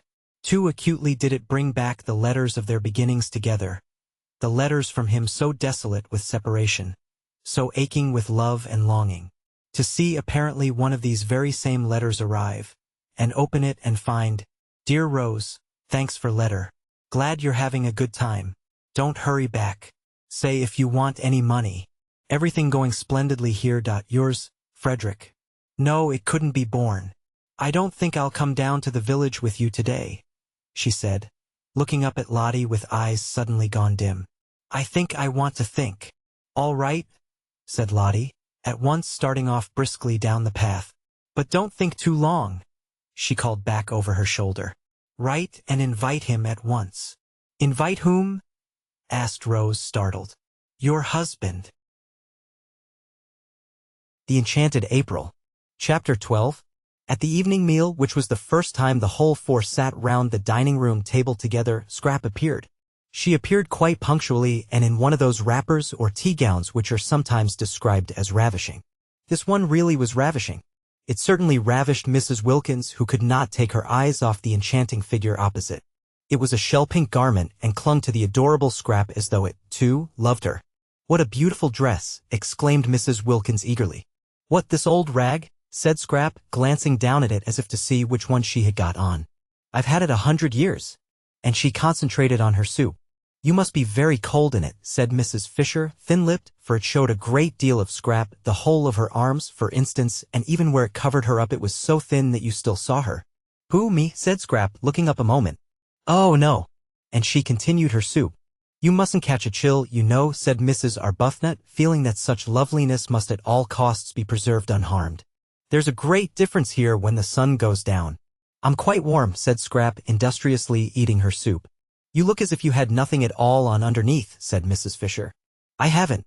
At least hardly anything," said Scrap, finishing her soup. "How very imprudent," said Mrs. Fisher, "and how highly improper." Whereupon Scrap stared at her.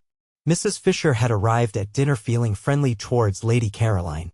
She at least had not intruded into her room and sat at her table and written with her pen.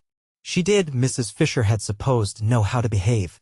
Now it appeared that she did not know, for was this behaving to come dressed, no, undressed, like that to a meal? Such behavior was not only exceedingly improper but also most inconsiderate, for the indelicate creature would certainly catch a chill and then infect the entire party. Mrs. Fisher had a great objection to other people's chills. They were always the fruit of folly, and then they were handed on to her who had done nothing at all to deserve them. Bird-brained, thought Mrs. Fisher, sternly contemplating Lady Caroline. Not an idea in her head except vanity. "But there are no men here," said Mrs. Wilkins, "so how can it be improper?" "Have you noticed," she inquired of Mrs. Fisher, who endeavored to pretend she did not hear, "how difficult it is to be improper without men?" Mrs. Fisher neither answered her nor looked at her, but Scrap looked at her, and did that with her mouth which in any other mouth would have been a faint grin. Seen from without, across the bowl of nasturtiums, it was the most beautiful of brief and dimpled smiles. She had a very alive sort of face, that one, thought Scrap, observing Mrs. Wilkins with a dawn of interest. It was rather like a field of corn swept by lights and shadows. Both she and the dark one, Scrap noticed, had changed their clothes, but only in order to put on silk jumpers. The same amount of trouble would have been enough to dress them properly, reflected Scrap. Naturally, they looked like nothing on earth in the jumpers. It didn't matter what Mrs. Fisher wore. Indeed, the only thing for her, short of plumes and ermine, was what she did wear. But these others were quite young still, and quite attractive. They really definitely had faces. How different life would be for them if they made the most of themselves instead of the least. And yet Scrap was suddenly bored and turned away her thoughts and absently ate toast. What did it matter? If you did make the best of yourself, you only collected people round you who ended by wanting to grab. "I've had the most wonderful day," began Mrs. Wilkins, her eyes shining. Scrap lowered hers. "Oh," she thought, "she's going to gush." As though anybody were interested in her day, thought Mrs. Fisher, lowering hers also. In fact, whenever Mrs. Wilkins spoke, Mrs. Fisher deliberately cast down her eyes. Thus would she mark her disapproval. Besides, it seemed the only safe thing to do with her eyes, for no one could tell what the uncurbed creature would say next. That which she had just said, for instance, about men addressed to her, what could she mean? Better not conjecture, thought Mrs. Fisher, and her eyes, though cast down, yet saw Lady Caroline stretch out her hand to the Chianti flask and fill her glass again. Again. She had done it once already, and the fish was only just going out of the room. Mrs. Fisher could see that the other respectable member of the party, Mrs. Arbuthnot, was noticing it too. Mrs. Arbuthnot was, she hoped and believed, respectable and well-meaning. It is true she also had invaded her sitting room, but no doubt she had been dragged there by the other one, and Mrs. Fisher had little if anything against Mrs. Arbuthnot and observed with approval that she only drank water. That was as it should be. So, indeed, to give her dues, did the freckled one, and very right at their age. She herself drank wine, but with what moderation, 1 meal, 1 glass. And she was 65 and might properly, and even beneficially, have had at least 2. That, she said to Lady Caroline, cutting right across what Mrs. Wilkins was telling them about her wonderful day and indicating the wine glass, is very bad for you. Lady Caroline, however, could not have heard, for she continued to sip, her elbow on the table, and listen to what Mrs. Wilkins was saying. And what was it she was saying? She had invited somebody to come and stay? A man? Mrs. Fisher could not credit her ears. Yet it evidently was a man, for she spoke of the person as he. Suddenly and for the first time, but then this was most important, Mrs. Fisher addressed Mrs. Wilkins directly. She was 65 and cared very little what sorts of women she happened to be with for a month, but if the women were to be mixed with men it was a different proposition altogether. She was not going to be made a cat's paw of. She had not come out there to sanction by her presence what used in her day to be called fast behavior. Nothing had been said at the interview in London about men. If there had been she would have declined, of course, to come. What is his name? Asked Mrs. Fisher, abruptly interposing. Mrs. Wilkins turned to her with a slight surprise. Wilkins, she said. Wilkins? Yes. Your name. And his. A relation? Not blood.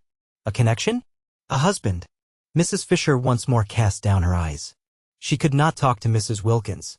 There was something about the things she said. A husband. Suggesting one of many. Always that unseemly twist to everything. Why could she not say my husband? Besides, Mrs. Fisher had, she herself knew not for what reason, taken both the Hampstead young women for widows. Or ones. There had been an absence of mention of husbands at the interview which would not, she considered, be natural if such persons did after all exist. And if a husband was not a relation, who was? Not blood. What a way to talk. Why, a husband was the first of all relations. How well she remembered Ruskin. No, it was not Ruskin, it was the Bible that said a man should leave his father and mother and cleave only to his wife, showing that she became by marriage an even more than blood relation. And if the husband's father and mother were to be nothing to him compared to his wife, how much less than nothing ought the wife's father and mother be to her compared to her husband? She herself had been unable to leave her father and mother in order to cleave to Mr. Fisher because they were no longer, when she married, alive, but she certainly would have left them if they had been there to leave. Not blood, indeed. Silly talk. The dinner was very good. Succulence succeeded succulence. Costanza had determined to do as she chose in the matter of cream and eggs the first week and see what happened at the end of it when the bills had to be paid. Her experience of the English was that they were quiet about bills. They were shy of words. They believed readily. Besides, who was the mistress here? In the absence of a definite one, it occurred to Costanza that she might as well be the mistress herself. So she did as she chose about the dinner, and it was very good. The four, however, were so much preoccupied by their own conversation that they ate it without noticing how good it was. Even Mrs. Fisher, she who in such matters was manly, did not notice. The entire excellent cooking was to her as though it were not, which shows how much she must have been stirred. She was stirred. It was that Mrs. Wilkins. She was enough to stir anybody. And she was undoubtedly encouraged by Lady Caroline, who, in her turn, was no doubt influenced by the Chianti. Mrs. Fisher was very glad there were no men present, for they certainly would have been foolish about Lady Caroline. She was precisely the sort of young woman to unbalance them, especially Mrs. Fisher recognized at that moment. Perhaps it was the Chianti momentarily intensifying her personality, but she was undeniably most attractive, and there were few things Mrs. Fisher disliked more than having to look on while sensible, intelligent men, who the moment before were talking seriously and interestingly about real matters, became merely foolish and simpering. She had seen them actually simpering just because in walked a bit of bird-brained beauty. Even Mr. Gladstone, that great wise statesman whose hand had once rested for an unforgettable moment solemnly on her head, would have, she felt, on perceiving Lady Caroline left off talking sense and horribly embarked on badinage. "You see," Mrs. Wilkins said, a silly trick that, with which she mostly began her sentences. Mrs. Fisher each time wished to say, "Pardon me, I do not see, I hear, but why trouble?" "You see," said Mrs. Wilkins, leaning across towards Lady Caroline. "We arranged, didn't we, in London that if any of us wanted to we could each invite one guest. So now I'm doing it." "I don't remember that," said Mrs. Fisher, her eyes on her plate. "Oh yes, we did, didn't we, Rose?" "Yes, I remember," said Lady Caroline. "Only it seemed so incredible that one could ever want to. One's whole idea was to get away from one's friends. And one's husbands." Again that unseemly plural. But how altogether unseemly, thought Mrs. Fisher. Such implications. Mrs. Arbuthnot clearly thought so too, for she had turned red. "And family affection," said Lady Caroline, or was it the Chianti speaking? Surely it was the Chianti. "And the want of family affection," said Mrs. Wilkins, what a light she was throwing on her home life and real character. "That wouldn't be so bad," said Lady Caroline. "I'd stay with that. It would give one room." "Oh no, no, it's dreadful," cried Mrs. Wilkins. "It's as if one had no clothes on." "But I like that," said Lady Caroline. "Really," said Mrs. Fisher. "It's a divine feeling, getting rid of things," said Lady Caroline, who was talking altogether to Mrs. Wilkins and paid no attention to the other two. "Oh, but in a bitter wind to have nothing on and know there never will be anything on and you going to get colder and colder till at last you die of it. That's what it was like, living with somebody who didn't love one." These confidences, thought Mrs. Fisher, and no excuse whatever for Mrs. Wilkins, who was making them entirely on plain water. Mrs. Arbuthnot, judging from her face, quite shared Mrs. Fisher's disapproval. She was fidgeting. "But didn't he?" asked Lady Caroline, every bit as shamelessly unreticent as Mrs. Wilkins. "Mellersh? He showed no signs of it." "Delicious," murmured Lady Caroline. "Really," said Mrs. Fisher. "I didn't think it was at all delicious. I was miserable. And now, since I've been here, I simply stare at myself being miserable. As miserable as that. And about Mellersh? You mean he wasn't worth it?" "Really," said Mrs. Fisher. "No, I don't. I mean I've suddenly got well." Lady Caroline, slowly twisting the stem of her glass in her fingers, scrutinized the lit-up face opposite. "And now I'm well, I find I can't sit here and gloat all to myself.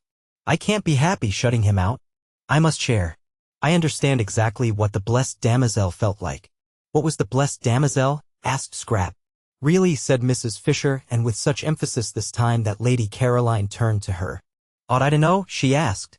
"I don't know any natural history. It sounds like a bird." "It is a poem," said Mrs. Fisher with extraordinary frost. "Oh," said Scrap. "I'll lend it to you," said Mrs. Wilkins, over whose face laughter rippled. "No," said Scrap. "And its author," said Mrs. Fisher icily, though not perhaps quite what one would have wished him to be, "was frequently at my father's table." "What a bore for you," said Scrap. "That's what mother's always doing, inviting authors. I hate authors. I wouldn't mind them so much if they didn't write books." "Go on about Mellersh," she said, turning to Mrs. Wilkins. "Really," said Mrs. Fisher. "All those empty beds," said Mrs. Wilkins. "What empty beds?" asked Scrap. "The ones in this house. Why, of course they each ought to have somebody happy inside them. 8 beds and only 4 people. It's dreadful, dreadful to be so greedy and keep everything just for oneself. I want Rose to ask her husband out too. You and Mrs. Fisher haven't got husbands, but why not give some friend a glorious time?" Rose bit her lip. She turned red, she turned pale. If only Lottie would keep quiet, she thought. It was all very well to have suddenly become a saint and want to love everybody, but need she be so tactless? Rose felt that all her poor sore places were being danced on. If only Lottie would keep quiet. And Mrs. Fisher, with even greater frostiness than that with which she had received Lady Caroline's ignorance of the blessed damozel, said, "There is only one unoccupied bedroom in this house." "Only one?" echoed Mrs. Wilkins, astonished. "Then who are in all the others?" "We are," said Mrs. Fisher. "But we're not in all the bedrooms. There must be at least 6. That leaves 2 over, and the owner told us there were 8 beds, didn't he, Rose?" "There are 6 bedrooms," said Mrs. Fisher, for both she and Lady Caroline had thoroughly searched the house on arriving in order to see which part of it they would be most comfortable in, and they both knew that there were 6 bedrooms, 2 of which were very small. And in one of these small ones Francesca slept in the company of a chair and a chest of drawers, and the other, similarly furnished, was empty. Mrs. Wilkins and Mrs. Arbuthnot had hardly looked at the house, having spent most of their time out of doors gaping at the scenery, and had, in the agitated inattentiveness of their minds when first they began negotiating for San Salvatore, got into their heads that the 8 beds of which the owner spoke were the same as 8 bedrooms, which they were not. There were indeed 8 beds, but 4 of them were in Mrs. Wilkins's and Mrs. Arbuthnot's rooms. There are 6 bedrooms, repeated Mrs. Fisher. We have 4, Francesca has the 5th, and the 6th is empty. So that said Scrap, however kind we feel we would be if we could, we can't. Isn't it fortunate? But then there's only room for 1, said Mrs. Wilkins, looking round at the 3 faces. Yes, and you've got him, said Scrap. Mrs. Wilkins was taken aback. This question of the beds was unexpected. In inviting Mellersh, she had intended to put him in one of the 4 spare rooms that she imagined were there. When there were plenty of rooms and enough servants, there was no reason why they should, as they did in their small, 2-servant house at home, share the same one. Love, even universal love, the kind of love with which she felt herself flooded, should not be tried. Much patience and self-effacement were needed for successful married sleep. Placidity, a steady faith, these 2 were needed. She was sure she would be much fonder of Mellersh and he not mind her nearly so much if they were not shut up together at night. If in the morning they could meet with the cheery affection of friends between whom lies no shadow of differences about the window or the washing arrangements, or of absurd little choked-down resentments at something that had seemed to one of them unfair.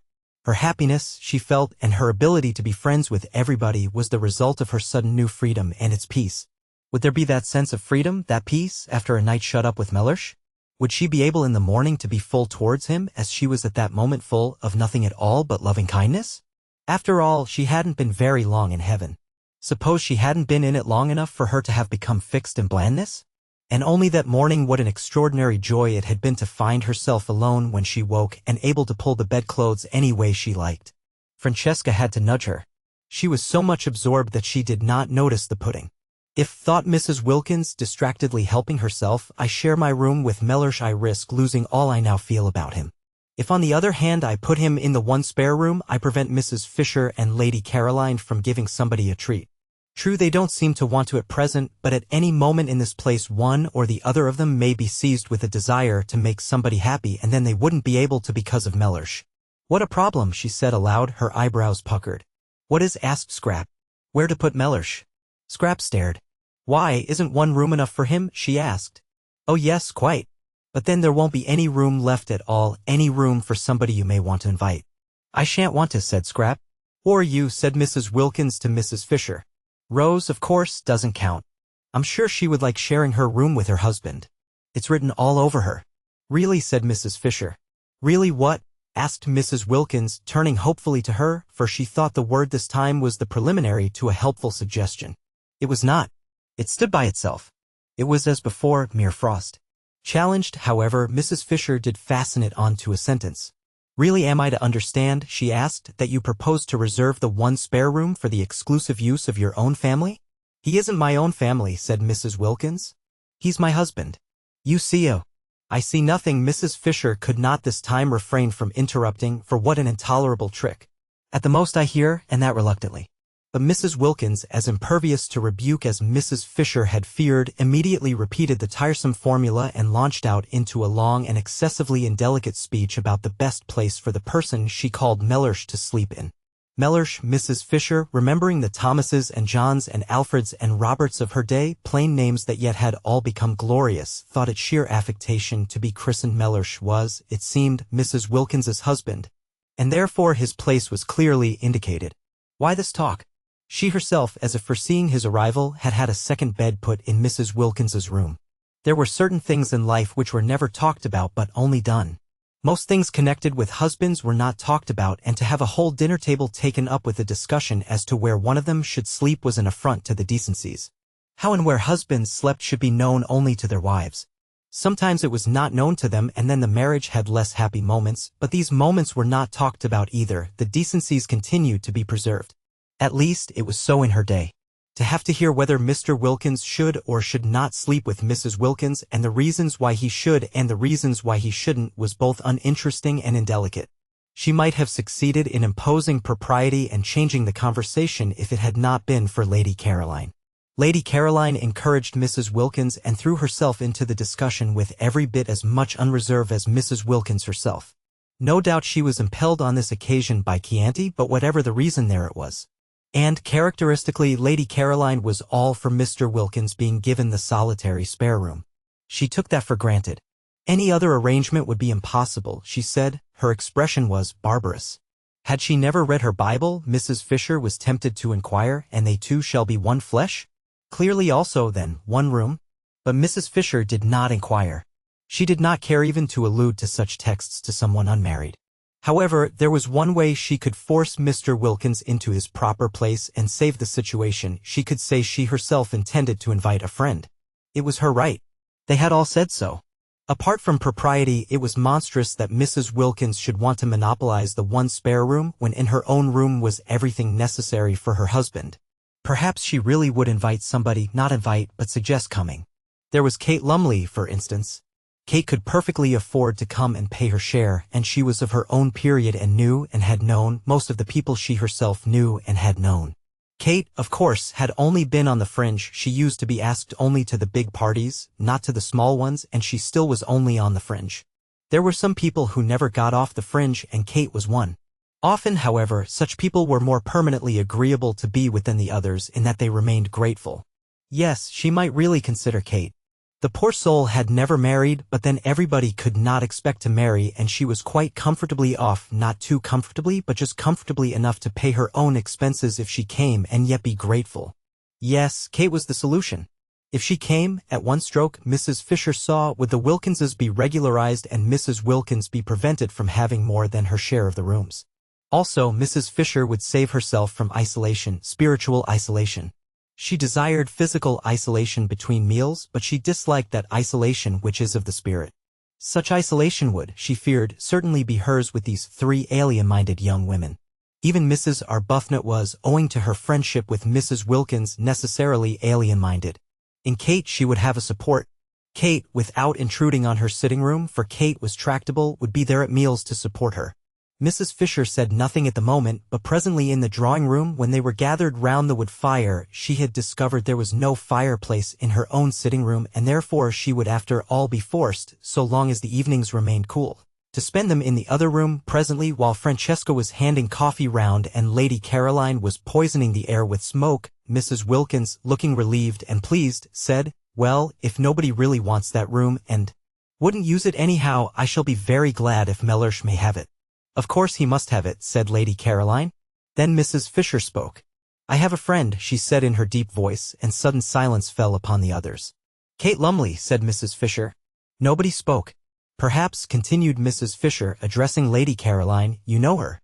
No, Lady Caroline did not know Kate Lumley, and Mrs. Fisher, without asking the others if they did, for she was sure they knew no one, proceeded.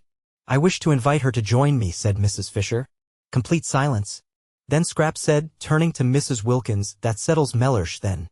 "It settles the question of Mr. Wilkins," said Mrs. Fisher, "although I am unable to understand that there should ever have been a question in the only way that is right." "I'm afraid you're in for it, then," said Lady Caroline, again to Mrs. Wilkins. "Unless," she added, "he can't come." But Mrs. Wilkins, her brow perturbed, for suppose after all she were not yet quite stable in heaven, could only say, a little uneasily, "I see him here." The Enchanted April. Chapter 13. The uneventful days, only outwardly uneventful, slipped by in floods of sunshine, and the servants, watching the four ladies, came to the conclusion there was very little life in them. To the servants San Salvatore seemed asleep. No one came to tea, nor did the ladies go anywhere to tea. Other tenants in other springs had been far more active. There had been stir and enterprise. The boat had been used. Excursions had been made.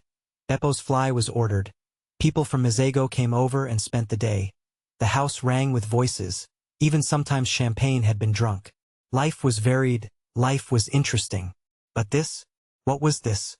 The servants were not even scolded. They were left completely to themselves. They yawned.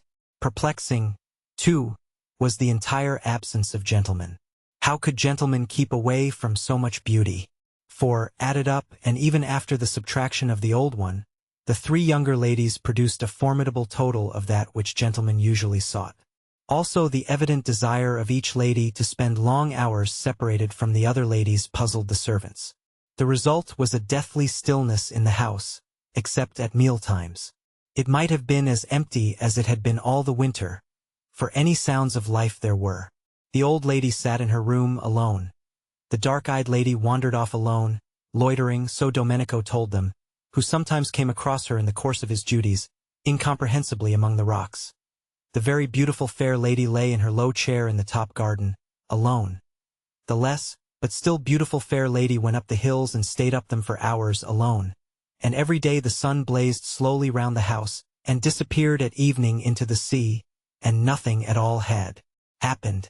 The servants yawned. Yet the four visitors, while their bodies sat, that was Mrs. Fisher's or lay, that was Lady Caroline's or loitered, that was Mrs. Arbuthnot's, or went in solitude up into the hills, that was Mrs. Wilkins's, were anything but torpid really. Their minds were unusually busy. Even at night their minds were busy, and the dreams they had were clear, thin, quick things, entirely different from the heavy dreams of home. There was that in the atmosphere of San Salvatore which produced active-mindedness in all except the natives. They, as before, whatever the beauty around them, whatever the prodigal seasons did, remained immune from thoughts other than those they were accustomed to. All their lives they had seen, year by year, the amazing recurrent spectacle of April in the gardens, and custom had made it invisible to them. They were as blind to it, as unconscious of it, as Domenico's dog asleep in the sun. The visitors could not be blind to it. It was too arresting after London in a particularly wet and gloomy March. Suddenly to be transported to that place where the air was so still that it held its breath, where the light was so golden that the most ordinary things were transfigured, to be transported into that delicate warmth, that caressing fragrance, and to have the old grey castle as the setting, and, in the distance, the serene clear hills of Perugini's backgrounds, was an astonishing contrast. Even Lady Caroline, used all her life to beauty, who had been everywhere and seen everything, felt the surprise of it. It was, that year, a particularly wonderful spring, and of all the months at San Salvatore April, if the weather was fine, was best. May scorched and withered.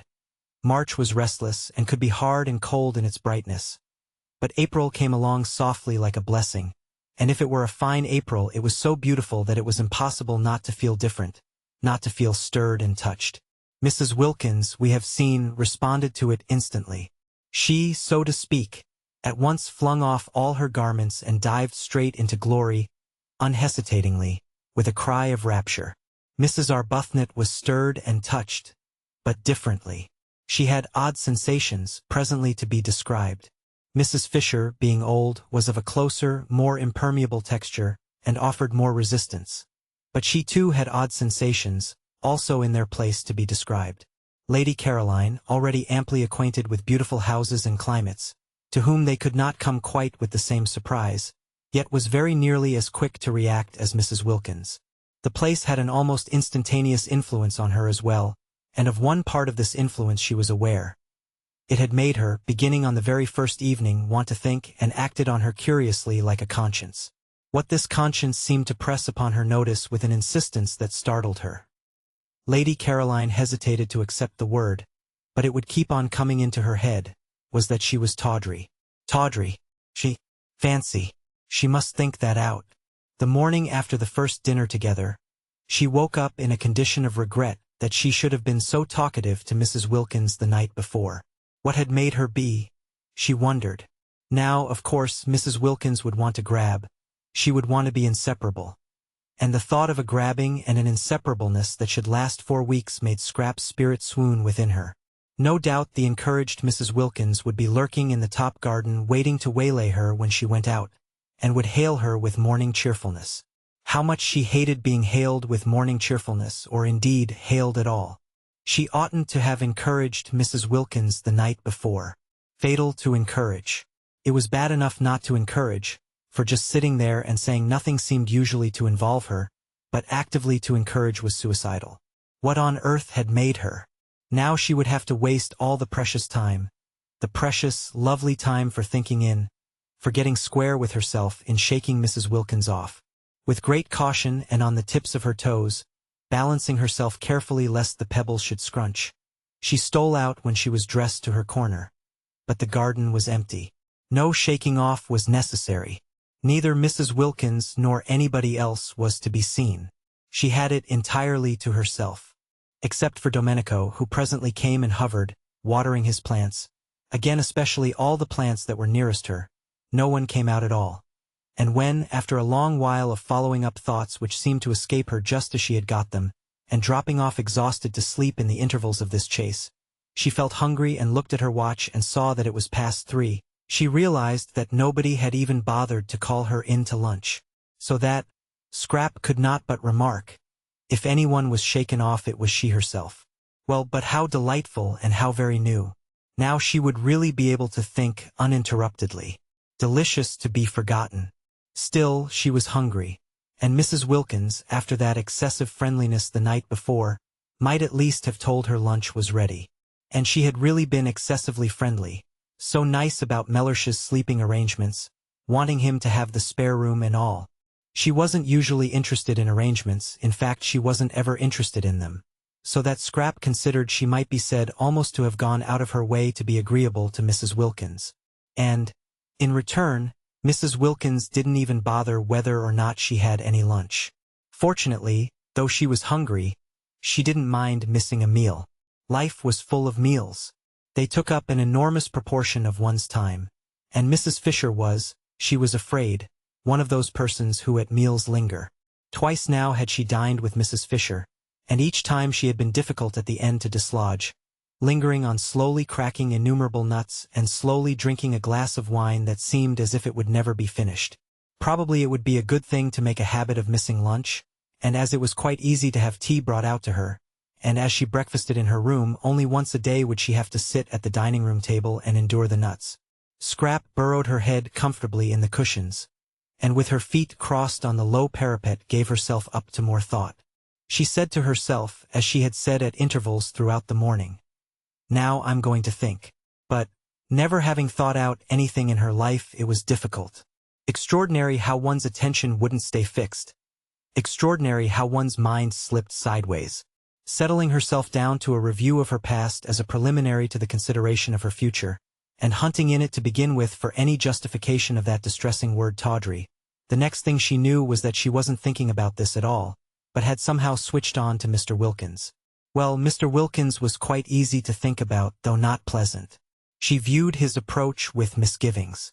For not only was it a profound and unexpected bore to have a man added to the party, and a man, too, of the kind she was sure Mr. Wilkins must be, but she was afraid, and her fear was the result of a drearily unvarying experience, that he might wish to hang about her. This possibility had evidently not yet occurred to Mrs. Wilkins, and it was not one to which she could very well draw her attention. Not, that is, without being too fatuous to live. She tried to hope that Mr. Wilkins would be a wonderful exception to the dreadful rule. If only he were, she would be so much obliged to him that she believed she might really quite like him. But she had misgivings. Suppose he hung about her so that she was driven from her lovely top garden. Suppose the light in Mrs. Wilkins's funny, flickering face was blown out. Scrap felt she would particularly dislike this to happen to Mrs. Wilkins's face, yet she had never in her life met any wives, not any at all, who had been able to understand that she didn't in the least want their husbands. Often she had met wives who didn't want their husbands either, but that made them none the less indignant if they thought somebody else did, and none the less sure when they saw them hanging round Scrap that she was trying to get them. Trying to get them. The bare thought, the bare recollection of these situations, filled her with a boredom so extreme that it instantly sent her to sleep again. When she woke up she went on with Mr. Wilkins. Now if, thought Scrap, Mr. Wilkins were not an exception and behaved in the usual way, would Mrs. Wilkins understand, or would it just simply spoil her holiday? She seemed quick, but would she be quick about just this? She seemed to understand and see inside one, but would she understand and see inside one when it came to Mr. Wilkins? The experienced Scrap was full of doubts.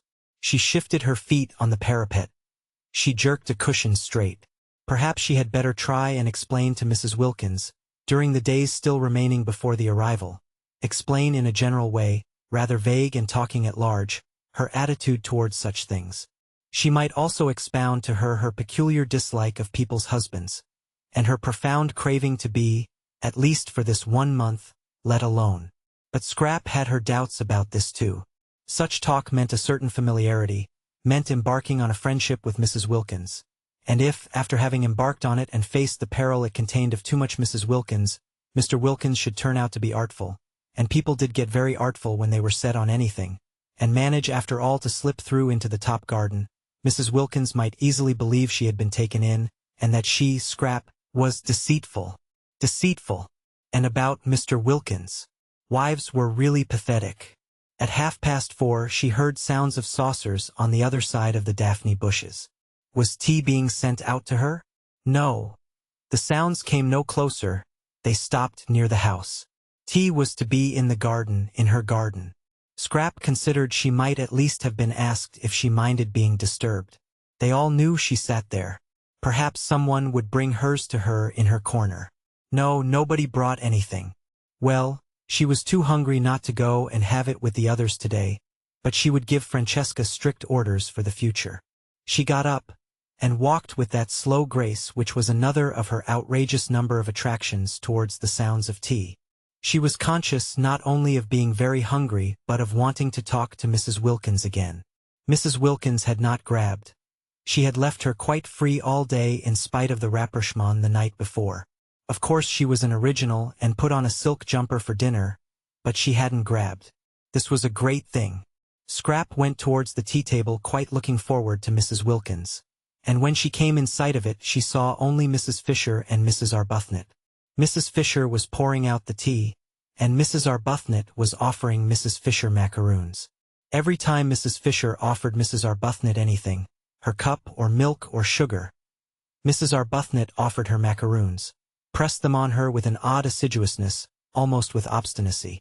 Was it a game? Scrap wondered, sitting down and seizing a macaroon. "Where is Mrs. Wilkins?" asked Scrap. They did not know. At least Mrs. Arbuthnot, on Scrap's inquiry, did not know. Mrs. Fisher's face at the name became elaborately uninterested. It appeared that Mrs. Wilkins had not been seen since breakfast. Mrs. Arbuthnot thought she had probably gone for a picnic. Scrap missed her. She ate the enormous macaroons, the best and biggest she had ever come across, in silence. Tea without Mrs. Wilkins was dull, and Mrs. Arbuthnot had that fatal flavor of motherliness about her, of wanting to pet one, to make one very comfortable, coaxing one to eat. Coaxing her, who was already so frankly, so even excessively eating, that seemed to have dogged Scrap's steps through life. Couldn't people leave one alone? She was perfectly able to eat what she wanted unincited. She tried to quench Mrs. Arbuthnot's zeal by being short with her. Useless. The shortness was not apparent. It remained, as all Scrap's evil feelings remained, covered up by the impenetrable veil of her loveliness. Mrs. Fisher sat monumentally, and took no notice of either of them. She had had a curious day, and was a little worried. She had been quite alone, for none of the three had come to lunch, and none of them had taken the trouble to let her know they were not coming.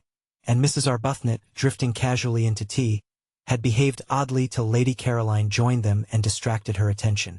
Mrs. Fisher was prepared not to dislike Mrs. Arbuthnot, whose parted hair and mild expression seemed very decent and womanly, but she certainly had habits that were difficult to like. Her habit of instantly echoing any offer made her of food or drink, of throwing the offer back on one, as it were, was not somehow what one expected of her. "Will you have some more tea?" was surely a question to which the answer was simply yes or no. But Mrs. Arbuthnot persisted in the trick she had exhibited the day before at breakfast, of adding to her yes or no the words, "Will you?" She had done it again that morning at breakfast, and here she was doing it at tea, the two meals at which Mrs. Fisher presided and poured out. Why did she do it? Mrs. Fisher failed to understand. But this was not what was worrying her. This was merely by the way. What was worrying her was that she had been quite unable that day to settle to anything, and had done nothing but wander restlessly from her sitting room to her battlements and back again. It had been a wasted day, and how much she disliked waste. She had tried to read, and she had tried to write to Kate Lumley. But no. A few words read, a few lines written, and up she got again and went out on to the battlements and stared at the sea. It did not matter that the letter to Kate Lumley should not be written. There was time enough for that. Let the others suppose her coming was definitely fixed. All the better. So would Mr. Wilkins be kept out of the spare room and put where he belonged. Kate would keep. She could be held in reserve. Kate in reserve was just as potent as Kate in actuality, and there were points about Kate in reserve which might be missing from Kate in actuality. For instance, if Mrs. Fisher were going to be restless, she would rather Kate were not there to see. There was a want of dignity about restlessness, about trotting backwards and forwards. But it did matter that she could not read a sentence of any of her great dead friends' writings. No, not even of Browning's, who had been so much in Italy, nor of Ruskin's, whose Stones of Venice she had brought with her to reread so nearly on the very spot. Nor even a sentence of a really interesting book like the one she had found in her sitting room about the home life of the German emperor, poor man, written in the 90s, when he had not yet begun to be more sinned against than sinning, which was, she was firmly convinced, what was the matter with him now, and full of exciting things about his birth and his right arm and accoutreurs, without having to put it down and go and stare at the sea. Reading was very important. The proper exercise and development of one's mind was a paramount duty. How could one read if one were constantly trotting in and out? Curious, this restlessness. Was she going to be ill? No, she felt well. Indeed, unusually well, and she went in and out quite quickly, trotted, in fact, and without her stick. Very odd that she shouldn't be able to sit still, she thought, frowning across the tops of some purple hyacinths at the Gulf of Spezia glittering beyond a headland. Very odd that she, who walked so slowly, with such dependence on her stick, should suddenly trot. It would be interesting to talk to someone about it, she felt. Not to Kate, to a stranger. Kate would only look at her and suggest a cup of tea. Kate always suggested cups of tea. Besides, Kate had a flat face. That Mrs. Wilkins now, annoying as she was, loose-tongued as she was, impertinent, objectionable, would probably understand, and perhaps know what was making her be like this. But she could say nothing to Mrs. Wilkins. She was the last person to whom one would admit sensations. Dignity alone forbade it. Confide in Mrs. Wilkins? Never. And Mrs. Arbuthnot, while she wistfully mothered the obstructive scrap at tea, felt too that she had had a curious day. Like Mrs. Fisher's, it had been active, but, unlike Mrs. Fisher's, only active in mind. Her body had been quite still. Her mind had not been still at all, it had been excessively active. For years she had taken care to have no time to think.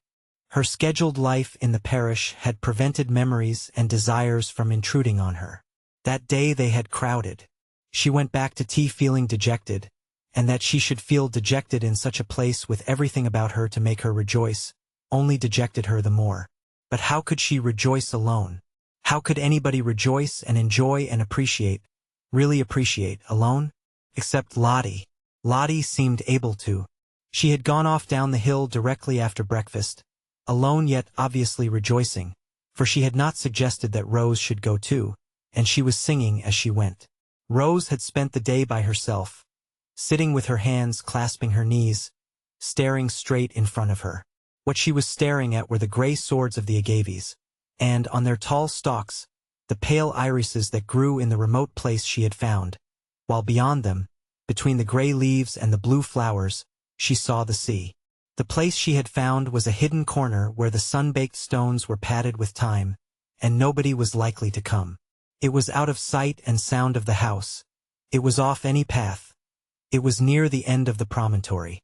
She sat so quiet that presently lizards darted over her feet, and some tiny birds like finches, frightened away at first, came back again and flitted among the bushes round her just as if she hadn't been there. How beautiful it was! And what was the good of it with no one there? No one who loved being with one, who belonged to one, to whom one could say, "Look," and wouldn't one say, "Look, dearest"? Yes, one would say dearest, and the sweet word, just to say it to somebody who loved one, would make one happy. She sat quite still, staring straight in front of her. Strange that in this place she did not want to pray. She who had prayed so constantly at home didn't seem able to do it here at all. The first morning she had merely thrown up a brief thank you to heaven on getting out of bed, and had gone straight to the window to see what everything looked like. Thrown up the thank you as carelessly as a ball, and thought no more about it. That morning, remembering this and ashamed, she had knelt down with determination. But perhaps determination was bad for prayers, for she had been unable to think of a thing to say. And as for her bedtime prayers, on neither of the nights had she said a single one. She had forgotten them. She had been so much absorbed in other thoughts that she had forgotten them.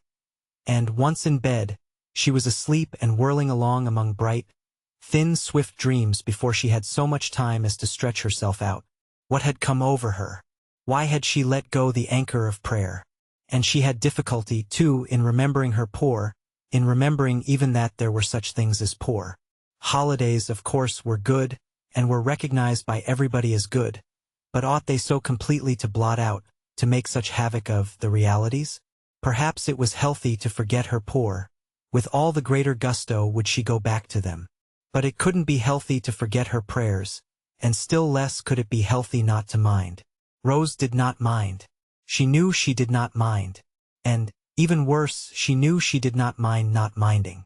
In this place she was indifferent to both the things that had filled her life and made it seem as if it were happy for years. Well, if only she could rejoice in her wonderful new surroundings, have that much at least to set against the indifference, the letting go, but she could not. She had no work. She did not pray. She was left empty. Lottie had spoilt her day that day, as she had spoilt her day the day before. Lottie, with her invitation to her husband, with her suggestion that she too should invite hers. Having flung Frederick into her mind again the day before, Lottie had left her. For the whole afternoon she had left her alone with her thoughts. Since then they had been all of Frederick. Where at Hampstead he came to her only in her dreams. Here he left her dreams free and was with her during the day instead. And again that morning, as she was struggling not to think of him, Lottie had asked her, just before disappearing singing down the path, if she had written yet and invited him, and again he was flung into her mind and she wasn't able to get him out. How could she invite him? It had gone on so long, their estrangement, such years. She would hardly know what words to use, and besides he would not come. Why should he come? He didn't care about being with her. What could they talk about? Between them was the barrier of his work and her religion.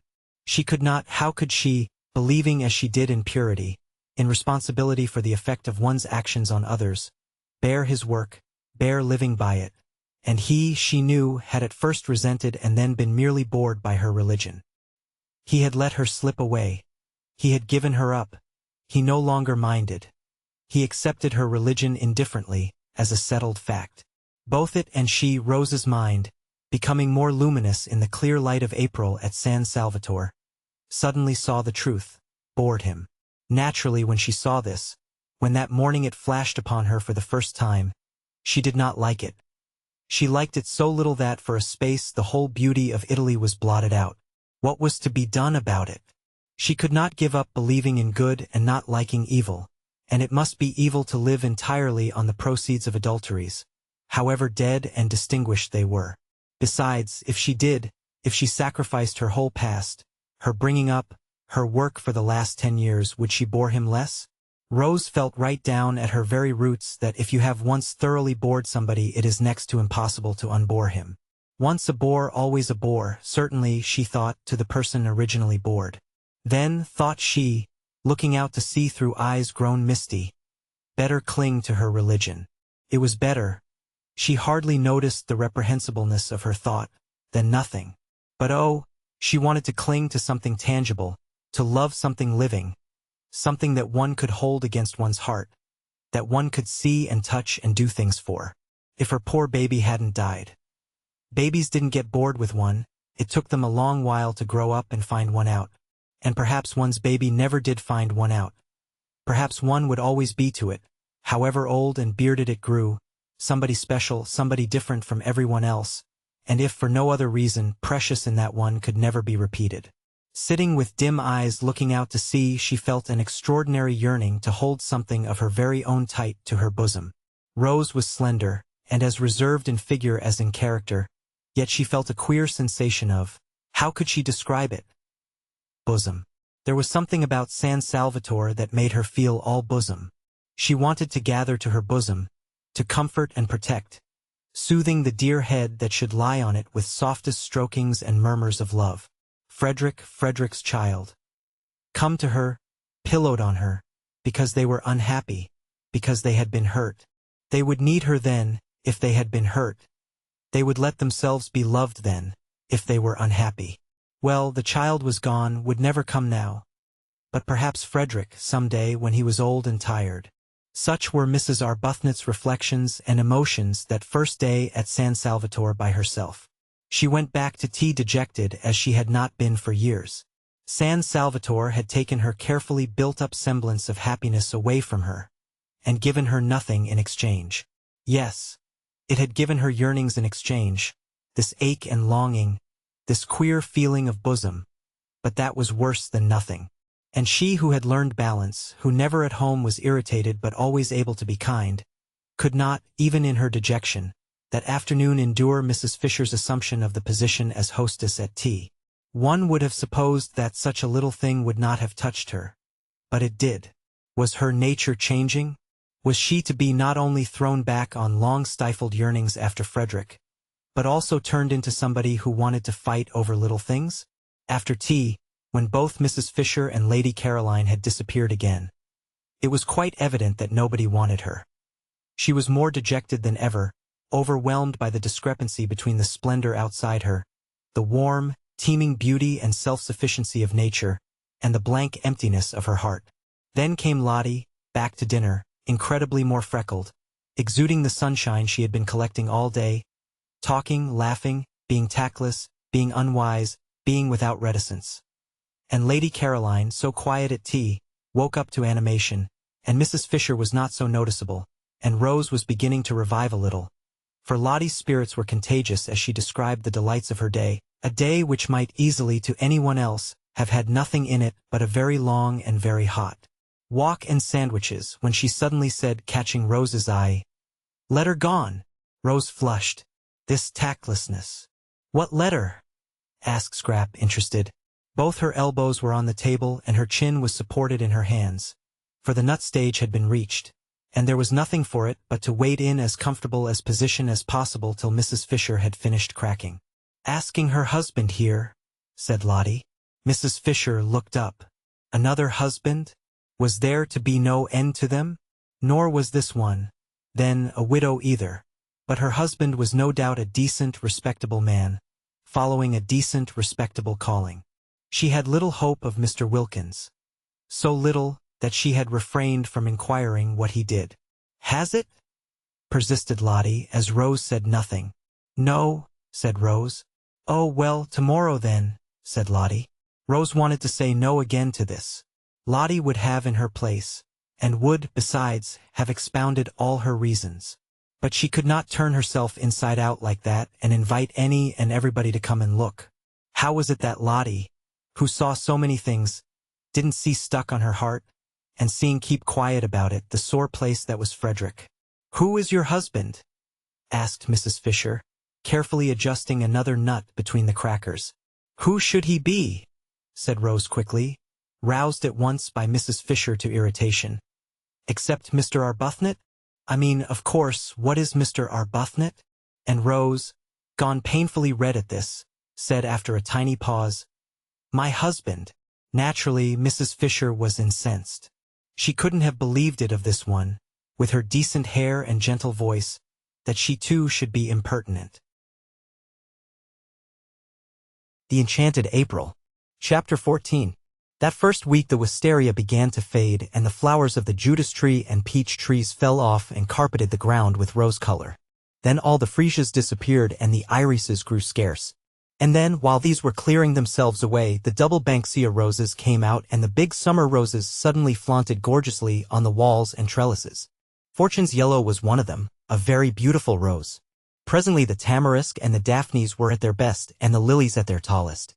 By the end of the week the fig trees were giving shade, the plum blossom was out among the olives, the modest weigelias appeared in their fresh pink clothes, and on the rocks sprawled masses of thick-leaved, star-shaped flowers, some vivid purple and some a clear, pale lemon. By the end of the week, too, Mr. Wilkins arrived, even as his wife had foreseen he would, so he did. And there were signs almost of eagerness about his acceptance of her suggestion, for he had not waited to write a letter in answer to hers, but had telegraphed. That surely was eager. It showed, Scrap thought, a definite wish for reunion, and watching his wife's happy face and aware of her desire that Mellersh should enjoy his holiday, she told herself that he would be a very unusual fool should he waste his time bothering about anybody else. If he isn't nice to her, Scrap thought, he shall be taken to the battlements and tipped over. For, by the end of the week, she and Mrs. Wilkins had become Caroline and Lottie to each other and were friends. Mrs. Wilkins had always been friends, but Scrap had struggled not to be. She had tried hard to be cautious, but how difficult was caution with Mrs. Wilkins? Free herself from every vestige of it, she was so entirely unreserved, so completely expansive that soon Scrap, almost before she knew what she was doing, was being unreserved too. And nobody could be more unreserved than Scrap once she let herself go. The only difficulty about Lottie was that she was nearly always somewhere else. You couldn't catch her, you couldn't pin her down to come and talk. Scrap's fears that she would grab seemed grotesque in retrospect. Why, there was no grab in her. At dinner and after dinner were the only times one really saw her. All day long she was invisible and would come back in the late afternoon looking a perfect sight, her hair full of bits of moss and her freckles worse than ever.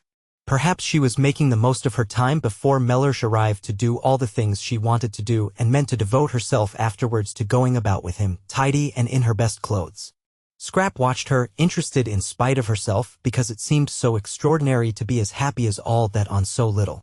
San Salvatore was beautiful and the weather was divine, but scenery and weather had never been enough for Scrap, and how could they be enough for somebody who would have to leave them quite soon and go back to life in Hampstead? Also, there was the imminence of Mellersh, of that Mellersh from whom Lottie had so lately run. It was all very well to feel one ought to share, and to make a beau jest and do it, but the beau's jest Scrap had known hadn't made anybody happy. Nobody really liked being the object of one, and it always meant an effort on the part of the maker.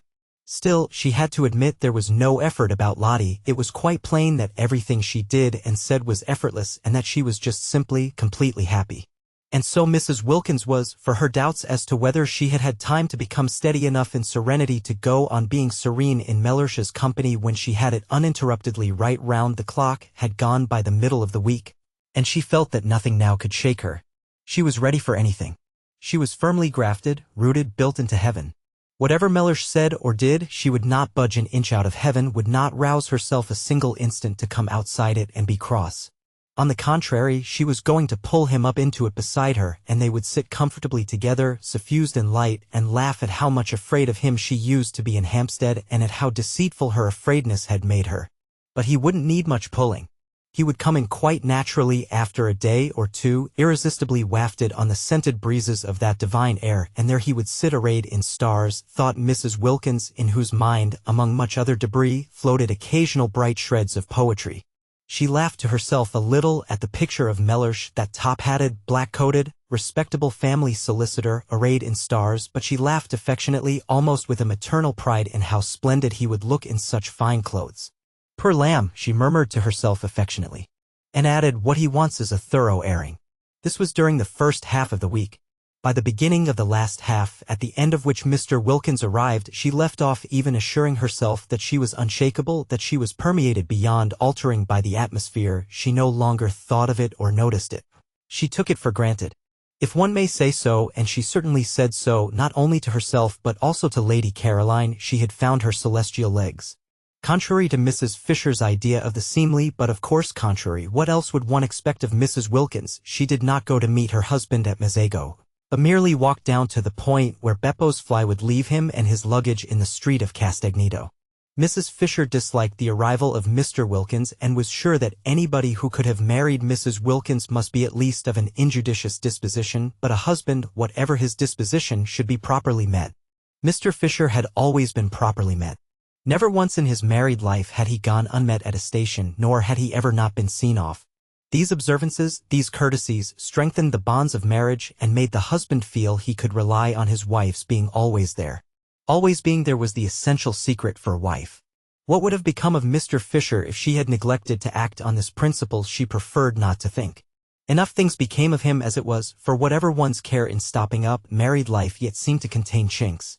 But Mrs. Wilkins took no pains. She just walked down the hill singing. Mrs. Fisher could hear her, and picked up her husband in the street as casually as if he were a pin. The three others, still in bed, for it was not nearly time to get up, heard her as she passed beneath their windows down the zigzag path to meet Mr. Wilkins, who was coming by the morning train, and Scrap smiled, and Rose sighed, and Mrs. Fisher rang her bell and desired Francesca to bring her breakfast in her room. All three had breakfast that day in their rooms, moved by a common instinct to take cover. Scrap always breakfasted in bed, but she had the same instinct for cover, and during breakfast she made plans for spending the whole day where she was. Perhaps, though, it wouldn't be as necessary that day as the next. That day, Scrap calculated, Mellersh would be provided for. He would want to have a bath, and having a bath at San Salvatore was an elaborate business, a real adventure if one had a hot one in the bathroom, and it took a lot of time. It involved the attendance of the entire staff, Domenico and the boy Giuseppe coaxing the patent stove to burn, restraining it when it burnt too fiercely, using the bellows to it when it threatened to go out, relighting it when it did go out. Francesca anxiously hovering over the tap, regulating its trickle, because if it were turned on too full the water instantly ran cold, and if not full enough the stove blew up inside and mysteriously flooded the house. And Costanza and Angela running up and down, bringing pails of hot water from the kitchen to eke out what the tap did. This bath had been put in lately and was at once the pride and the terror of the servants. It was very patent. Nobody quite understood it. There were long printed instructions as to its right treatment hanging on the wall, in which the word pericoloso recurred. When Mrs. Fisher, proceeding on her arrival to the bathroom, saw this word, she went back to her room again and ordered a sponge bath instead, and when the others found what using the bathroom meant, and how reluctant the servants were to leave them alone with the stove, and how Francesca positively refused to and stayed with her back turned watching the tap, and how the remaining servants waited anxiously outside the door till the bather came safely out again, they too had sponge baths brought into their rooms instead. Mr. Wilkins, however, was a man and would be sure to want a big bath. Having it, Scrap calculated, would keep him busy for a long while. Then he would unpack, and then, after his night in the train, he would probably sleep till the evening. So would he be provided for the whole of that day and not be let loose on them till dinner? Therefore Scrap came to the conclusion she would be quite safe in the garden that day, and got up as usual after breakfast and dawdled as usual through her dressing, listening with a slightly cocked ear to the sounds of Mr. Wilkins's arrival, of his luggage being carried into Lottie's room on the other side of the landing, of his educated voice as he inquired of Lottie, first, "Do I give this fellow anything?" and immediately afterwards, "Can I have a hot bath?" Of Lottie's voice cheerfully assuring him that he needn't give the fellow anything because he was the gardener, and that yes, he could have a hot bath, and soon after this the landing was filled with the familiar noises of wood being brought, of water being brought, of feet running, of tongues vociferating, in fact, with the preparation of the bath. Scrap finished dressing and then loitered at her window waiting till she should hear Mr. Wilkins go into the bathroom. When he was safely there she would slip out and settle herself in her garden and resume her inquiries into the probable meaning of her life. She was getting on with her inquiries. She dozed much less frequently and was beginning to be inclined to agree that tawdry was the word to apply to her past. Also she was afraid that her future looked black. There she could hear Mr. Wilkins's educated voice again. Lottie's door had opened and he was coming out of it asking his way to the bathroom. "It's where you see the crowd," Lottie's voice answered, still a cheerful voice Scrap was glad to notice. His steps went along the landing and Lottie's steps seemed to go downstairs, and then there seemed to be a brief altercation at the bathroom door, hardly so much an altercation as a chorus of vociferations on one side and a wordless determination, Scrap judged, to have a bath by oneself on the other. Mr. Wilkins knew no Italian, and the expression pericoloso left him precisely as it found him, or would have if he had seen it, but naturally he took no notice of the printed matter on the wall. He firmly closed the door on the servants, resisting Domenico, who tried to the last to press through, and locked himself in as a man should for his bath, judicially considering, as he made his simple preparations for getting in, the singular standard of behavior of these foreigners who, both male and female, apparently wished to stay with him while he bathed. In Finland, he had heard, the female natives not only were present on such occasions but actually washed the bath-taking traveler. He had not heard, however, that this was true too of Italy, which somehow seemed much nearer civilization, perhaps because one went there and did not go to Finland. Impartially examining this reflection and carefully balancing the claims to civilization of Italy and Finland, Mr. Wilkins got into the bath and turned off the tap. Naturally he turned off the tap. It was what one did. But on the instructions, printed in red letters, was a paragraph saying that the tap should not be turned off as long as there was still fire in the stove. It should be left on, not much on, but on, until the fire was quite out, otherwise, and here again was the word pericoloso, the stove would blow up. Mr. Wilkins got into the bath, turned off the tap, and the stove blew up exactly as the printed instructions said it would. It blew up, fortunately, only in its inside, but it blew up with a terrific noise, and Mr. Wilkins leapt out of the bath and rushed to the door, and only the instinct born of years of training made him snatch up a towel as he rushed. Scrap, halfway across the landing on her way out of doors, heard the explosion. Good heavens, she thought, remembering the instructions, there goes Mr. Wilkins. And she ran toward the head of the stairs to call the servants, and as she ran, out ran Mr. Wilkins clutching his towel, and they ran into each other. That damned bath, cried Mr. Wilkins, perhaps for the only time in his life forgetting himself, but he was upset. Here was an introduction. Mr. Wilkins, imperfectly concealed in his towel, his shoulders exposed at one end and his legs at the other, and Lady Caroline Dester, to meet whom he had swallowed all his anger with his wife and come out to Italy. For Lottie in her letter had told him who was at San Salvatore besides herself and Mrs. Arbuthnot, and Mr. Wilkins at once had perceived that this was an opportunity which might never recur. Lottie had merely said, there are 2 other women here, Mrs. Fisher and Lady Caroline Dester, but that was enough. He knew all about the Droitwiches, their wealth, their connections, their place in history, and the power they had, should they choose to exert it, of making yet another solicitor happy by adding him to those they already employed. Some people employed one solicitor for one branch of their affairs and another for another. The affairs of the Droitwiches must have many branches.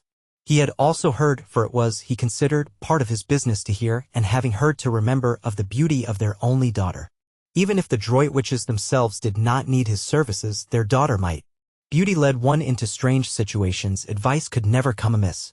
And should none of them, neither parents nor daughter nor any of their brilliant sons, need him in his professional capacity, it yet was obviously a most valuable acquaintance to make.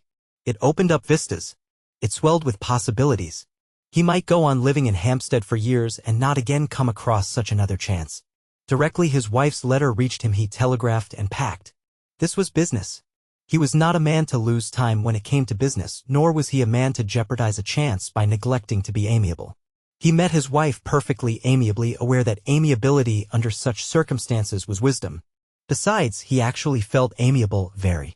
For once, Lottie was really helping him. He kissed her affectionately on getting out of Beppo's fly and was afraid she must have got up extremely early. He made no complaints of the steepness of the walk up. He told her pleasantly of his journey, and when called upon, obediently admired the views. It was all neatly mapped out in his mind, what he was going to do that first day: have a shave, have a bath, put on clean clothes, sleep a while, and then would come lunch and the introduction to Lady Caroline. In the train he had selected the words of his greeting, going over them with care, some slight expression of his gratification in meeting one of whom he, in common with the whole world, had heard, but of course put delicately, very delicately. Some slight reference to her distinguished parents and the part her family had played in the history of England, made, of course, with proper tact, a sentence or 2 about her eldest brother Lord Winchcombe, who had won his V.C. in the late war under circumstances which could only cause, he might or might not add this, every Englishman's heart to beat higher than ever with pride, and the first steps towards what might well be the turning point in his career would have been taken. And here he was. No, it was too terrible. What could be more terrible? Only a towel on, water running off his legs, and that exclamation. He knew at once the lady was Lady Caroline. The minute the exclamation was out he knew it. Rarely did Mr. Wilkins use that word, and never, never in the presence of a lady or a client. While as for the towel, why had he come? Why had he not stayed in Hampstead? It would be impossible to live this down. But Mr. Wilkins was reckoning without Scrap. She, indeed, screwed up her face at the first flash of him on her astonished sight in an enormous effort not to laugh, and having choked the laughter down and got her face serious again, she said as composedly as if he had had all his clothes on, "How do you do?" What perfect tact! Mr. Wilkins could have worshipped her. This exquisite ignoring. Blue blood, of course, coming out. Overwhelmed with gratitude, he took her offered hand and said, "How do you do?" in his turn, and merely to repeat the ordinary words seemed magically to restore the situation to the normal.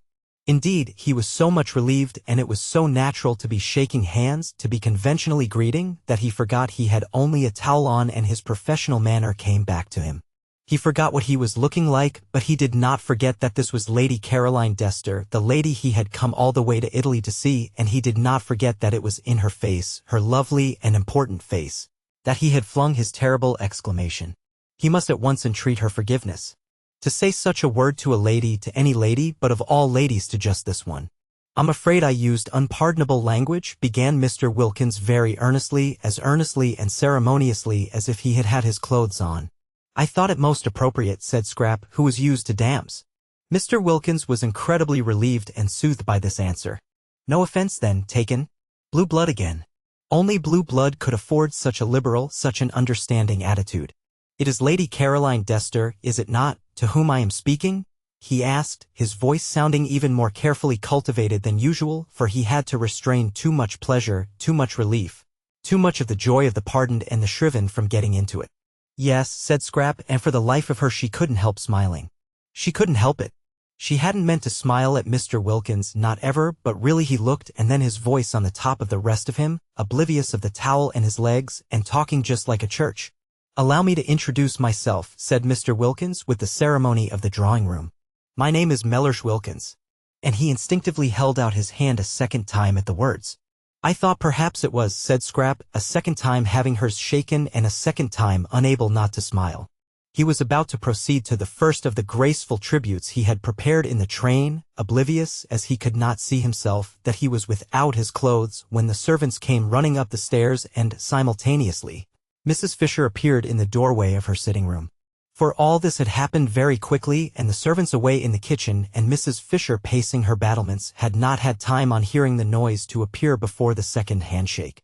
The servants, when they heard the dreaded noise, knew at once what had happened and rushed straight into the bathroom to try and staunch the flood, taking no notice of the figure on the landing in the towel, but Mrs. Fisher did not know what the noise could be. And coming out of her room to inquire stood rooted on the doorsill. It was enough to root anybody. Lady Caroline shaking hands with what evidently, if he had had clothes on, would have been Mrs. Wilkins's husband, and both of them conversing just as if. Then Scrap became aware of Mrs. Fisher. She turned to her at once. Do let me, she said gracefully, introduce Mr. Mellersh Wilkins. He has just come. This, she added, turning to Mr. Wilkins, is Mrs. Fisher. And Mr. Wilkins, nothing if not courteous, reacted at once to the conventional formula. First he bowed to the elderly lady in the doorway, then he crossed over to her, his wet feet leaving footprints as he went, and having got to her he politely held out his hand. It is a pleasure, said Mr. Wilkins in his carefully modulated voice, to meet a friend of my wife's. Scrap melted away down into the garden. The Enchanted April. Chapter 15. The strange effect of this incident was that when they met that evening at dinner both Mrs. Fisher and Lady Caroline had a singular feeling of secret understanding with Mr. Wilkins.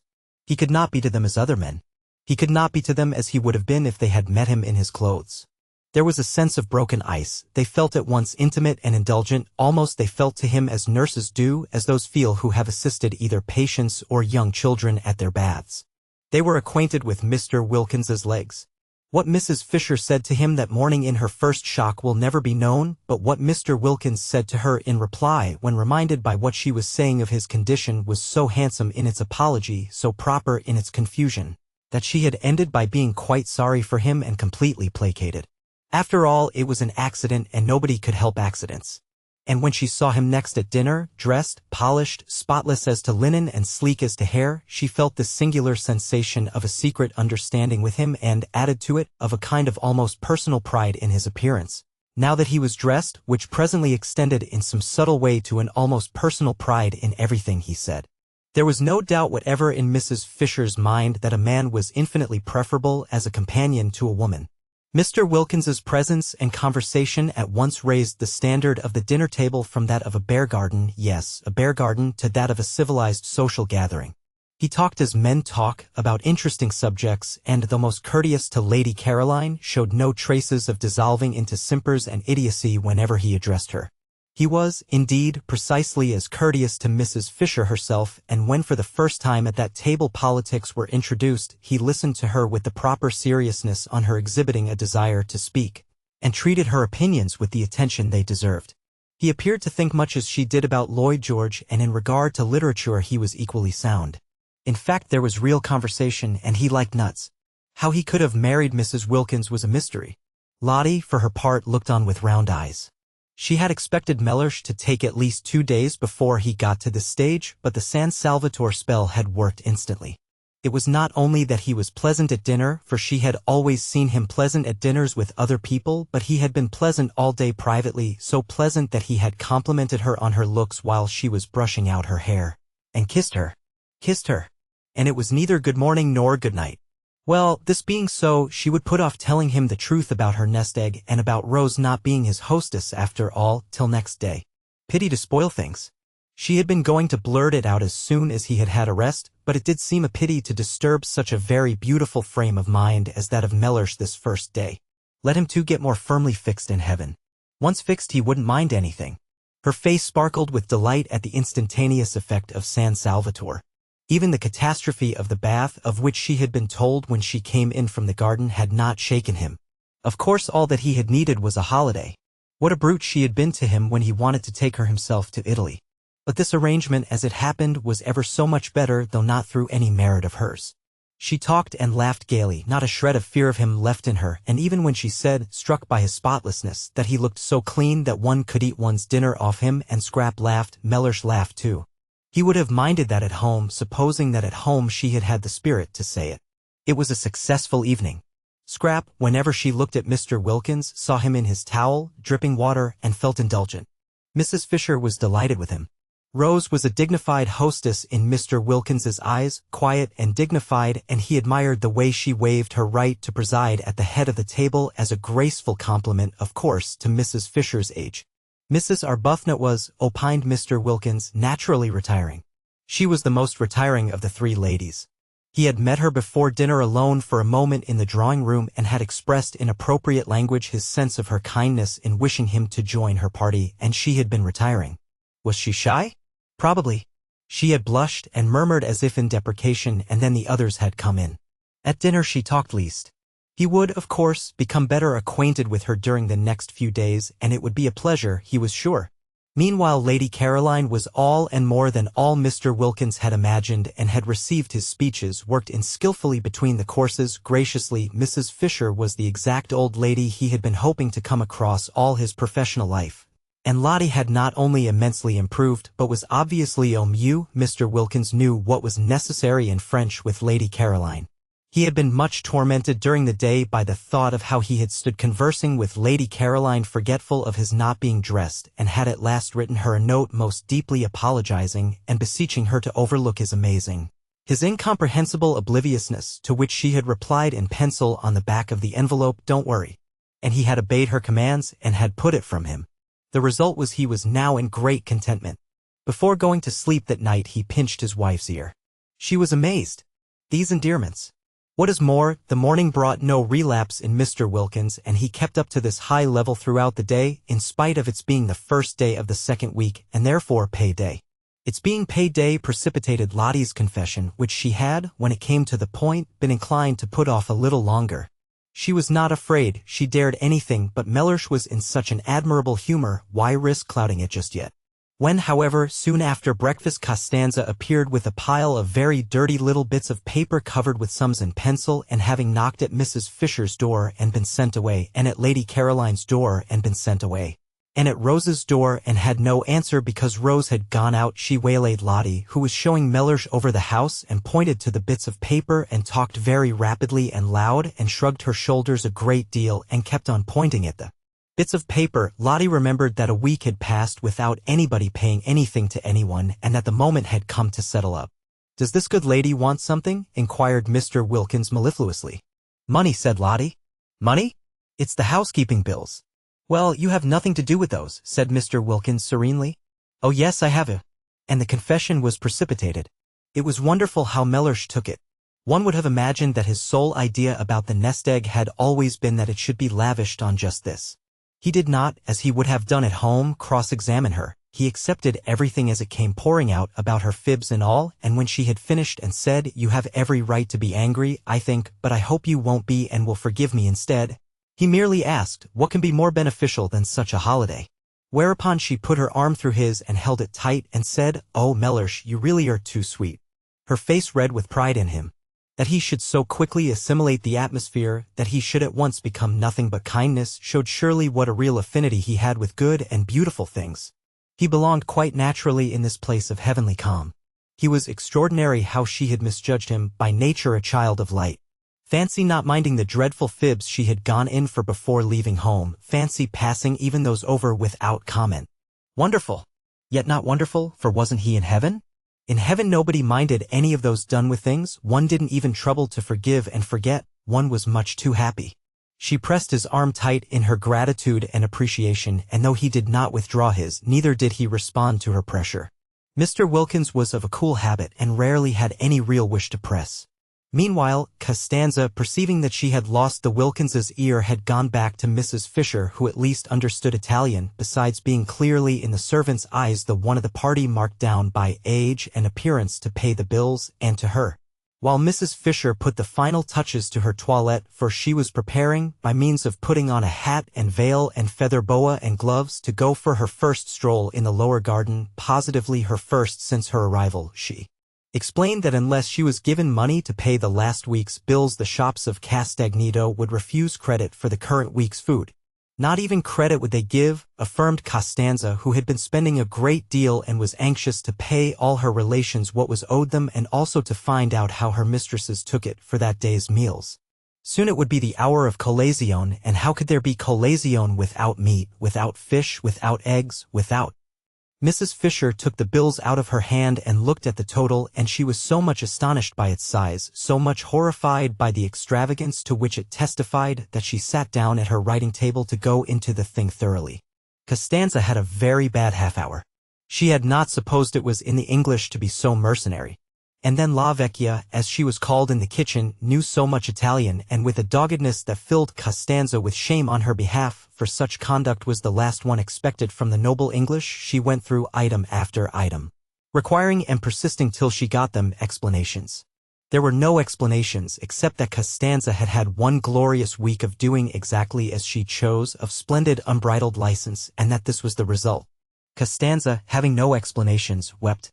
It was miserable to think she would have to cook from now on under watchfulness, under suspicion, and what would her relations say when they found the orders they received were whittled down? They would say she had no influence, they would despise her. Costanza wept, but Mrs. Fisher was unmoved. In slow and splendid Italian, with the roll of the cantos of the Inferno, she informed her that she would pay no bills till the following week, and that meanwhile the food was to be precisely as good as ever, and at a quarter the cost. Costanza threw up her hands. Next week, proceeded Mrs. Fisher unmoved, if she found this had been so she would pay the whole. Otherwise she paused, for what she would do otherwise she did not know herself. But she paused and looked impenetrable, majestic and menacing, and Costanza was cowed. Then Mrs. Fisher, having dismissed her with a gesture, went in search of Lady Caroline to complain. She had been under the impression that Lady Caroline ordered the meals and therefore was responsible for the prices, but now it appeared that the cook had been left to do exactly as she pleased ever since they got there, which of course was simply disgraceful. Scrap was not in her bedroom, but the room, on Mrs. Fisher's opening the door, for she suspected her of being in it and only pretending not to hear the knock, was still flower-like from her presence. Scent, sniffed Mrs. Fisher, shutting it again, and she wished Carlyle could have had 5 minutes straight talk with this young woman. And yet, perhaps even he. She went downstairs to go into the garden in search of her, and in the hall encountered Mr. Wilkins. He had his hat on and was lighting a cigar. Indulgent as Mrs. Fisher felt towards Mr. Wilkins, and peculiarly and even mystically related after the previous morning's encounter, she yet could not like a cigar in the house. Out of doors she endured it, but it was not necessary when out of doors was such a big place to indulge the habit indoors. Even Mr. Fisher, who had been, she should say, a man originally tenacious of habits, had quite soon after marriage got out of this one. However, Mr. Wilkins, snatching off his hat on seeing her, instantly threw the cigar away. He threw it into the water a great jar of arum lilies presumably contained, and Mrs. Fisher, aware of the value men attached to their newly lit cigars, could not but be impressed by this immediate and magnificent amende honorable. But the cigar did not reach the water. It got caught in the lilies and smoked on by itself among them, a strange and depraved-looking object. "Where are you going to, my pet?" began Mr. Wilkins, advancing towards Mrs. Fisher, but he broke off just in time. Was it morning spirits impelling him to address Mrs. Fisher in the terms of a nursery rhyme? He wasn't even aware that he knew the thing. Most strange. What could have put it at such a moment into his self-possessed head? He felt great respect for Mrs. Fisher and would not for the world have insulted her by addressing her as a maid, pretty or otherwise. He wished to stand well with her. She was a woman of parts and also, he suspected, of property. At breakfast they had been most pleasant together and he had been struck by her apparent intimacy with well-known persons. Victorians, of course, but it was restful to talk about them after the strain of his brother-in-law's Georgian parties on Hampstead Heath. He and she were getting on famously, he felt. She already showed all the symptoms of presently wishing to become a client. Not for the world would he offend her. He turned a little cold at the narrowness of his escape. She had not, however, noticed. "You are going out," he said very politely, all readiness should she confirm his assumption to accompany her. "I want to find Lady Caroline," said Mrs. Fisher, going towards the glass door leading into the top garden. "An agreeable quest," remarked Mr. Wilkins. "May I assist in the search?" "Allow me," he added, opening the door for her. "She usually sits over in that corner behind the bushes," said Mrs. Fisher. "And I don't know about it being an agreeable quest. She has been letting the bills run up in the most terrible fashion and needs a good scolding." "Lady Caroline," said Mr. Wilkins, unable to follow such an attitude. "What has Lady Caroline, if I may inquire, to do with the bills here?" "The housekeeping was left to her, and as we all share alike it ought to have been a matter of honor with her, eh?" "But Lady Caroline housekeeping for the party here? A party which includes my wife? My dear lady, you render me speechless. Do you not know she is the daughter of the Droitwiches?" "Oh, is that who she is?" said Mrs. Fisher, scrunching heavily over the pebbles towards the hidden corner. "Well, that accounts for it. The muddle that man Droitwich made in his department in the war was a national scandal. It amounted to misappropriation of the public funds. But it is impossible, I assure you, to expect the daughter of the Droitwiches," began Mr. Wilkins earnestly. "The Droitwiches," interrupted Mrs. Fisher, "are neither here nor there. Duties undertaken should be performed. I don't intend my money to be squandered for the sake of any Droitwiches. A headstrong old lady. Perhaps not so easy to deal with as he had hoped. But how wealthy? Only the consciousness of great wealth would make her snap her fingers in this manner at the Droitwiches." Lottie, on being questioned, had been vague about her circumstances and had described her house as a mausoleum with goldfish swimming about in it, but now he was sure she was more than very well off. Still, he wished he had not joined her at this moment, for he had no sort of desire to be present at such a spectacle as the scolding of Lady Caroline Dester. Again, however, he was reckoning without Scrap. Whatever she felt when she looked up and beheld Mr. Wilkins discovering her corner on the very first morning, nothing but angelicness appeared on her face. She took her feet off the parapet on Mrs. Fisher's sitting down on it and listening gravely to her opening remarks as to her not having any money to fling about in reckless and uncontrolled household expenditure, interrupted her flow by pulling one of the cushions from behind her head and offering it to her. "Sit on this," said Scrap, holding it out. "You'll be more comfortable." Mr. Wilkins leapt to relieve her of it. "Oh, thanks," said Mrs. Fisher, interrupted. It was difficult to get into the swing again.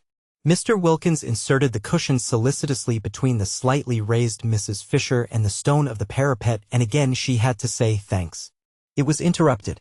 Besides, Lady Caroline said nothing in her defense. She only looked at her and listened with the face of an attentive angel. It seemed to Mr. Wilkins that it must be difficult to scold a Dester who looked like that and so exquisitely said nothing. Mrs. Fisher, he was glad to see, gradually found it difficult herself, for her severity slackened, and she ended by saying lamely, "You ought to have told me you were not doing it." "I didn't know you thought I was," said the lovely voice. "I would now like to know," said Mrs. Fisher, "what you propose to do for the rest of the time here." "Nothing," said Scrap, smiling. "Nothing? Do you mean to say it?" "If I may be allowed, ladies," interposed Mr. Wilkins in his suavest professional manner, to make a suggestion. They both looked at him, and remembering him as they first saw him felt indulgent. "I would advise you not to spoil a delightful holiday with worries over housekeeping." "Exactly," said Mrs. Fisher. "It is what I intend to avoid." "Most sensible," said Mr. Wilkins. "Why not, then," he continued, "allow the cook, an excellent cook, by the way, so much a head per diem," Mr. Wilkins knew what was necessary in Latin, "and tell her that for this sum she must cater for you, and not only cater but cater as well as ever. One could easily reckon it out.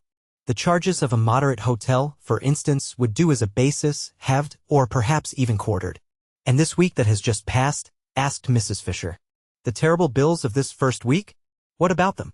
"They shall be my present to San Salvatore," said Scrap, who didn't like the idea of Lottie's nest egg being reduced so much beyond what she was prepared for. There was a silence. The ground was cut from under Mrs. Fisher's feet. "Of course, if you choose to throw your money about," she said at last, disapproving but immensely relieved, while Mr. Wilkins was wrapped in the contemplation of the precious qualities of blue blood. This readiness, for instance, not to trouble about money, this free-handedness, it was not only what one admired in others perhaps more than anything else, but it was extraordinarily useful to the professional classes. When met with, it should be encouraged by warmth of reception. Mrs. Fisher was not warm. She accepted, from which he deduced that with her wealth went closeness, but she accepted grudgingly. Presents were presents, and one did not look them in this manner in the mouth, he felt, and if Lady Caroline found her pleasure in presenting his wife and Mrs. Fisher with their entire food for a week, it was their part to accept gracefully. One should not discourage gifts. On behalf of his wife, then, Mr. Wilkins expressed what she would wish to express, and remarking to Lady Caroline, with a touch of lightness, for so should gifts be accepted in order to avoid embarrassing the donor, that she had in that case been his wife's hostess since her arrival, he turned almost gaily to Mrs. Fisher and pointed out that she and his wife must now jointly write Lady Caroline the customary letter of thanks for hospitality. "A Collins," said Mr. Wilkins, who knew what was necessary in literature. "I prefer the name Collins for such a letter to either that of board and lodging or bread and butter. Let us call it a Collins." Scrap smiled and held out her cigarette case. Mrs. Fisher could not help being mollified. A way out of waste was going to be found, thanks to Mr. Wilkins, and she hated waste quite as much as having to pay for it. Also a way was found out of housekeeping. For a moment she had thought that if everybody tried to force her into housekeeping on her brief holiday by their own indifference, Lady Caroline, or inability to speak Italian, the other two, she would have to send for Kate Lumley after all. Kate could do it. Kate and she had learned Italian together. Kate would only be allowed to come on condition that she did do it. But this was much better, this way of Mr. Wilkins's. Really a most superior man. There was nothing like an intelligent, not too young man for profitable and pleasurable companionship. And when she got up, the business for which she had come being settled, and said she now intended to take a little stroll before lunch, Mr. Wilkins did not stay with Lady Caroline, as most of the men she had known would, she was afraid, have wanted to. He asked to be permitted to go and stroll with her, so that he evidently definitely preferred conversation to faces. A sensible, companionable man. A clever, well-read man. A man of the world. A man. She was very glad indeed she had not written to Kate the other day. What did she want with Kate? She had found a better companion. But Mr. Wilkins did not go with Mrs. Fisher because of her conversation, but because, when she got up and he got up because she got up, intending merely to bow her out of the recess, Lady Caroline had put her feet up on the parapet again, and arranging her head sideways in the cushions had shut her eyes. The daughter of the Droitwiches desired to go to sleep. It was not for him, by remaining, to prevent her.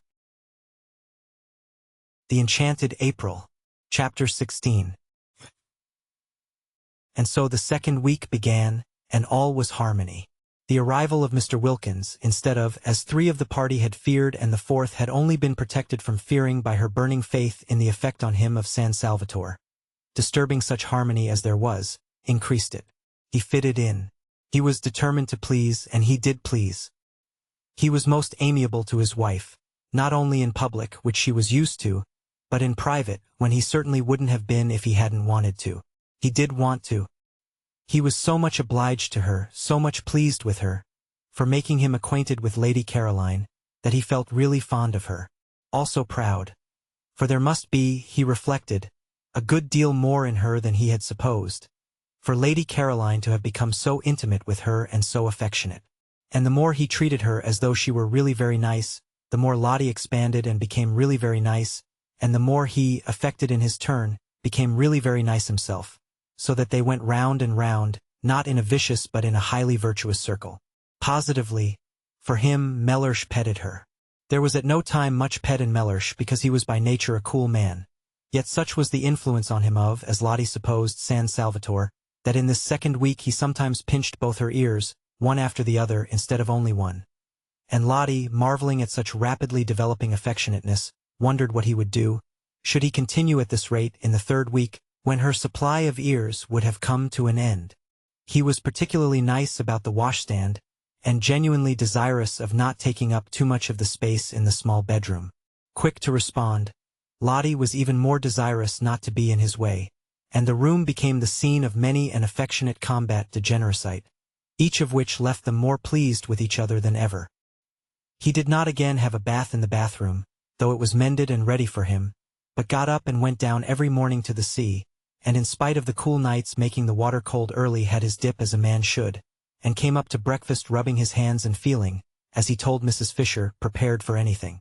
Lottie's belief in the irresistible influence of the heavenly atmosphere of San Salvatore being thus obviously justified, and Mr. Wilkins, whom Rose knew as alarming and Scrap had pictured as icily unkind, being so evidently a changed man, both Rose and Scrap began to think there might after all be something in what Lottie insisted on, and that San Salvatore did work purgingly on the character. They were the more inclined to think so in that they too felt a working going on inside themselves. They felt more cleared, both of them, that second week. Scrap in her thoughts, many of which were now quite nice thoughts, real amiable ones about her parents and relations, with a glimmer in them of recognition of the extraordinary benefits she had received at the hands of what? Fate? Providence? Anyhow of something, and of how, having received them, she had misused them by failing to be happy. And Rose in her bosom, which though it still yearned to some purpose, for she was reaching the conclusion that merely inactively to yearn was no use at all, and that she must either by some means stop her yearning or give it at least a chance, remote but still a chance, of being quieted by writing to Frederick and asking him to come out. If Mr. Wilkins could be changed, thought Rose, why not Frederick?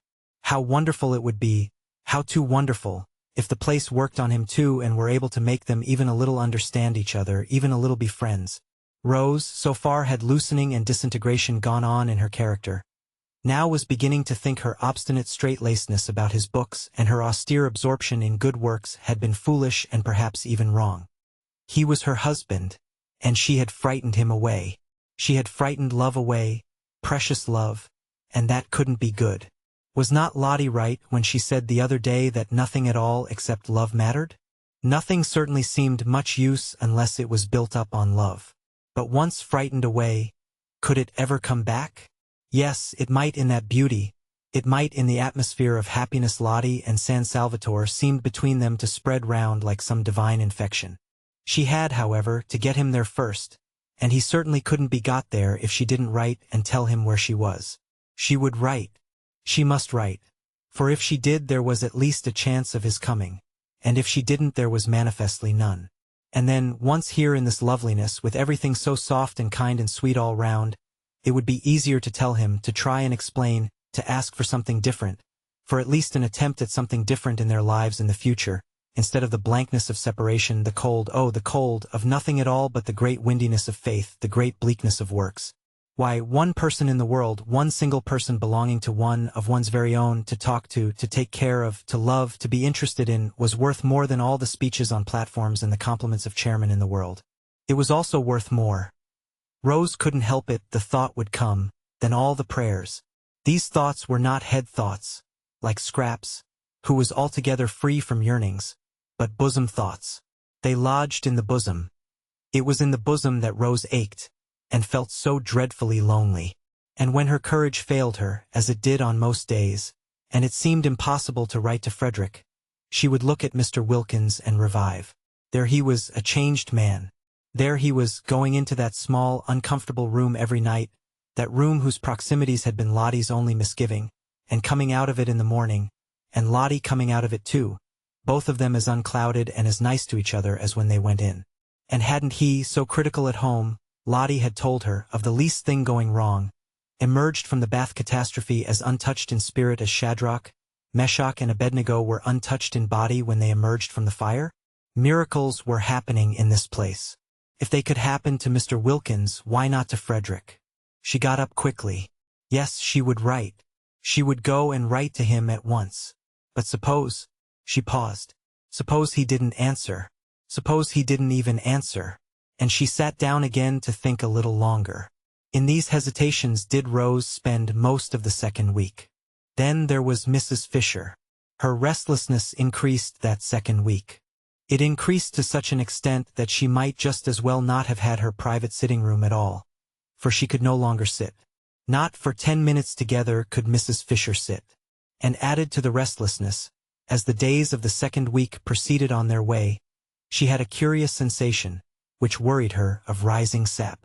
She knew the feeling because she had sometimes had it in childhood in specially swift springs, when the lilacs and the syringas seemed to rush out into blossom in a single night, but it was strange to have it again after over 50 years. She would have liked to remark on the sensation to someone, but she was ashamed. It was such an absurd sensation at her age. Yet oftener and oftener, and every day more and more, did Mrs. Fisher have a ridiculous feeling as if she were presently going to burgeon. Sternly she tried to frown the unseemly sensation down. Burgeon, indeed. She had heard of dried staffs, pieces of mere dead wood, suddenly putting forth fresh leaves, but only in legend. She was not in legend. She knew perfectly what was due to herself. Dignity demanded that she should have nothing to do with fresh leaves at her age. And yet there it was, the feeling that presently, that at any moment now, she might crop out all green. Mrs. Fisher was upset. There were many things she disliked more than anything else, and one was when the elderly imagined they felt young and behaved accordingly. Of course they only imagined it, they were only deceiving themselves. But how deplorable were the results. She herself had grown old as people should grow old, steadily and firmly. No interruptions, no belated afterglows and spasmodic returns. If, after all these years, she were now going to be deluded into some sort of unsuitable breaking out, how humiliating. Indeed, she was thankful that second week that Kate Lumley was not there. It would be most unpleasant, should anything different occur in her behavior, to have Kate looking on. Kate had known her all her life. She felt she could let herself go. Here Mrs. Fisher frowned at the book she was vainly trying to concentrate on. For where did that expression come from? Much less painfully before strangers than before an old friend. Old friends, reflected Mrs. Fisher, who hoped she was reading, compare one constantly with what one used to be. They are always doing it if one develops. They are surprised at development. They hark back. They expect motionlessness after, say, 50 to the end of one's days. That, thought Mrs. Fisher, her eyes going steadily line by line down the page and not a word of it getting through into her consciousness, is foolish of friends. It is condemning one to a premature death. One should continue, of course with dignity, to develop however old one may be. She had nothing against developing, against further ripeness, because as long as one was alive one was not dead, obviously, decided Mrs. Fisher, and development, change, ripening were life. What she would dislike would be unripening, going back to something green. She would dislike it intensely, and this is what she felt she was on the brink of doing. Naturally it made her very uneasy, and only in constant movement could she find distraction. Increasingly restless and no longer able to confine herself to her battlements, she wandered more and more frequently, and also aimlessly, in and out of the top garden, to the growing surprise of Scrap, especially when she found that all Mrs. Fisher did was to stare for a few minutes at the view, pick a few dead leaves off the rose bushes and go away again. In Mr. Wilkins's conversation she found temporary relief, but though he joined her whenever he could he was not always there, for he spread his attentions judiciously among the three ladies, and when he was somewhere else she had to face and manage her thoughts as best she could by herself. Perhaps it was the excess of light and color at San Salvatore which made every other place seem dark and black, and Prince of Wales Terrace did seem a very dark black spot to have to go back to. A dark, narrow street, and her house dark and narrow as the street, with nothing really living or young in it. The goldfish could hardly be called living, or at most not more than half living, and were certainly not young, and except for them there were only the maids, and they were dusty old things. Dusty old things. Mrs. Fisher paused in her thoughts, arrested by the strange expression. Where had it come from? How was it possible for it to come at all? It might have been one of Mrs. Wilkins's, in its levity, its almost slang. Perhaps it was one of hers, and she had heard her say it and unconsciously caught it from her. If so, this was both serious and disgusting. That the foolish creature should penetrate into Mrs. Fisher's very mind and establish her personality there. The personality which was still, in spite of the harmony apparently existing between her and her intelligent husband, so alien to Mrs. Fisher's own, so far removed from what she understood and liked, and infect her with her undesirable phrases, was most disturbing. Never in her life before had such a sentence come into Mrs. Fisher's head. Never in her life before had she thought of her maids, or of anybody else, as dusty old things. Her maids were not dusty old things.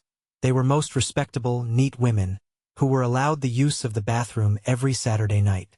Elderly, certainly, but then so was she, so was her house, so was her furniture, so were her goldfish.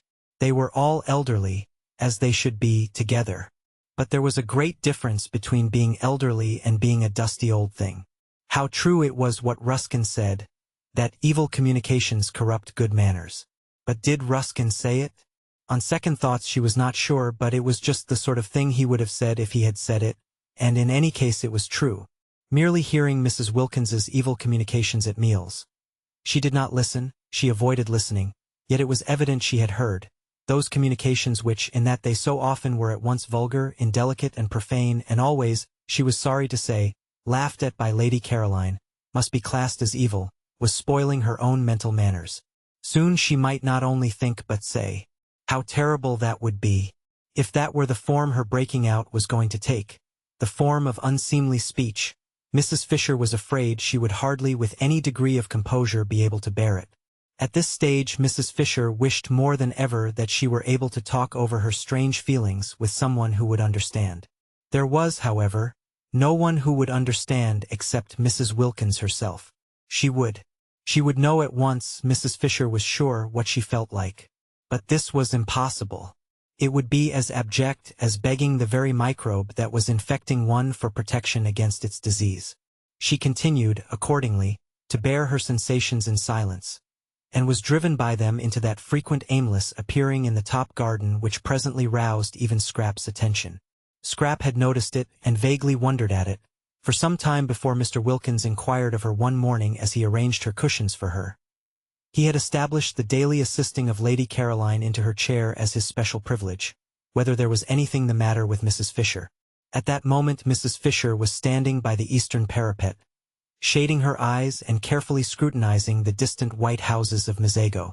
They could see her through the branches of the daphnes. "I don't know," said Scrap. "She is a lady, I take it?" said Mr. Wilkins. "Who would be unlikely to have anything on her mind?" "I should imagine so," said Scrap, smiling. "If she has, and her restlessness appears to suggest it, I should be more than glad to assist her with advice. I am sure you would be most kind. Of course she has her own legal adviser, but he is not on the spot. I am, and a lawyer on the spot," said Mr. Wilkins, who endeavored to make his conversation when he talked to Lady Caroline light, aware that one must be light with young ladies, "is worth two in. We won't be ordinary and complete the proverb, but say London. You should ask her. Ask her if she needs assistance? Would you advise it? Would it not be a little delicate to touch on such a question? The question whether or no a lady has something on her mind. Perhaps she will tell you if you go and talk to her. I think it must be lonely to be Mrs. Fisher."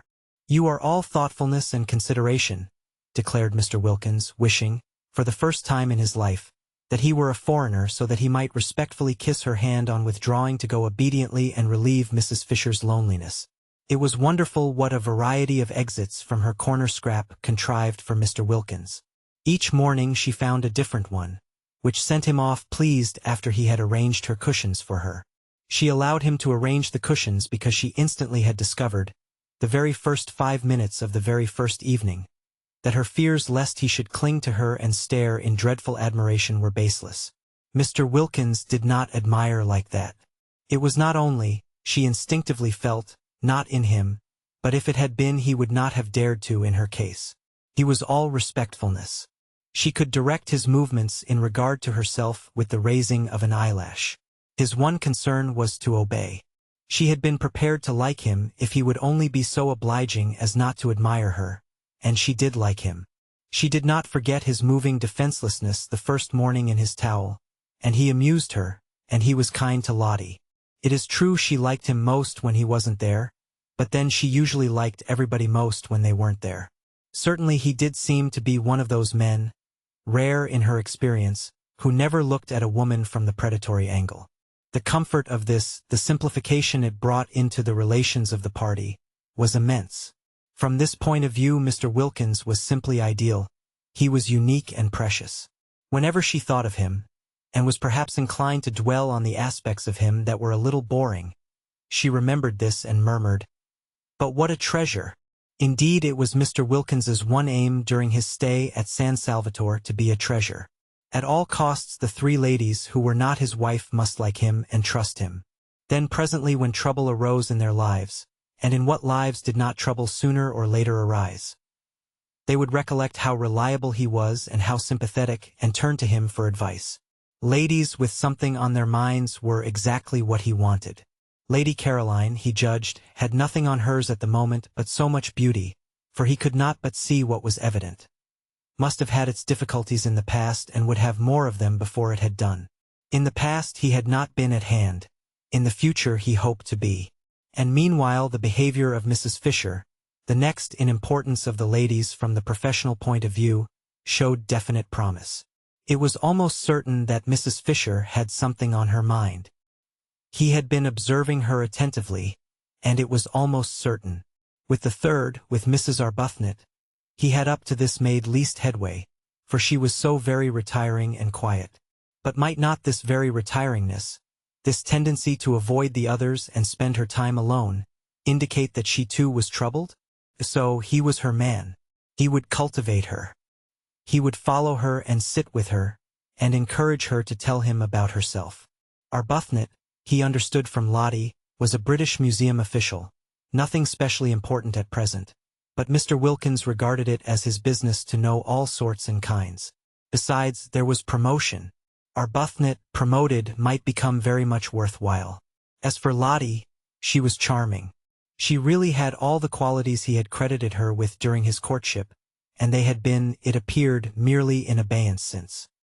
His early impressions of her were now being endorsed by the affection and even admiration Lady Caroline showed for her. Lady Caroline Dester was the last person, he was sure, to be mistaken on such a subject. Her knowledge of the world, her constant association with only the best, must make her quite unerring. Lottie was evidently, then, that which before marriage he had believed her to be. She was valuable. She certainly had been most valuable in introducing him to Lady Caroline and Mrs. Fisher. A man in his profession could be immensely helped by a clever and attractive wife.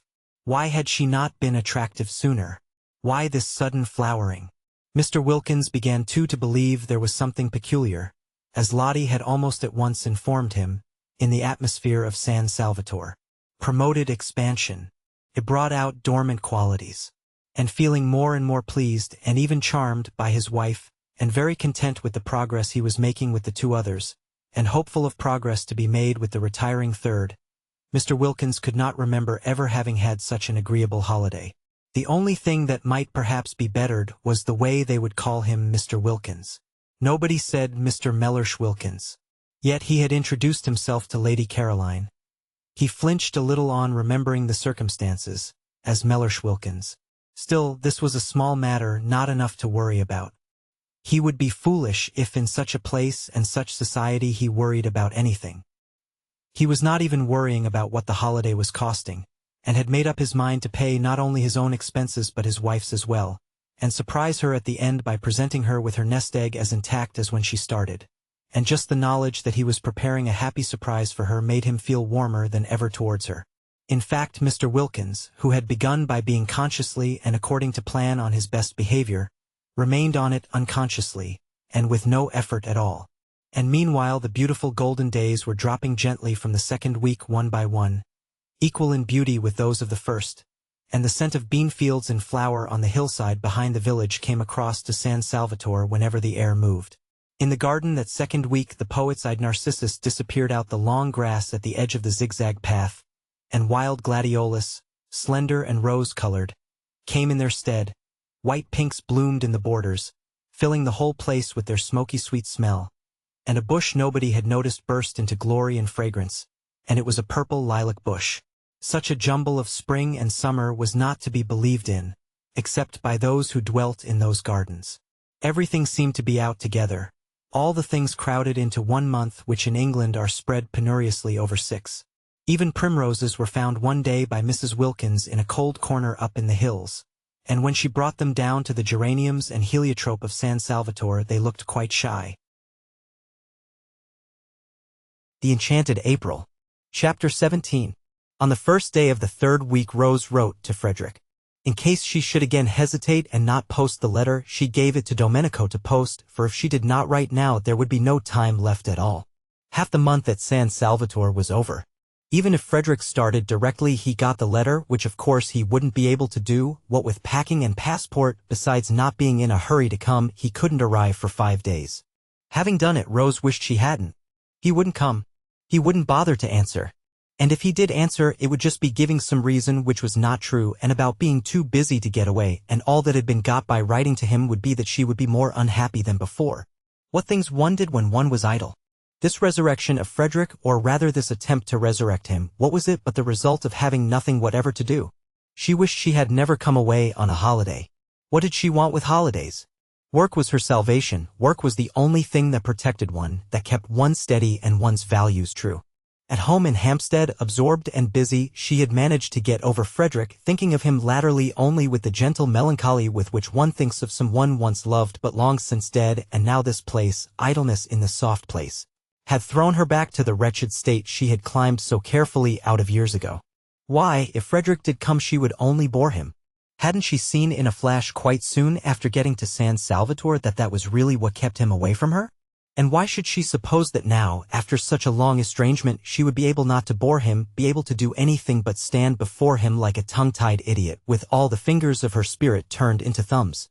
Besides, what a hopeless position to have, as it were, to beseech, "Please wait a little, please don't be impatient, I think perhaps I shan't be a bore presently." 1,000 times a day Rose wished she had let Frederick alone. Lottie, who asked her every evening whether she had sent her letter yet, exclaimed with delight when the answer at last was yes, and threw her arms round her. "Now we shall be completely happy," cried the enthusiastic Lottie. But nothing seemed less certain to Rose, and her expression became more and more the expression of one who has something on her mind. Mr. Wilkins, wanting to find out what it was, strolled in the sun in his Panama hat and began to meet her accidentally. "I did not know," said Mr. Wilkins the first time, courteously raising his hat, "that you two liked this particular spot." And he sat down beside her.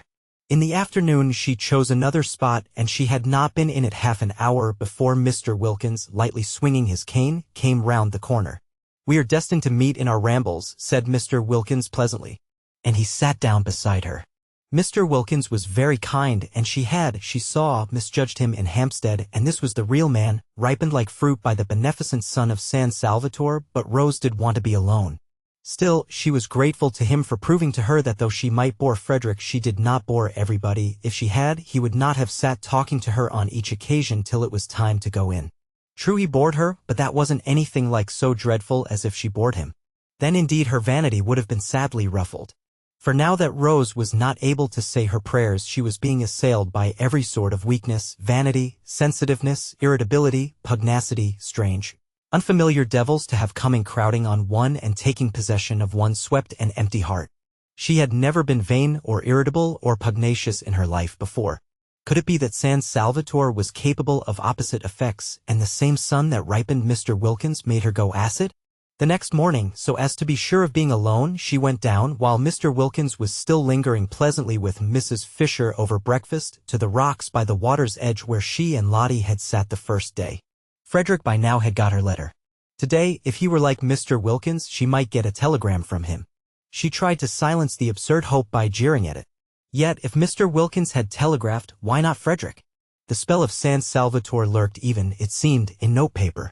Lottie had not dreamed of getting a telegram, and when she came in at lunchtime, there it was. It would be too wonderful if when she went back at lunchtime she found one there for her too. Rose clasped her hands tight round her knees. How passionately she longed to be important to somebody again, not important on platforms, not important as an asset in an organization, but privately important, just to one other person, quite privately, nobody else to know or notice. It didn't seem much to ask in a world so crowded with people, just to have one of them, only one out of all the millions, to oneself. Somebody who needed one, who thought of one, who was eager to come to one. Oh, how dreadfully one wanted to be precious. All the morning she sat beneath the pine tree by the sea. Nobody came near her. The great hours passed slowly, they seemed enormous. But she wouldn't go up before lunch, she would give the telegram time to arrive. That day Scrap, egged on by Lottie's persuasions and also thinking that perhaps she had sat long enough, had arisen from her chair and cushions and gone off with Lottie and sandwiches up into the hills till evening.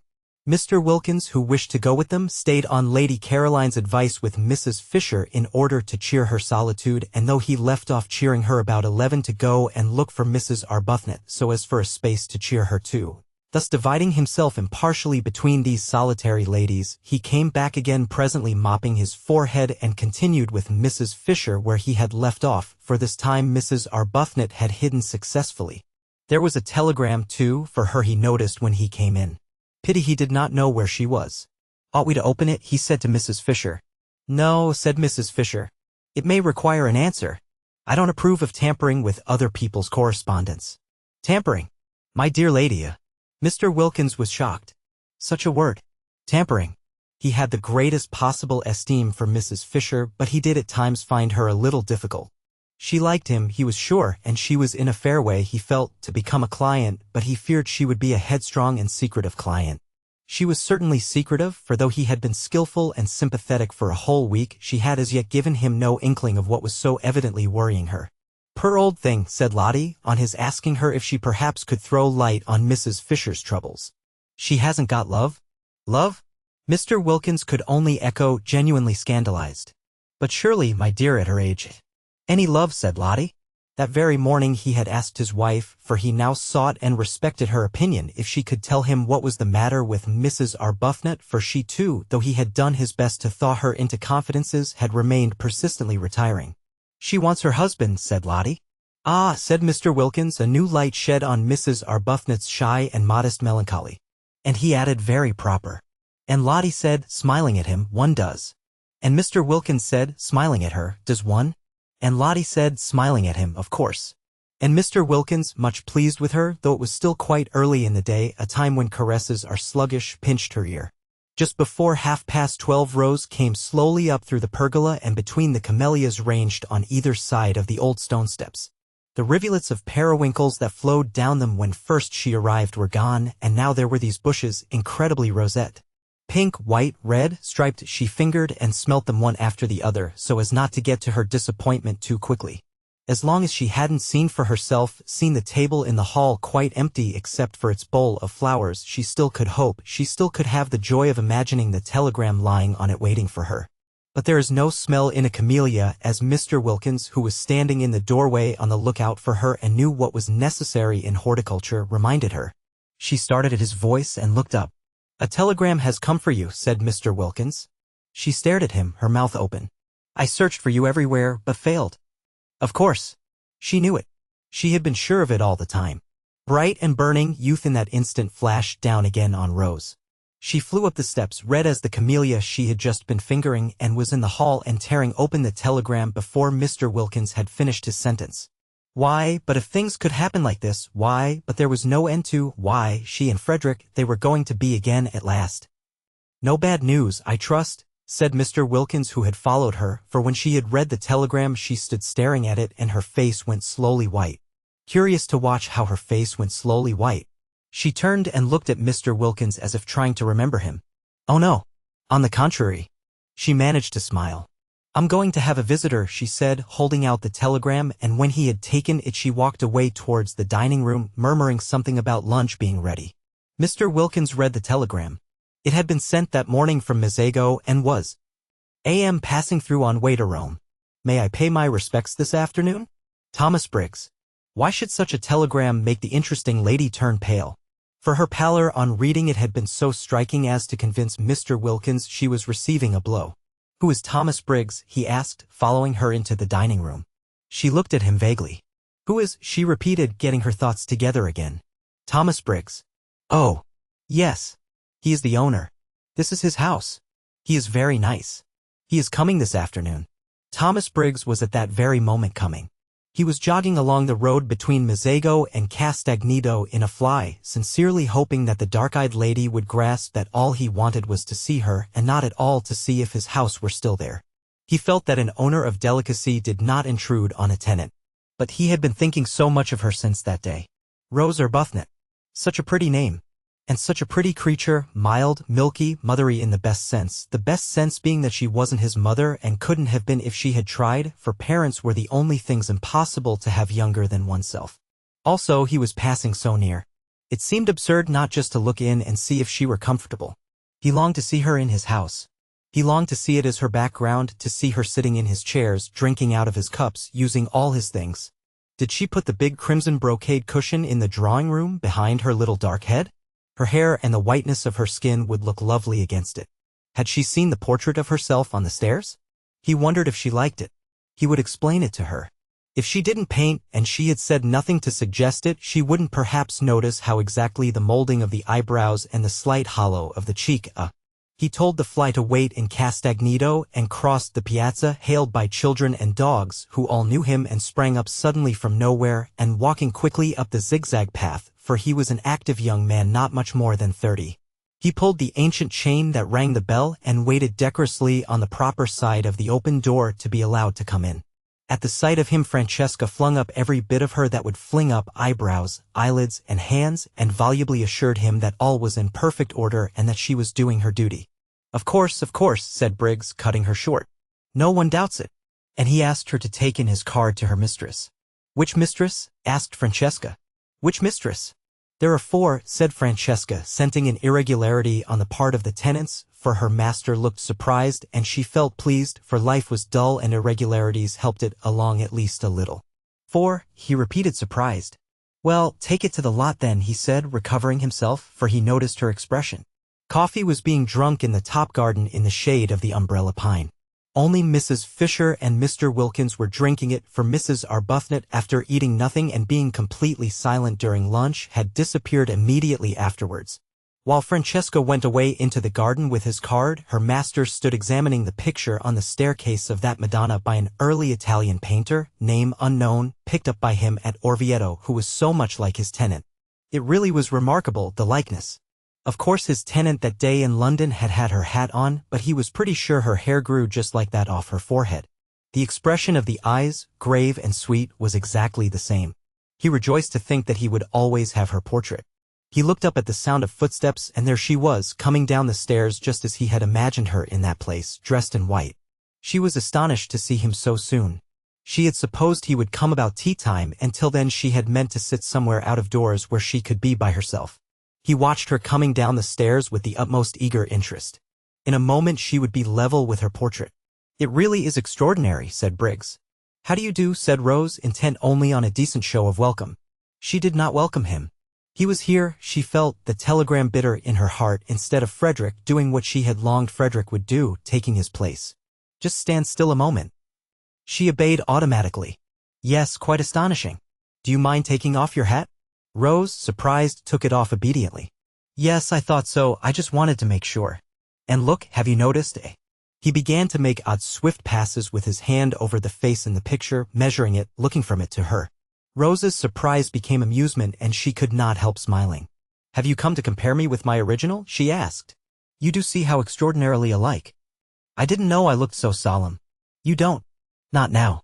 You did a minute ago, quite as solemn. Oh yes, how do you do? He finished suddenly, noticing her outstretched hand. And he laughed and shook it, flushing, a trick of his, to the roots of his fair hair. Francesca came back. The Signora Fisher, she said, will be pleased to see him. Who is the Signora Fisher? He asked Rose. One of the 4 who were sharing your house. Then there are 4 of you? Yes. My friend and I found we couldn't afford it by ourselves. Oh, I say, began Briggs in confusion, for he would best have liked Rose Arbuthnot, pretty name, not to have to afford anything but to stay at San Salvatore as long as she liked as his guest. Mrs. Fisher is having coffee in the top garden, said Rose. I'll take you to her and introduce you. I don't want to go. You've got your hat on, so you were going for a walk. Mayn't I come too? I'd immensely like being shown round by you. But Mrs. Fisher is waiting for you. Won't she keep? Yes, said Rose, with the smile that had so much attracted him the first day.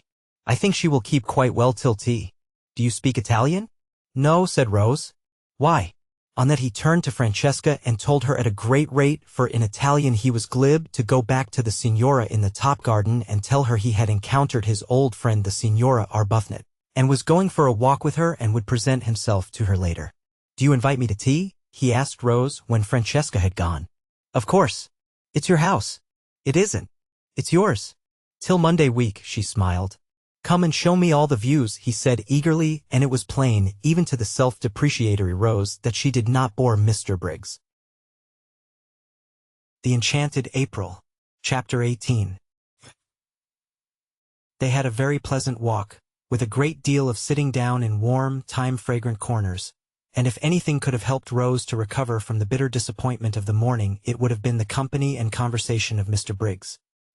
He did help her to recover, and the same process took place as that which Lottie had undergone with her husband, and the more Mr. Briggs thought Rose charming, the more charming she became.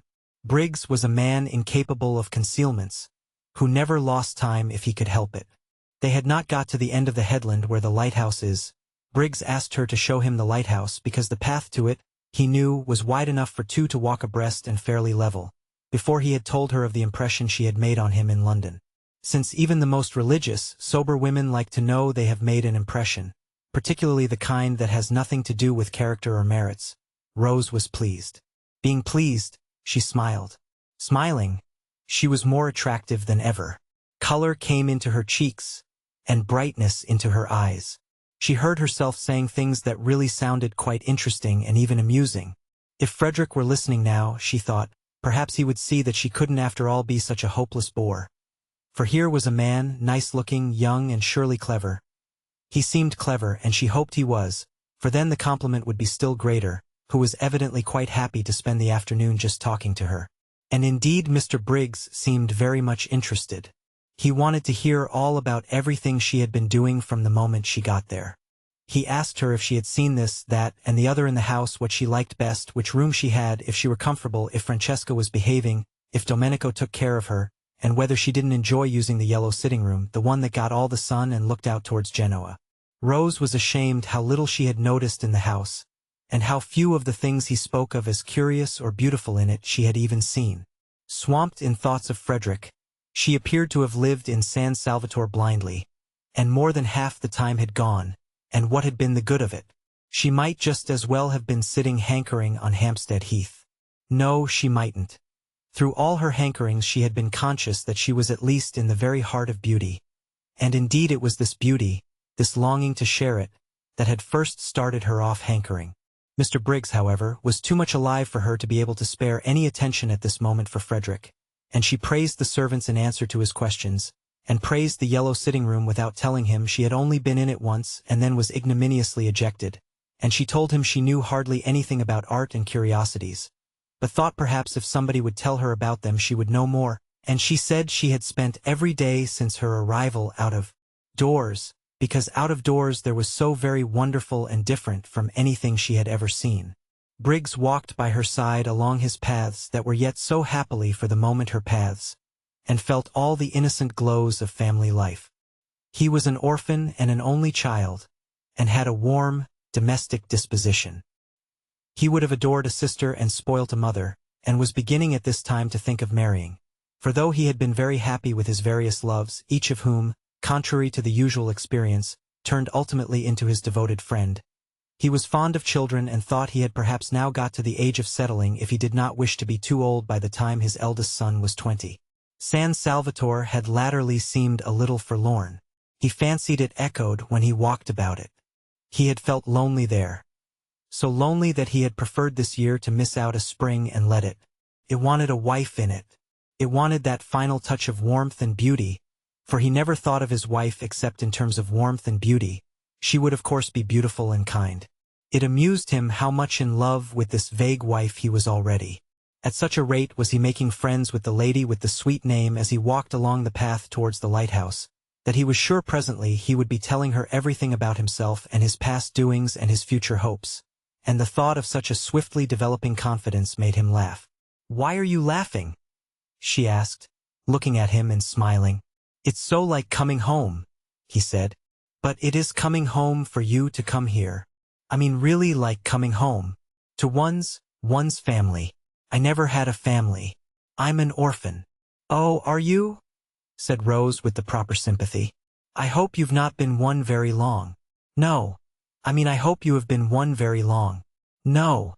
I don't know what I mean, except that I'm sorry." He laughed again. "Oh, I'm used to it. I haven't anybody. No sisters or brothers." "Then you're an only child," she observed intelligently. "Yes, and there's something about you that's exactly my idea of a family." She was amused. "So cozy," he said, looking at her and searching for a word. "You wouldn't think so if you saw my house in Hampstead," she said. a vision of that austere and hard-seated dwelling presenting itself to her mind, with nothing soft in it except the shunned and neglected Dubarry sofa. No wonder, she thought, for a moment clear-brained, that Frederick avoided it. There was nothing cozy about his family. "I don't believe any place you lived in could be anything but exactly like you," he said. "You're not going to pretend San Salvatore is like me?" "Indeed I do pretend it.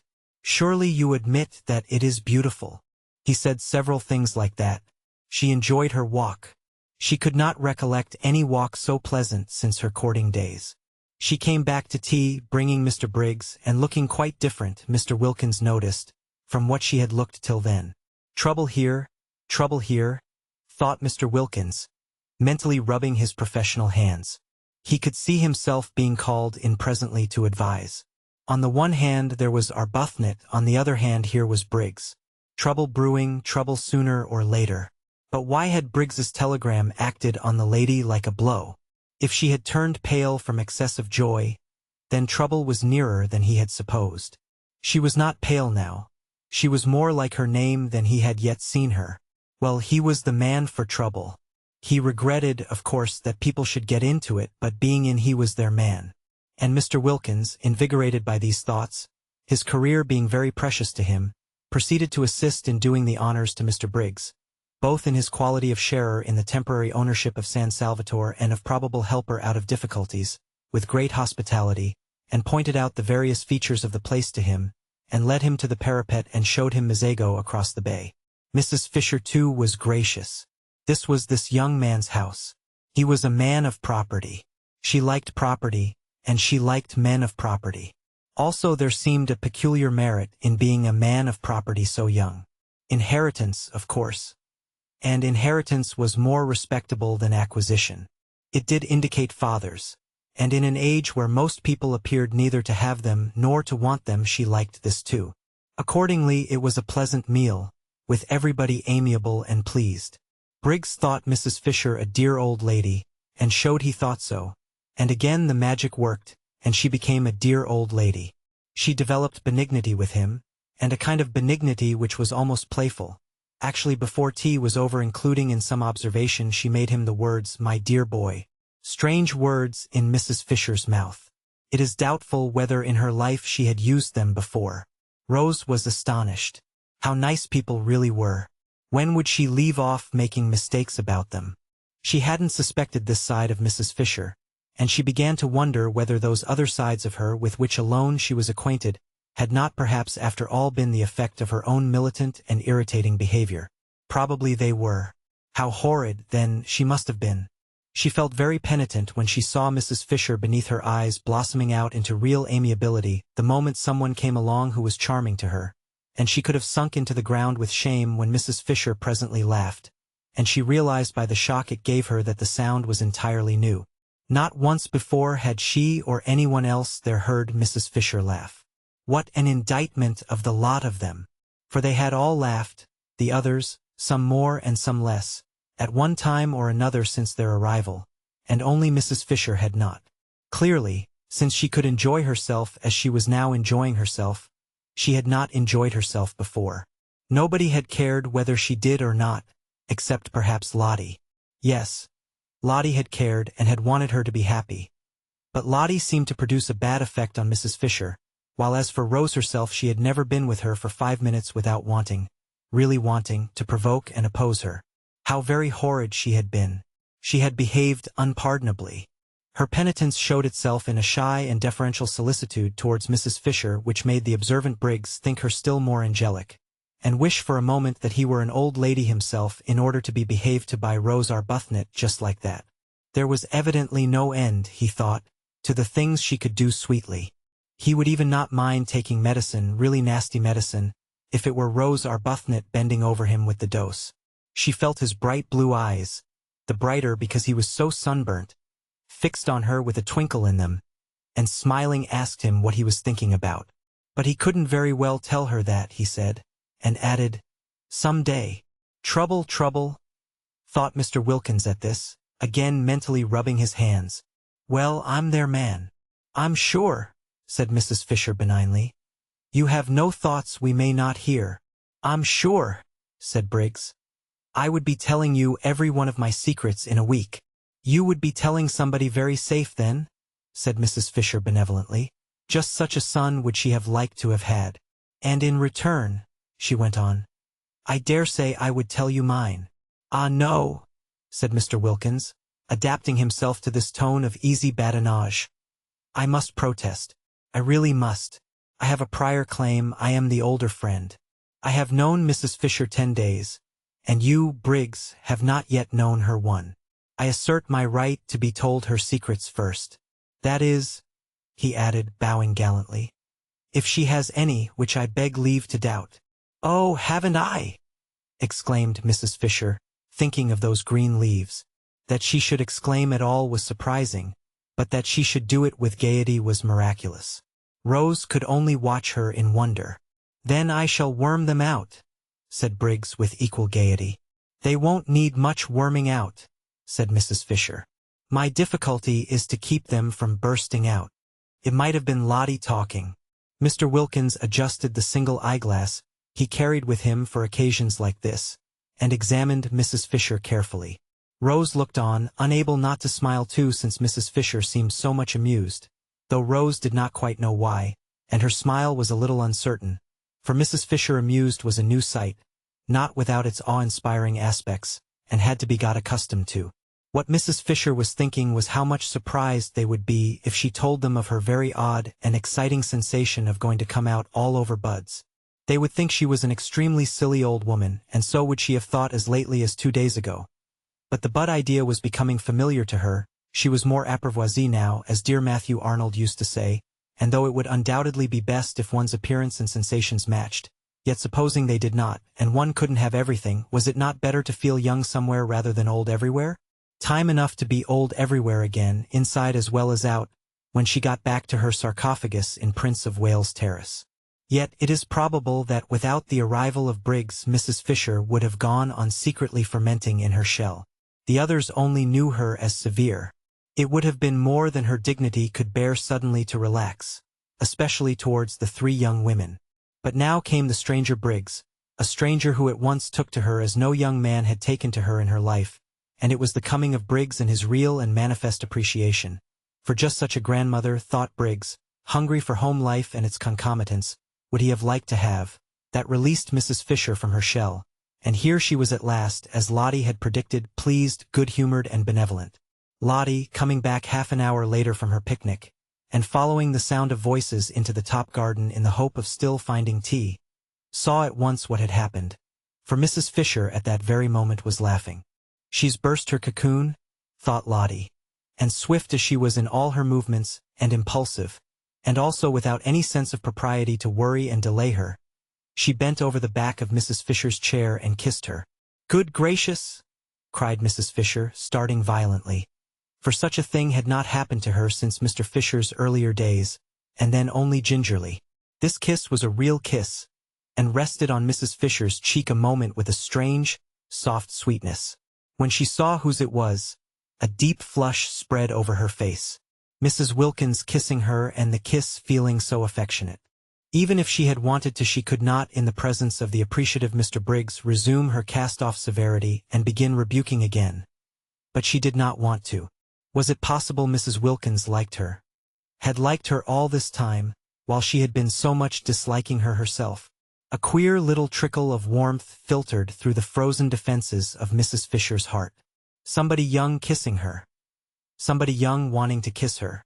Very much flushed, she watched the strange creature, apparently quite unconscious she had done anything extraordinary, shaking hands with Mr. Briggs, on her husband's introducing him, and immediately embarking on the friendliest conversation with him, exactly as if she had known him all her life. What a strange creature! What a very strange creature! It was natural, she being so strange, that one should have perhaps misjudged her. "I'm sure you want some tea," said Briggs with eager hospitality to Lottie. He thought her delightful. Freckles, picnic untidiness, and all. Just such a sister would he. "This is cold," he said, feeling the teapot. "I'll tell Francesca to make you some fresh." He broke off and blushed. "Aren't I forgetting myself?" he said, laughing and looking round at them. Very natural, Mr. Wilkins reassured him. I'll go and tell Francesca, said Rose, getting up. No, said Briggs. Don't go away. And he put his hands to his mouth and shouted. Francesca, shouted Briggs. She came running. No summons in their experience had been answered by her with such celerity. Her master's voice, remarked Mr. Wilkins. Aptly, he considered. Make fresh tea, ordered Briggs in Italian. Quick. And then remembering himself he blushed again, and begged everybody's pardon. Very natural, Mr. Wilkins reassured him. Briggs then explained to Lottie what he had explained twice already, once to Rose and once to the other two, that he was on his way to Rome and thought he would get out at Mezzago and just look in to see if they were comfortable and continue his journey the next day, staying the night in an hotel at Mezzago. But how ridiculous, said Lottie. Of course you must stay here. It's your house. There's Kate Lumley's room, she added, turning to Mrs. Fisher. You wouldn't mind Mr. Briggs having it for one night? Kate Lumley isn't in it, you know, she said, turning to Briggs again and laughing. And Mrs. Fisher, to her immense surprise, laughed too. She knew that at any other time this remark would have struck her as excessively unseemly, and yet now she only thought it funny. No, indeed, she assured Briggs. Kate Lumley was not in that room. Very fortunately, for she was an excessively wide person and the room was excessively narrow. Kate Lumley might get into it, but that was about all. Once in, she would fit it so tightly that probably she would never be able to get out again. It was entirely at Mr. Briggs's disposal, and she hoped he would do nothing so absurd as go to an hotel. He, the owner of the whole place. Rose listened to this speech wide-eyed with amazement. Mrs. Fisher laughed very much as she made it. Lottie laughed very much too, and at the end of it bent down and kissed her again. Kissed her several times. So you see, my dear boy, said Mrs. Fisher. You must stay here and give us all a great deal of pleasure. A great deal indeed, corroborated Mr. Wilkins heartily. A very great deal, repeated Mrs. Fisher, looking exactly like a pleased mother. Do, said Rose, on Briggs's turning inquiringly to her. How kind of you all, he said, his face broad with smiles. I'd love to be a guest here. What a new sensation. And with three such, he broke off and looked round. I say, he asked, oughtn't I to have a fourth hostess? Francesca said she had 4 mistresses. Yes, there's Lady Caroline, said Lottie. Then hadn't we better find out first if she invites me to? Oh, but she's sure, began Lottie. The daughter of the Droitwiches, Briggs, said Mr. Wilkins, is not likely to be wanting in the proper hospitable impulses. The daughter of the, repeated Briggs, but he stopped dead, for there in the doorway was the daughter of the Droitwiches herself. Or rather, coming towards him out of the dark doorway into the brightness of the sunset, was that which he had not in his life yet seen but only dreamed of, his ideal of absolute loveliness. The Enchanted April. Chapter 19. And then when she spoke, what chance was there for poor Briggs? He was undone.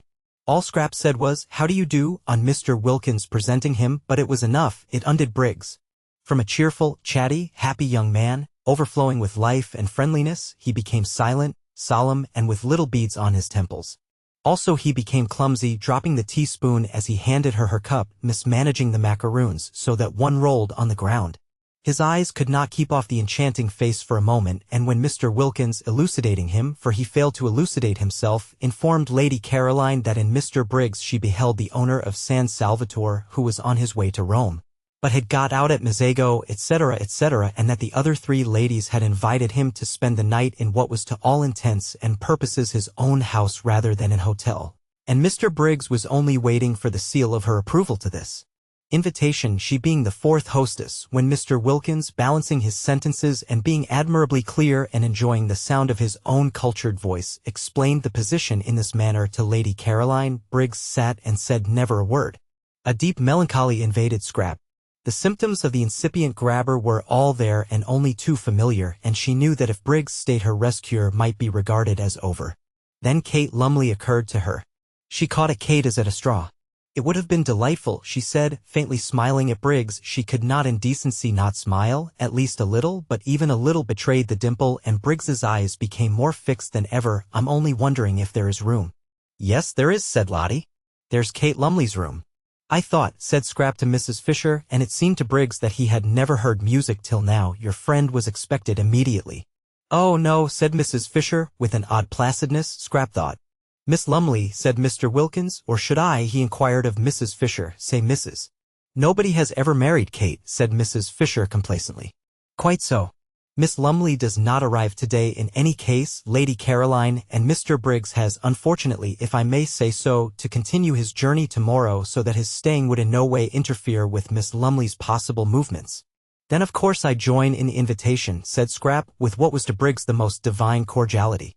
He stammered something, flushing scarlet, and Scrap thought, oh, and turned her head away, but that merely made Briggs acquainted with her profile, and if there existed anything more lovely than Scrap's full face it was her profile. Well, it was only for this one afternoon and evening. He would leave, no doubt, the first thing in the morning. It took hours to get to Rome. Awful if he hung on till the night train. She had a feeling that the principal express to Rome passed through at night. Why hadn't that woman Kate Lumley arrived yet? She had forgotten all about her, but now she remembered she was to have been invited a fortnight ago. What had become of her? This man, once let in, would come and see her in London, would haunt the places she was likely to go to. He had the makings, her experienced eye could see, of a passionately persistent grabber. If, thought Mr. Wilkins, observing Briggs's face and sudden silence, any understanding existed between this young fellow and Mrs. Arbuthnot, there is now going to be trouble. Trouble of a different nature from the kind I feared, in which Arbuthnot would have played a leading part, in fact the part of petitioner, but trouble that may need help and advice none the less for its not being publicly scandalous. Briggs, impelled by his passions and her beauty, will aspire to the daughter of the Droitwiches. She, naturally and properly, will repel him. Mrs. Arbuthnot, left in the cold, will be upset and show it. Arbuthnot on his arrival will find his wife in enigmatic tears. Inquiring into their cause, he will be met with an icy reserve. More trouble may then be expected, and in me they will seek and find their adviser. When Lottie said Mrs. Arbuthnot wanted her husband, she was wrong. What Mrs. Arbuthnot wants is Briggs, and it looks uncommonly as if she were not going to get him. Well, I'm their man. Where are your things, Mr. Briggs? Asked Mrs. Fisher, her voice round with motherliness. Oughtn't they to be fetched? For the sun was nearly in the sea now, and the sweet-smelling April dampness that followed immediately on its disappearance was beginning to steal into the garden. Briggs started. My things? He repeated. Oh yes, I must fetch them. They're in Mezzago. I'll send Domenico. My fly is waiting in the village. He can go back in it. I'll go and tell him. He got up. To whom was he talking? To Mrs. Fisher ostensibly, yet his eyes were fixed on Scrap, who said nothing and looked at no one. Then, recollecting himself, he stammered, I'm awfully sorry, I keep on forgetting, I'll go down and fetch them myself. We can easily send Domenico, said Rose, and at her gentle voice he turned his head. Why, there was his friend, the sweet-named lady, but how had she not in this short interval changed? Was it the failing light making her so colorless, so vague-featured, so dim, so much like a ghost? A nice good ghost, of course, and still with a pretty name, but only a ghost. He turned from her to Scrap again, and forgot Rose Arbuthnot's existence. How was it possible for him to bother about anybody or anything else in this first moment of being face to face with his dream come true? Briggs had not supposed or hoped that anyone as beautiful as his dream of beauty existed. He had never till now met even an approximation. Pretty women, charming women by the score he had met and properly appreciated, but never the real, the godlike thing itself. He used to think, if ever I saw a perfectly beautiful woman I should die, and though, having now met what to his ideas was a perfectly beautiful woman, he did not die, he became very nearly as incapable of managing his own affairs as if he had. The others were obliged to arrange everything for him. By questions they extracted from him that his luggage was in the station cloakroom at Mezzago, and they sent for Domenico, and, urged and prompted by everybody except Scrap, who sat in silence and looked at no one, Briggs was induced to give him the necessary instructions for going back in the fly and bringing out his things. It was a sad sight to see the collapse of Briggs. Everybody noticed it, even Rose. Upon my word, thought Mrs. Fisher, the way one pretty face can turn a delightful man into an idiot is past all patience. And feeling the air getting chilly and the sight of the enthralled Briggs painful, she went in to order his room to be got ready, regretting now that she had pressed the poor boy to stay. She had forgotten Lady Caroline's killjoy face for the moment, and the more completely owing to the absence of any ill effects produced by it on Mr. Wilkins. Poor boy. Such a charming boy too, left to himself. It was true she could not accuse Lady Caroline of not leaving him to himself, for she was taking no notice of him at all, but that did not help. Exactly like foolish moths did men, in other respects intelligent, flutter round the impassive lighted candle of a pretty face. She had seen them doing it. She had looked on only too often. Almost she laid a motherly hand on Briggs's fair head as she passed him. Poor boy. Then Scrap, having finished her cigarette, got up and went indoors too. She saw no reason why she should sit there in order to gratify Mr. Briggs's desire to stare. She would have liked to stay out longer, to go to her corner behind the daphne bushes and look at the sunset sky and watch the lights coming out one by one in the village below and smell the sweet moistness of the evening. But if she did, Mr. Briggs would certainly follow her. The old familiar tyranny had begun again. Her holiday of peace and liberation was interrupted, perhaps over, for who knew if he would go away, after all, tomorrow? He might leave the house, driven out of it by Kate Lumley, but there was nothing to prevent his taking rooms in the village and coming up every day. This tyranny of one person over another. And she was so miserably constructed that she wouldn't even be able to frown him down without being misunderstood. Scrap, who loved this time of the evening in her corner, felt indignant with Mr. Briggs, who was doing her out of it, and she turned her back on the garden and him and went towards the house without a look or word. But Briggs, when he realized her intention, leapt to his feet, snatched chairs which were not in her way out of it, kicked a footstool which was not in her path on one side, hurried to the door, which stood wide open, in order to hold it open, and followed her through it, walking by her side along the hall. What was to be done with Mr. Briggs? Well, it was his hall, she couldn't prevent his walking along it. I hope, he said, not able while walking to take his eyes off her, so that he knocked against several things he would otherwise have avoided, the corner of a bookcase, an ancient carved cupboard, the table with the flowers on it, shaking the water over. That you are quite comfortable here? If you're not, I'll flay them alive. His voice vibrated. What was to be done with Mr. Briggs? She could of course stay in her room the whole time, say she was ill, not appear at dinner, but again, the tyranny of this. I'm very comfortable indeed, said Scrap. If I had dreamed you were coming, he began. It's a wonderful old place, said Scrap, doing her utmost to sound detached and forbidding, but with little hope of success. The kitchen was on this floor, and passing its door, which was open a crack, they were observed by the servants, whose thoughts, communicated to each other by looks, may be roughly reproduced by such rude symbols as aha and ohoa. Symbols which represented and included their appreciation of the inevitable, their foreknowledge of the inevitable, and their complete understanding and approval. Are you going upstairs? Asked Briggs as she paused at the foot of them. Yes. Which room do you sit in? The drawing room or the small yellow room? In my own room. So then he couldn't go up with her, so then all he could do was to wait till she came out again. He longed to ask her which was her own room. It thrilled him to hear her call any room in his house her own room, that he might picture her in it. He longed to know if by any happy chance it was his room, for ever after to be filled with her wonder, but he didn't dare. He would find that out later from someone else, Francesca, anybody. Then I shan't see you again till dinner? Dinner is at 8, was Scrap's evasive answer as she went upstairs. He watched her go. She passed the Madonna, the portrait of Rose Arbuthnot, and the dark-eyed figure he had thought so sweet seemed to turn pale, to shrivel into insignificance as she passed. She turned the bend of the stairs, and the setting sun, shining through the west window a moment on her face, turned her to glory. She disappeared, and the sun went out too, and the stairs were dark and empty. He listened till her footsteps were silent, trying to tell from the sound of the shutting door which room she had gone into, then wandered aimlessly away through the hall again, and found himself back in the top garden. Scrap from her window saw him there. She saw Lottie and Rose sitting on the end parapet where she would have liked to have been, and she saw Mr. Wilkins buttonholing Briggs and evidently telling him the story of the oleander tree in the middle of the garden. Briggs was listening with a patience she thought rather nice, seeing that it was his oleander and his own father's story. She knew Mr. Wilkins was telling him the story by his gestures. Domenico had told it her soon after her arrival, and he had also told Mrs. Fisher, who had told Mr. Wilkins. Mrs. Fisher thought highly of the story and often spoke of it. It was about a cherrywood walking stick. Briggs's father had thrust the stick into the ground at that spot and said to Domenico's father, who was then the gardener, "Here we will have an oleander." And Briggs's father left the stick in the ground as a reminder to Domenico's father, and presently, how long afterwards nobody remembered, the stick began to sprout, and it was an oleander. There stood poor Mr. Briggs being told all about it and listening to the story he must have known from infancy with patience. Probably he was thinking of something else. She was afraid he was. How unfortunate, how extremely unfortunate, the determination that seized people to get hold of and engulf other people.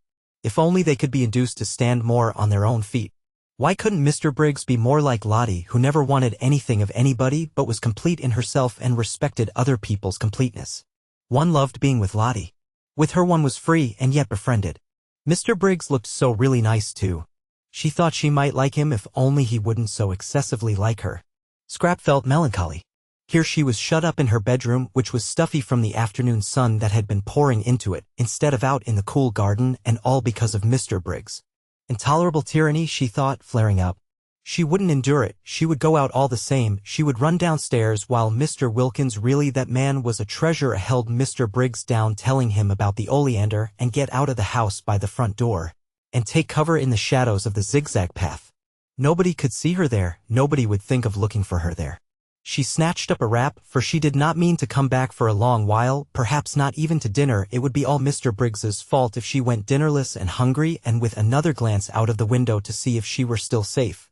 She stole out and got away to the sheltering trees of the zigzag path, and there sat down on one of the seats placed at each bend to assist the upward journey of those who were breathless. Ah, this was lovely, thought Scrap with a sigh of relief. How cool. How good it smelled.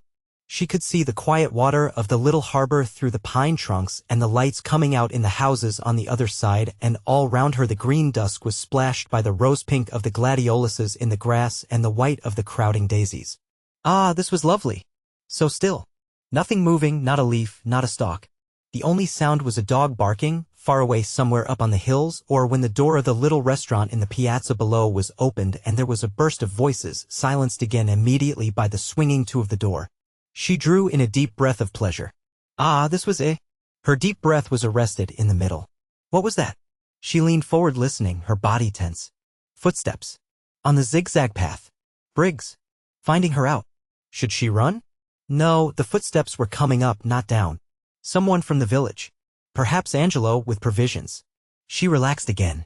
But the steps were not the steps of Angelo, that swift and springy youth. They were slow and considered, and they kept on pausing. Someone who isn't used to hills, thought Scrap. The idea of going back to the house did not occur to her. She was afraid of nothing in life except love. Brigands or murderers as such held no terrors for the daughter of the Droitwiches. She only would have been afraid of them if they left off being brigands and murderers and began instead to try and make love. The next moment the footsteps turned the corner of her bit of path and stood still.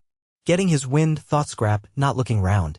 Then as he, from the sounds of the steps she took them to belong to a man, did not move, she turned her head and beheld with astonishment a person she had seen a good deal of lately in London, the well-known writer of amusing memoirs, Mr. Ferdinand Arundel. She stared. Nothing in the way of being followed surprised her any more, but that he should have discovered where she was surprised her. Her mother had promised faithfully to tell no one. You, she said, feeling betrayed. Here. He came up to her and took off his hat. His forehead beneath the hat was wet with the beads of unaccustomed climbing.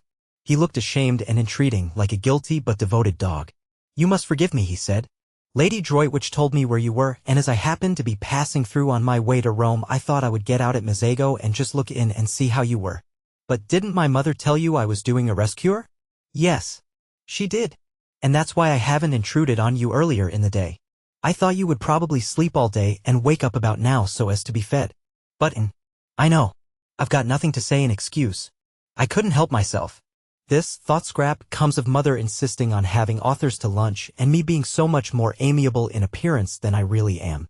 She had been amiable to Ferdinand Arundel. She liked him, or rather she did not dislike him. He seemed a jovial, simple man and had the eyes of a nice dog. Also, though it was evident that he admired her, he had not in London grabbed. There he had merely been a good-natured, harmless person of entertaining conversation who helped to make luncheons agreeable. Now it appeared that he too was a grabber. Fancy following her out there, daring to. Nobody else had. Perhaps her mother had given him the address because she considered him so absolutely harmless and thought he might be useful and see her home. Well, whatever he was, he couldn't possibly give her the trouble an active young man like Mr. Briggs might give her. Mr. Briggs, infatuated, would be reckless, she felt, would stick at nothing, would lose his head publicly. She could imagine Mr. Briggs doing things with rope ladders and singing all night under her window being really difficult and uncomfortable. Mr. Arundel hadn't the figure for any kind of recklessness. He had lived too long and too well. She was sure he couldn't sing and wouldn't want to. He must be at least 40. How many good dinners could not a man have eaten by the time he was 40? And if during that time instead of taking exercise he had sat writing books, he would quite naturally acquire the figure Mr. Arundel had in fact acquired, the figure rather for conversation than adventure. Scrap, who had become melancholy at the sight of Briggs, became philosophical at the sight of Arundel. Here he was. She couldn't send him away till after dinner. He must be nourished. This being so, she had better make the best of it and do that with a good grace which anyhow wasn't to be avoided. Besides, he would be a temporary shelter from Mr. Briggs. She was at least acquainted with Ferdinand Arundel and could hear news from him of her mother and her friends, and such talk would put up a defensive barrier at dinner between herself and the approaches of the other one. And it was only for one dinner and he couldn't eat her. She therefore prepared herself for friendliness. "I'm to be fed," she said, ignoring his last remark, "at 8, and you must come up and be fed too. Sit down and get cool and tell me how everybody is." "May I really dine with you? In these traveling things?" he said, wiping his forehead before sitting down beside her. She was too lovely to be true, he thought. Just to look at her for an hour, just to hear her voice, was enough reward for his journey and his fears. "Of course. I suppose you've left your fly in the village and will be going on from Mizago by the night train. Or stay in Mizago in an hotel and go on tomorrow. But tell me," he said, gazing at the adorable profile, "about yourself. London has been extraordinarily dull and empty. Lady Droitwich said you were with people here she didn't know. I hope they've been kind to you? You look, well, as if your cure had done everything a cure should." "They've been very kind," said Scrap. "I got them out of an advertisement." "An advertisement? It's a good way, I find, to get friends. I'm fonder of one of these than I've been of anybody in years." "Really? Who is it?" "You shall guess which of them it is when you see them." "Tell me about Mother. When did you see her last?" "We arranged not to write to each other unless there was something special. I wanted to have a month that was perfectly blank. And now I've come and interrupted. I can't tell you how ashamed I am both of having done it and of not having been able to help it." "Oh, but," said Scrap quickly, for he could not have come on a better day when up there waiting and watching for her was, she knew, the enamored Briggs. "I'm really very glad indeed to see you. Tell me about Mother." The Enchanted April. Chapter 20. Scrap wanted to know so much about her mother that Arundel had presently to invent. He would talk about anything she wished if only he might be with her for a while and see her and hear her, but he knew very little of the Droitwiches and their friends really, beyond meeting them at those bigger functions where literature is also represented, and amusing them at luncheons and dinners. He knew very little of them really. To them he had always remained Mr. Arundel. No one called him Ferdinand, and he only knew the gossip also available to the evening papers and the frequenters of clubs. But he was, however, good at inventing, and as soon as he had come to an end of first-hand knowledge, in order to answer her inquiries and keep her there to himself, he proceeded to invent. It was quite easy to fasten some of the entertaining things he was constantly thinking on to other people and pretend they were theirs. Scrap, who had that affection for her parents which warms in absence, was athirst for news and became more and more interested by the news he gradually imparted. At first it was ordinary news. He had met her mother here and seen her there. She looked very well, she said so and so. But presently the things Lady Droitwich had said took on an unusual quality. They became amusing. "Mother said that?" Scrap interrupted, surprised. And presently Lady Droitwich began to do amusing things as well as say them. "Mother did that?" Scrap inquired, wide-eyed. Arundel warmed to his work.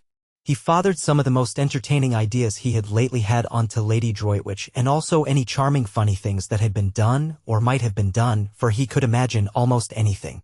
Scrap's eyes grew round with wonder and affectionate pride in her mother. "Why, but how funny, fancy Mother. What an old darling.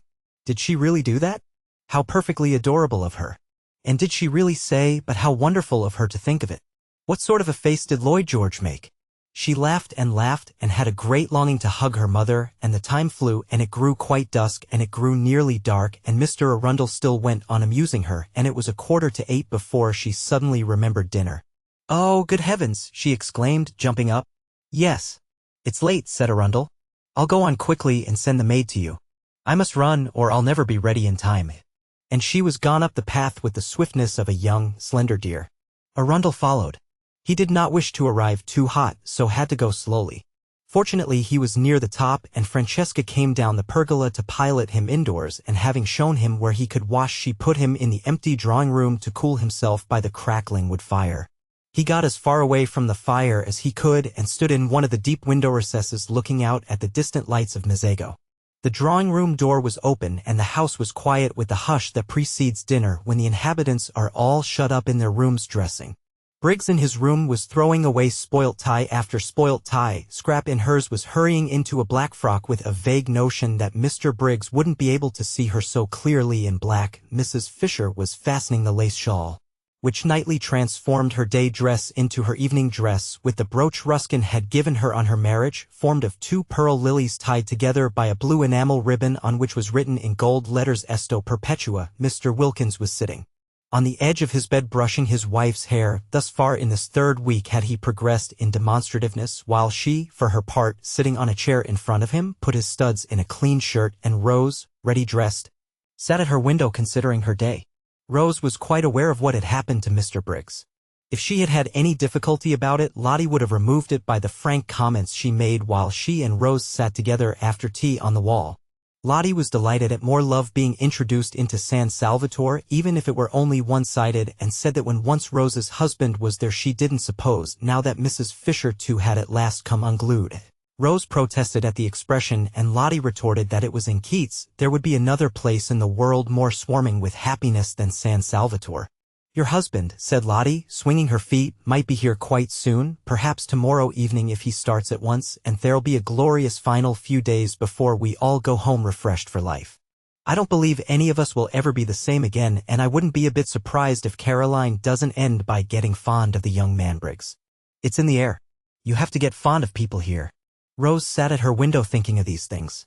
Lottie's optimism, yet it had been justified by Mr. Wilkins, and looked too at Mrs. Fisher. If only it would come true as well about Frederick. For Rose, who between lunch and tea had left off thinking about Frederick, was now, between tea and dinner, thinking of him harder than ever.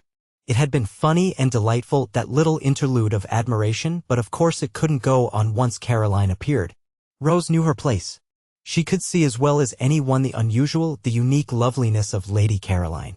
How warm, though, things like admiration and appreciation made one feel, how capable of really deserving them, how different, how glowing. They seemed to quicken unsuspected faculties into life.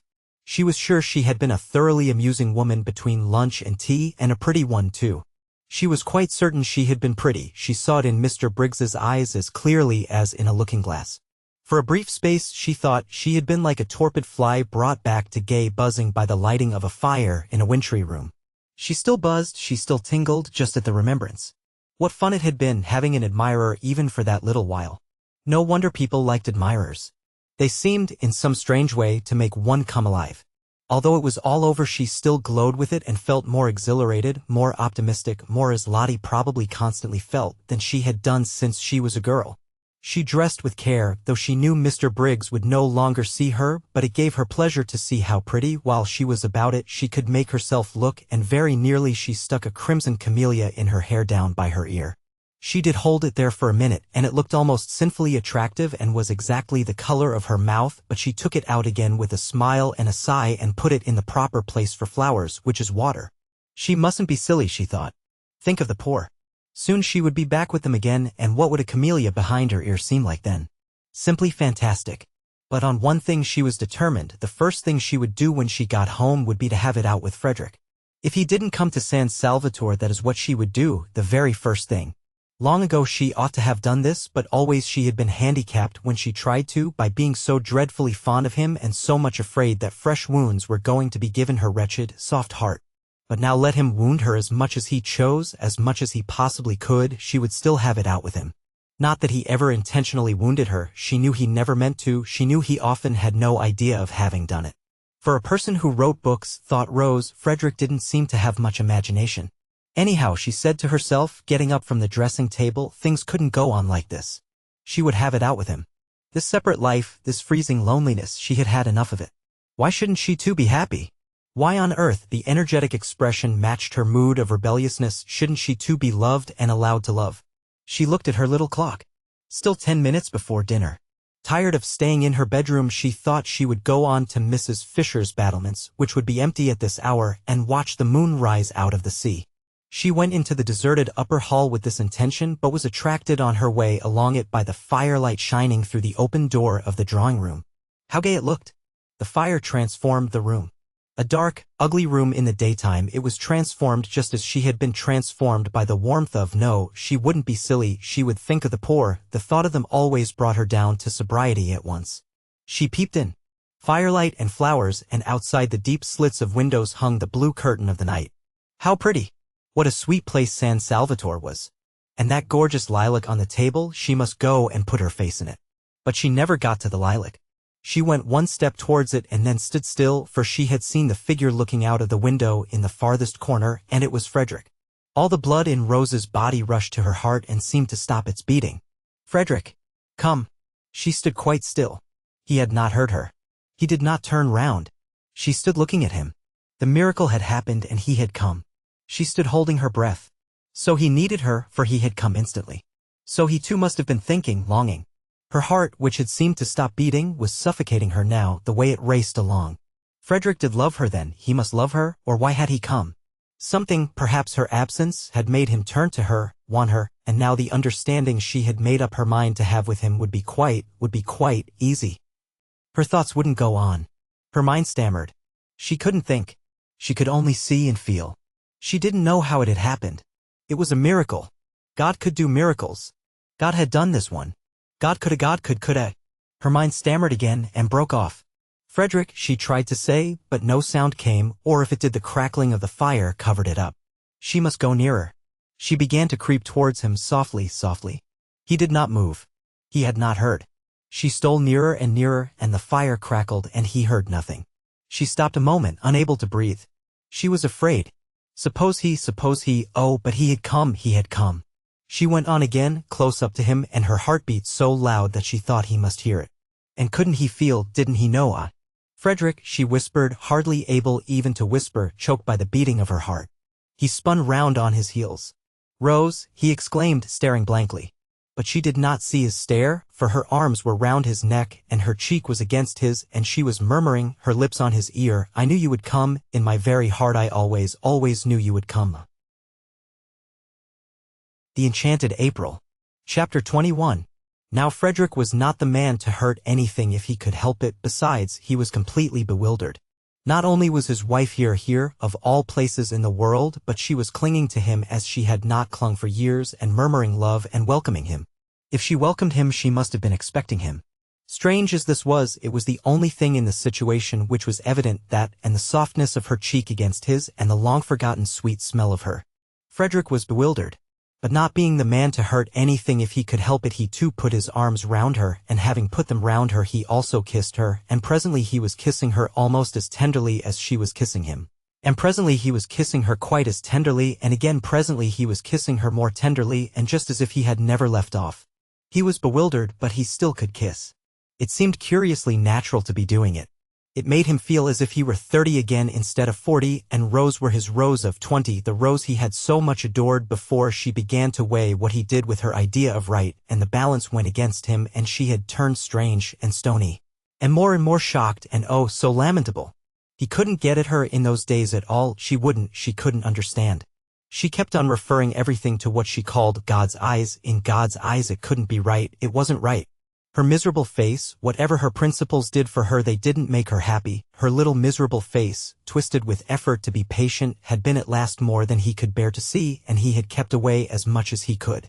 She never ought to have been the daughter of a low church rector, narrow devil. She was quite unfitted to stand up against such an upbringing.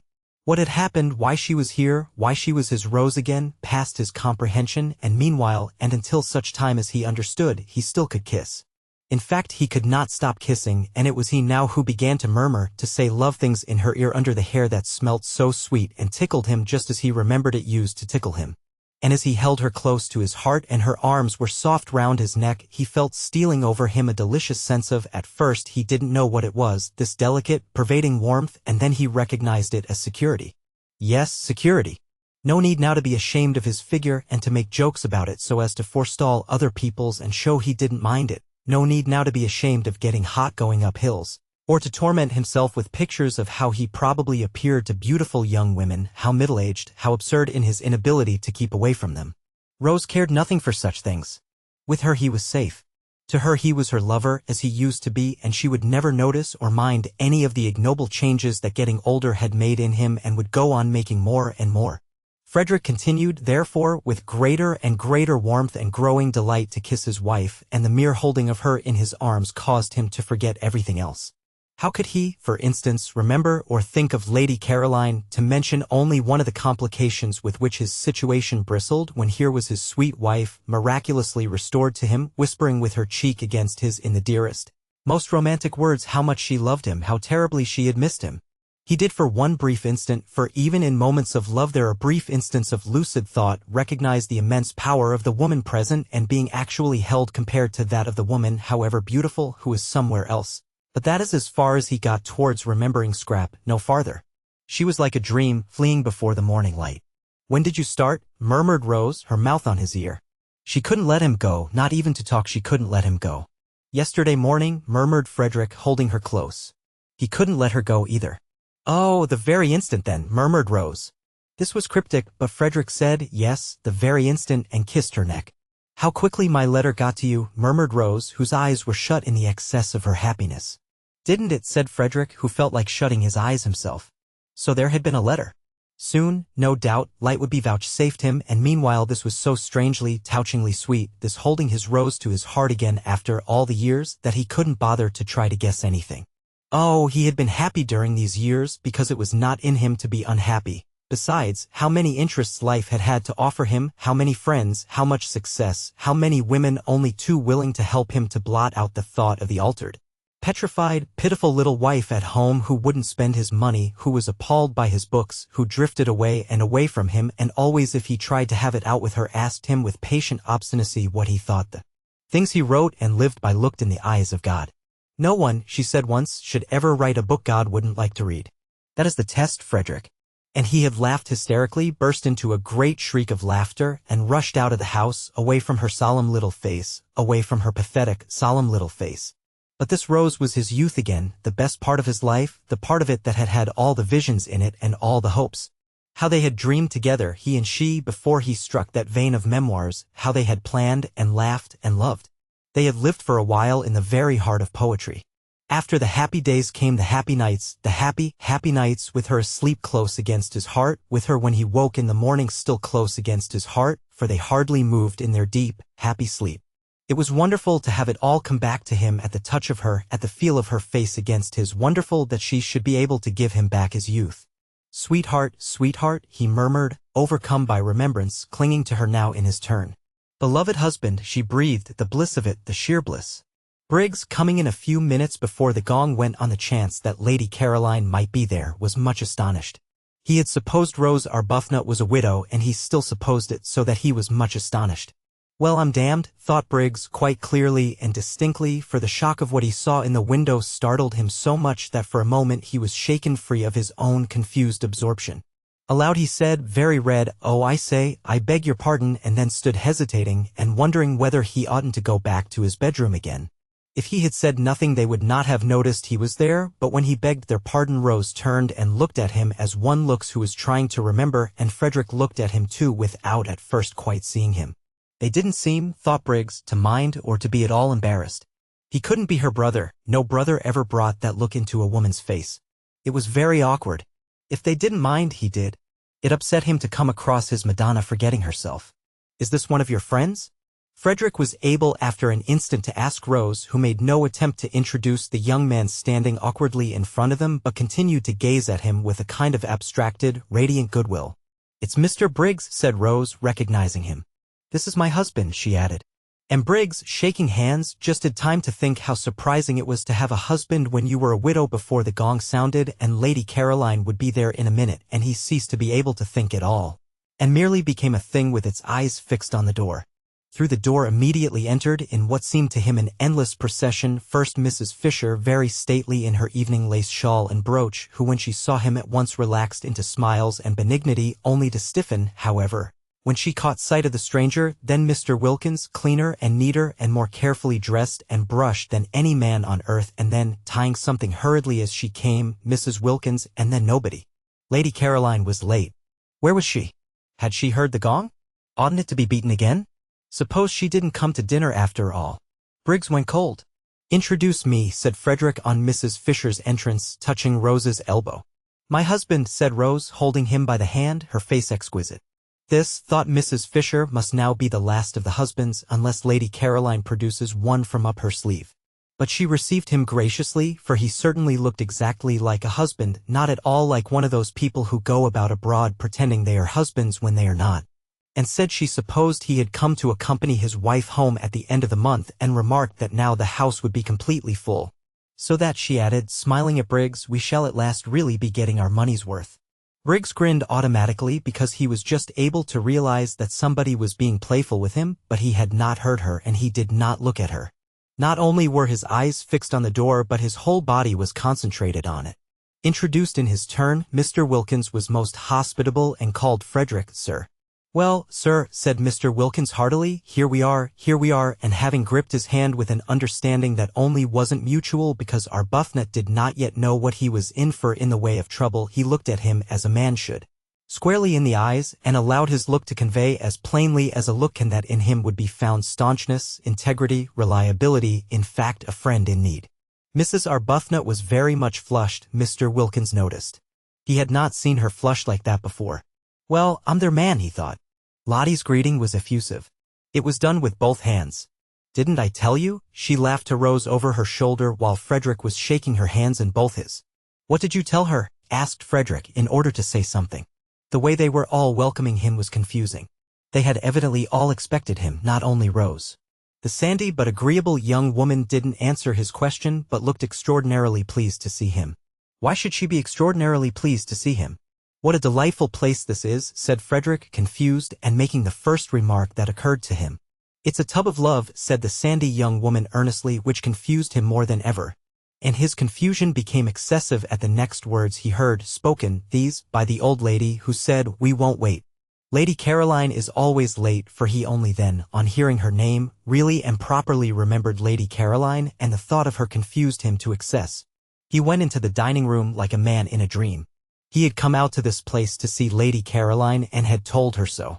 He had even told her in his fatuousness, it was true, but how fatuous, that he hadn't been able to help coming. She didn't know he was married. She thought his name was Arundel. Everybody in London thought his name was Arundel. He had used it and written under it so long that he almost thought it was himself. In the short time since she had left him on the seat in the garden where he told her he had come because he couldn't help it, he had found Rose again, had passionately embraced and been embraced, and had forgotten Lady Caroline. It would be an extraordinary piece of good fortune if Lady Caroline's being late meant she was tired or bored and would not come to dinner at all. Then he could know he couldn't. He turned a deeper red even than usual, he being a man of full habit and red anyhow at the thought of such cowardice. No, he couldn't go away after dinner and catch his train and disappear to Rome, not unless, that is, Rose came with him. But even so, what a running away. No, he couldn't. When they got to the dining room, Mrs. Fisher went to the head of the table. Was this Mrs. Fisher's house? He asked himself. He didn't know anything, and Rose, who in her earlier days of defying Mrs. Fisher had taken the other end as her place, for after all no one could say by looking at a table which was its top and which its bottom, led Frederick to the seat next to her. If only, he thought, he could have been alone with Rose, just 5 minutes more alone with Rose, so that he could have asked her, But probably he wouldn't have asked her anything and only gone on kissing her. He looked round. The sandy young woman was telling the man they called Briggs to go and sit beside Mrs. Fisher. Was the house, then, the sandy young woman's and not Mrs. Fisher's? He didn't know anything, and she herself sat down on Rose's other side so that she was opposite him, Frederick, and next to the genial man who had said, here we are, when it was only too evident that there they were indeed. Next to Frederick, and between him and Briggs, was an empty chair, Lady Caroline's.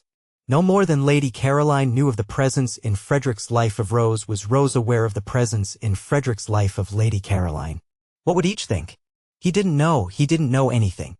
Yes, he did know something, and that was that his wife had made it up with him suddenly, miraculously, unaccountably, and divinely. Beyond that he knew nothing.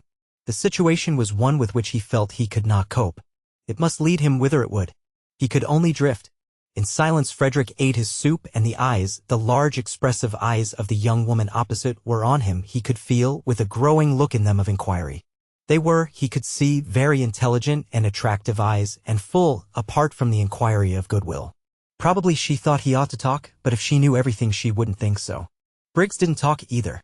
Briggs seemed uneasy. What was the matter with Briggs? And Rose too didn't talk, but then that was natural. She never had been a talker. She had the loveliest expression on her face. How long would it be on it after Lady Caroline's entrance? He didn't know anything. But the genial man on Mrs. Fisher's left was talking enough for everybody. That fellow ought to have been a parson.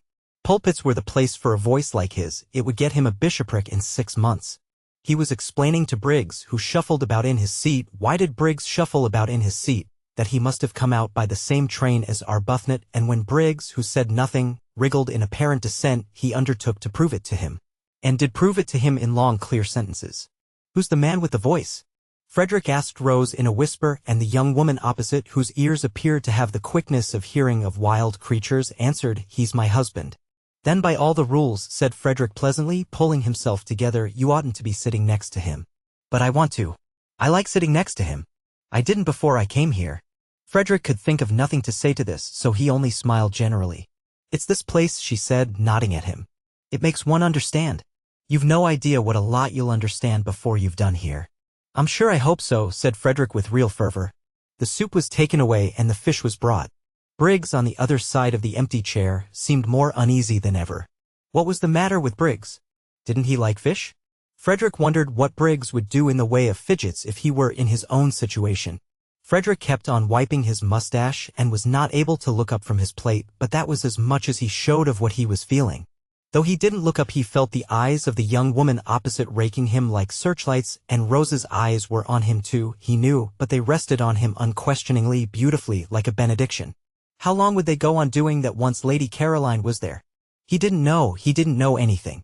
He wiped his mustache for the 20th unnecessary time and could not quite keep his hand steady, and the young woman opposite saw his hand not being quite steady, and her eyes raked him persistently. Why did her eyes rake him persistently? He didn't know anything. Then Briggs leapt to his feet.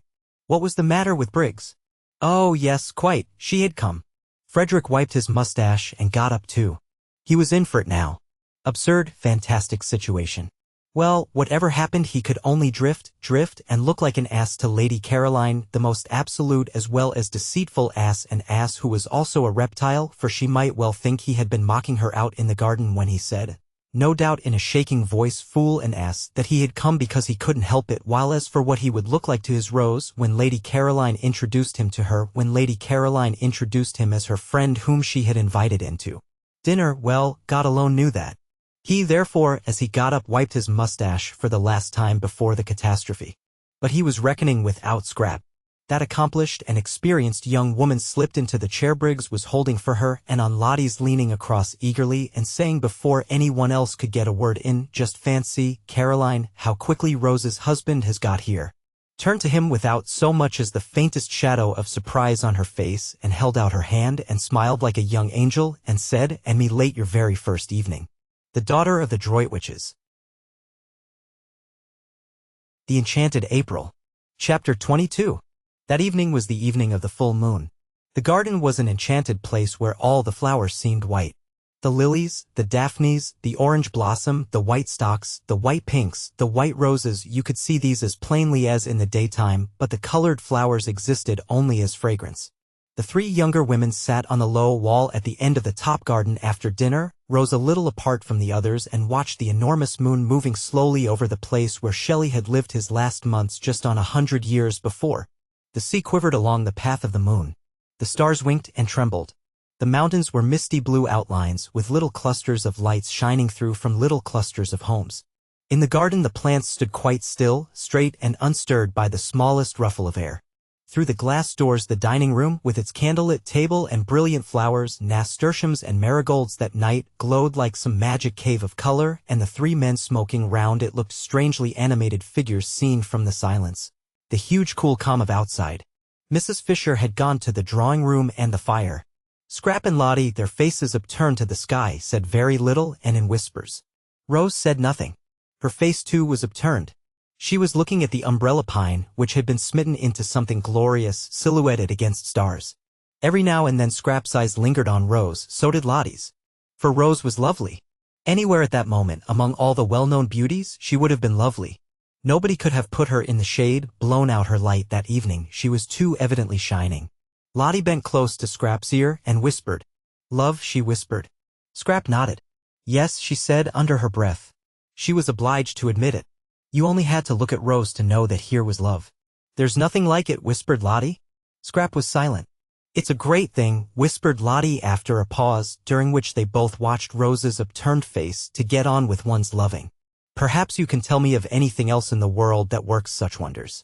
But Scrap couldn't tell her, and if she could have, what a night to begin arguing in. This was a night for a.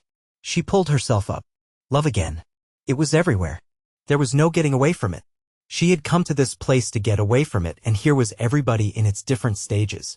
Even Mrs. Fisher seemed to have been brushed by one of the many feathers of love's wing, and at dinner was different, full of concern because Mr. Briggs wouldn't eat, and her face when she turned to him all soft with motherliness.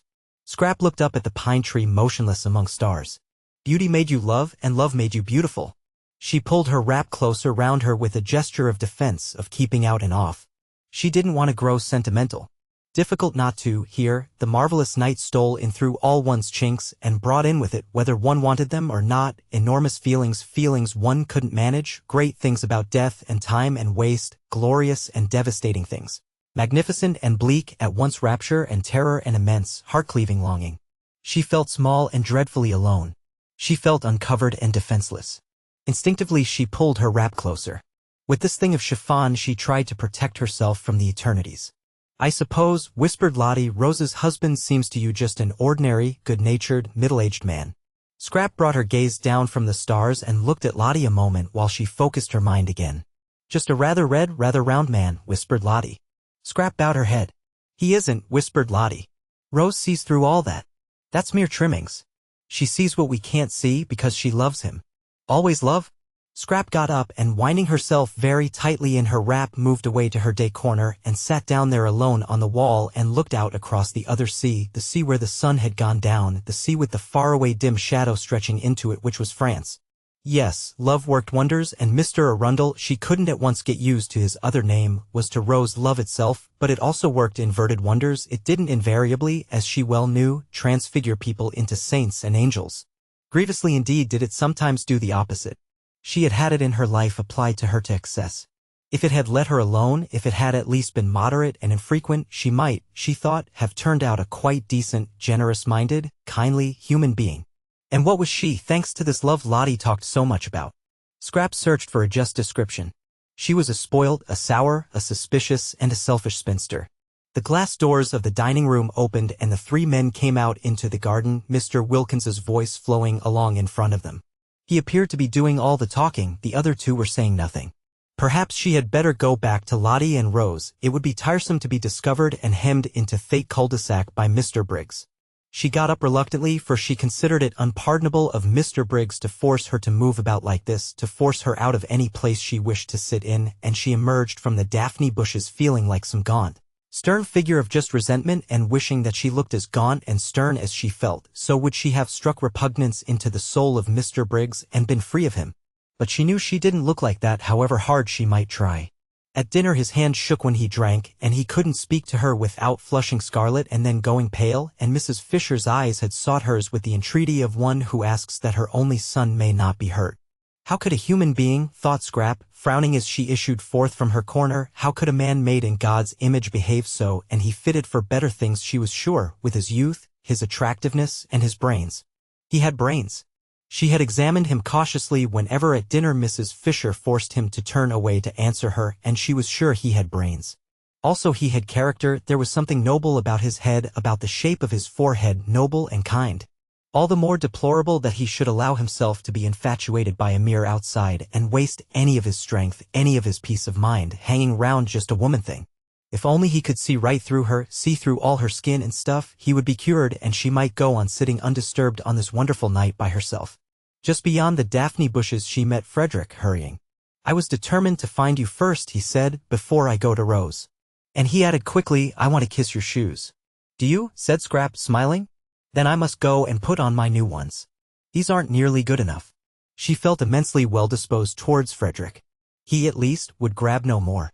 His grabbing days, so sudden and so brief, were done. Nice man, agreeable man. She now definitely liked him. Clearly he had been getting into some sort of a tangle, and she was grateful to Lottie for stopping her in time at dinner from saying something hopelessly complicating.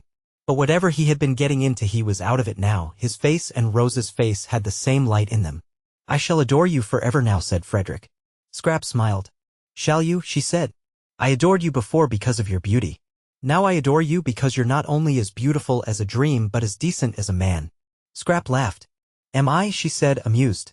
When the impetuous young woman, Frederick went on, the blessedly impetuous young woman blurted out in the nick of time that I am Rose's husband, you behaved exactly as a man would have behaved to his friend. Did I? Said Scrap, her enchanting dimple very evident.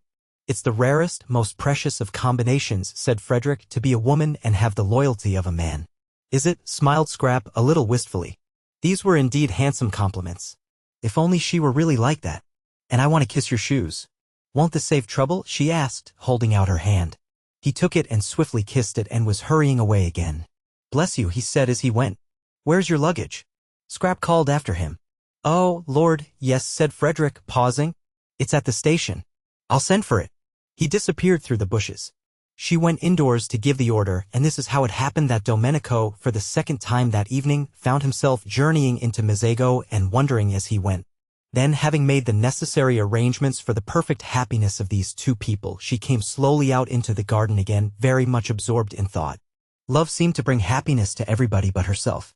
It had certainly got hold of everybody there, in its different varieties, except herself. Poor Mr. Briggs had been got hold of by its least dignified variety. Poor Mr. Briggs. He was a disturbing problem, and his going away next day wouldn't, she was afraid, solve him. When she reached the other's Mr. Arundel, she kept on forgetting that he wasn't Mr. Arundel, was already, his arm through Rose's, going off with her, probably to the greater seclusion of the lower garden. No doubt they had a great deal to say to each other. Something had gone wrong between them and had suddenly been put right. San Salvatore, Lottie would say, San Salvatore working its spell of happiness. She could quite believe in its spell. Even she was happier there than she had been for ages and ages. The only person who would go empty away would be Mr. Briggs. Poor Mr. Briggs. When she came in sight of the group, he looked much too nice and boyish not to be happy. It seemed out of the picture that the owner of the place, the person to whom they owed all this, should be the only one to go away from it unblessed. Compunction seized Scrap. What very pleasant days she had spent in his house, lying in his garden, enjoying his flowers, loving his views, using his things, being comfortable, being rested, recovering, in fact. She had had the most leisured, peaceful, and thoughtful time of her life, and all really thanks to him. Oh, she knew she paid him some ridiculous small sum a week, out of all proportion to the benefits she got in exchange, but what was that in the balance? And wasn't it entirely thanks to him that she had come across Lottie? Never else would she and Lottie have met, never else would she have known her. Compunction laid its quick, warm hand on Scrap. Impulsive gratitude flooded her. She went straight up to Briggs. I owe you so much, she said, overcome by the sudden realization of all she did owe him and ashamed of her churlishness in the afternoon and at dinner. Of course he hadn't known she was being churlish. Of course her disagreeable inside was camouflaged as usual by the chance arrangement of her outside, but she knew it. She was churlish. She had been churlish to everybody for years. Any penetrating eye, thought Scrap, any really penetrating eye would see her for what she was, a spoilt, a sour, a suspicious, and a selfish spinster. I owe you so much, therefore, said Scrap earnestly, walking straight up to Briggs, humbled by these thoughts. He looked at her in wonder. You owe me, he said. But it's I who, he stammered. To see her there in his garden, nothing in it, no white flower, was whiter, more exquisite. Please, said Scrap, still more earnestly, won't you clear your mind of everything except just truth? You don't owe me anything. How should you? I don't owe you anything, echoed Briggs. Why, I owe you my first sight of. Oh, for goodness sake, said Scrap entreatingly, do, please, be ordinary. Don't be humble. Why should you be humble? It's ridiculous of you to be humble. You're worth 50 of me. Unwise, thought Mr. Wilkins, who was standing there too while Lottie sat on the wall. He was surprised, he was concerned, he was shocked that Lady Caroline should thus encourage Briggs. Unwise, very, thought Mr. Wilkins, shaking his head. Briggs's condition was so bad already that the only course to take with him was to repel him utterly, Mr. Wilkins considered. No half measures were the least used with Briggs, and kindliness and familiar talk would only be misunderstood by the unhappy youth. The daughter of the Droitwiches could not really, it was impossible to suppose it, desire to encourage him. Briggs was all very well, but Briggs was Briggs, his name alone proved that. Probably Lady Caroline did not quite appreciate the effect of her voice and face, and how between them they made otherwise ordinary words seem, well, encouraging. But these words were not quite ordinary. She had not, he feared, sufficiently pondered them. Indeed she needed an adviser, some sagacious, objective counselor like himself. There she was, standing before Briggs, almost holding out her hands to him. Briggs of course ought to be thanked, for they were having a most delightful holiday in his house, but not thanked to excess, and not by Lady Caroline alone. That very evening he had been considering the presentation to him next day of a round-robin of collective gratitude on his departure, but he should not be thanked like this, in the moonlight in the garden, by the lady he was so manifestly infatuated with.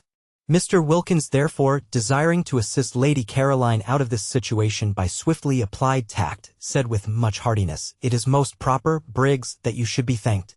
You will please allow me to add my expressions of indebtedness and those of my wife to Lady Caroline's. We ought to have proposed a vote of thanks to you at dinner. You should have been toasted.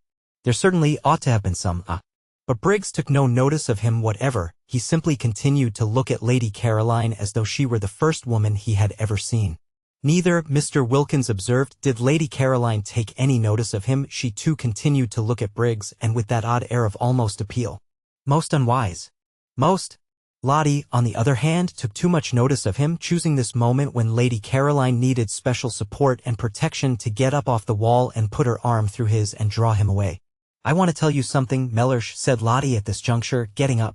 "Presently," said Mr. Wilkins, waving her aside. "No, now," said Lottie, and she drew him away. He went with extreme reluctance. Briggs should be given no rope at all, not an inch. "Well, what is it?" he asked impatiently as she led him towards the house. "Lady Caroline ought not to be left like that, exposed to annoyance."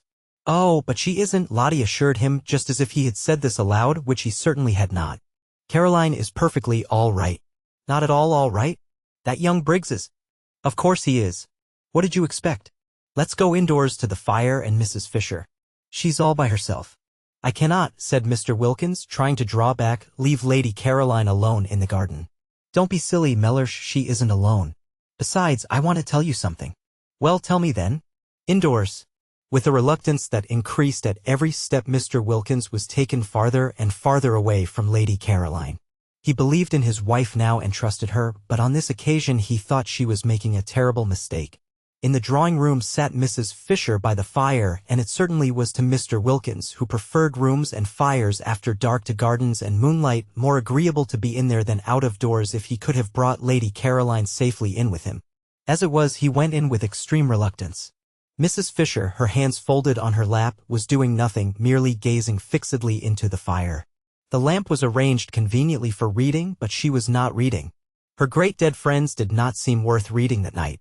They always said the same things now, over and over again they said the same things, and nothing new was to be got out of them any more forever. No doubt they were greater than anyone was now, but they had this immense disadvantage, that they were dead. Nothing further was to be expected of them, while of the living what might one not still expect? She craved for the living, the developing, the crystallized and finished wearied her. She was thinking that if only she had had a son like Mr. Briggs, a dear boy like that, going on, unfolding, alive, affectionate, taking care of her and loving her. The look on her face gave Mrs. Wilkins's heart a little twist when she saw it. Poor old dear, she thought, all the loneliness of age flashing upon her, the loneliness of having outstayed one's welcome in the world, of being in it only on sufferance, the complete loneliness of the old childless woman who has failed to make friends. It did seem that people could only be really happy in pairs, any sorts of pairs, not in the least necessarily lovers, but pairs of friends, pairs of mothers and children, of brothers and sisters. And where was the other half of Mrs. Fisher's pair going to be found? Mrs. Wilkins thought she had perhaps better kiss her again. The kissing this afternoon had been a great success. She knew it. She had instantly felt Mrs. Fisher's reaction to it. So she crossed over and bent down and kissed her and said cheerfully, "We've come in," which indeed was evident. This time Mrs. Fisher actually put up her hand and held Mrs. Wilkins's cheek against her own, this living thing, full of affection, of warm, racing blood, and as she did this she felt safe with the strange creature, sure that she who herself did unusual things so naturally would take the action quite as a matter of course and not embarrass her by being surprised. Mrs. Wilkins was not at all surprised, she was delighted. I believe I'm the other half of her pair, flashed into her mind. I believe it's me, positively me, going to be fast friends with Mrs. Fisher. Her face when she lifted her head was full of laughter. Too extraordinary, the developments produced by San Salvatore. She and Mrs. Fisher, but she saw them being fast friends. Where are the others? Asked Mrs. Fisher. Thank you, dear, she added, as Mrs. Wilkins put a footstool under her feet. A footstool obviously needed, Mrs. Fisher's legs being short. I see myself throughout the years, thought Mrs. Wilkins, her eyes dancing, bringing footstools to Mrs. Fisher.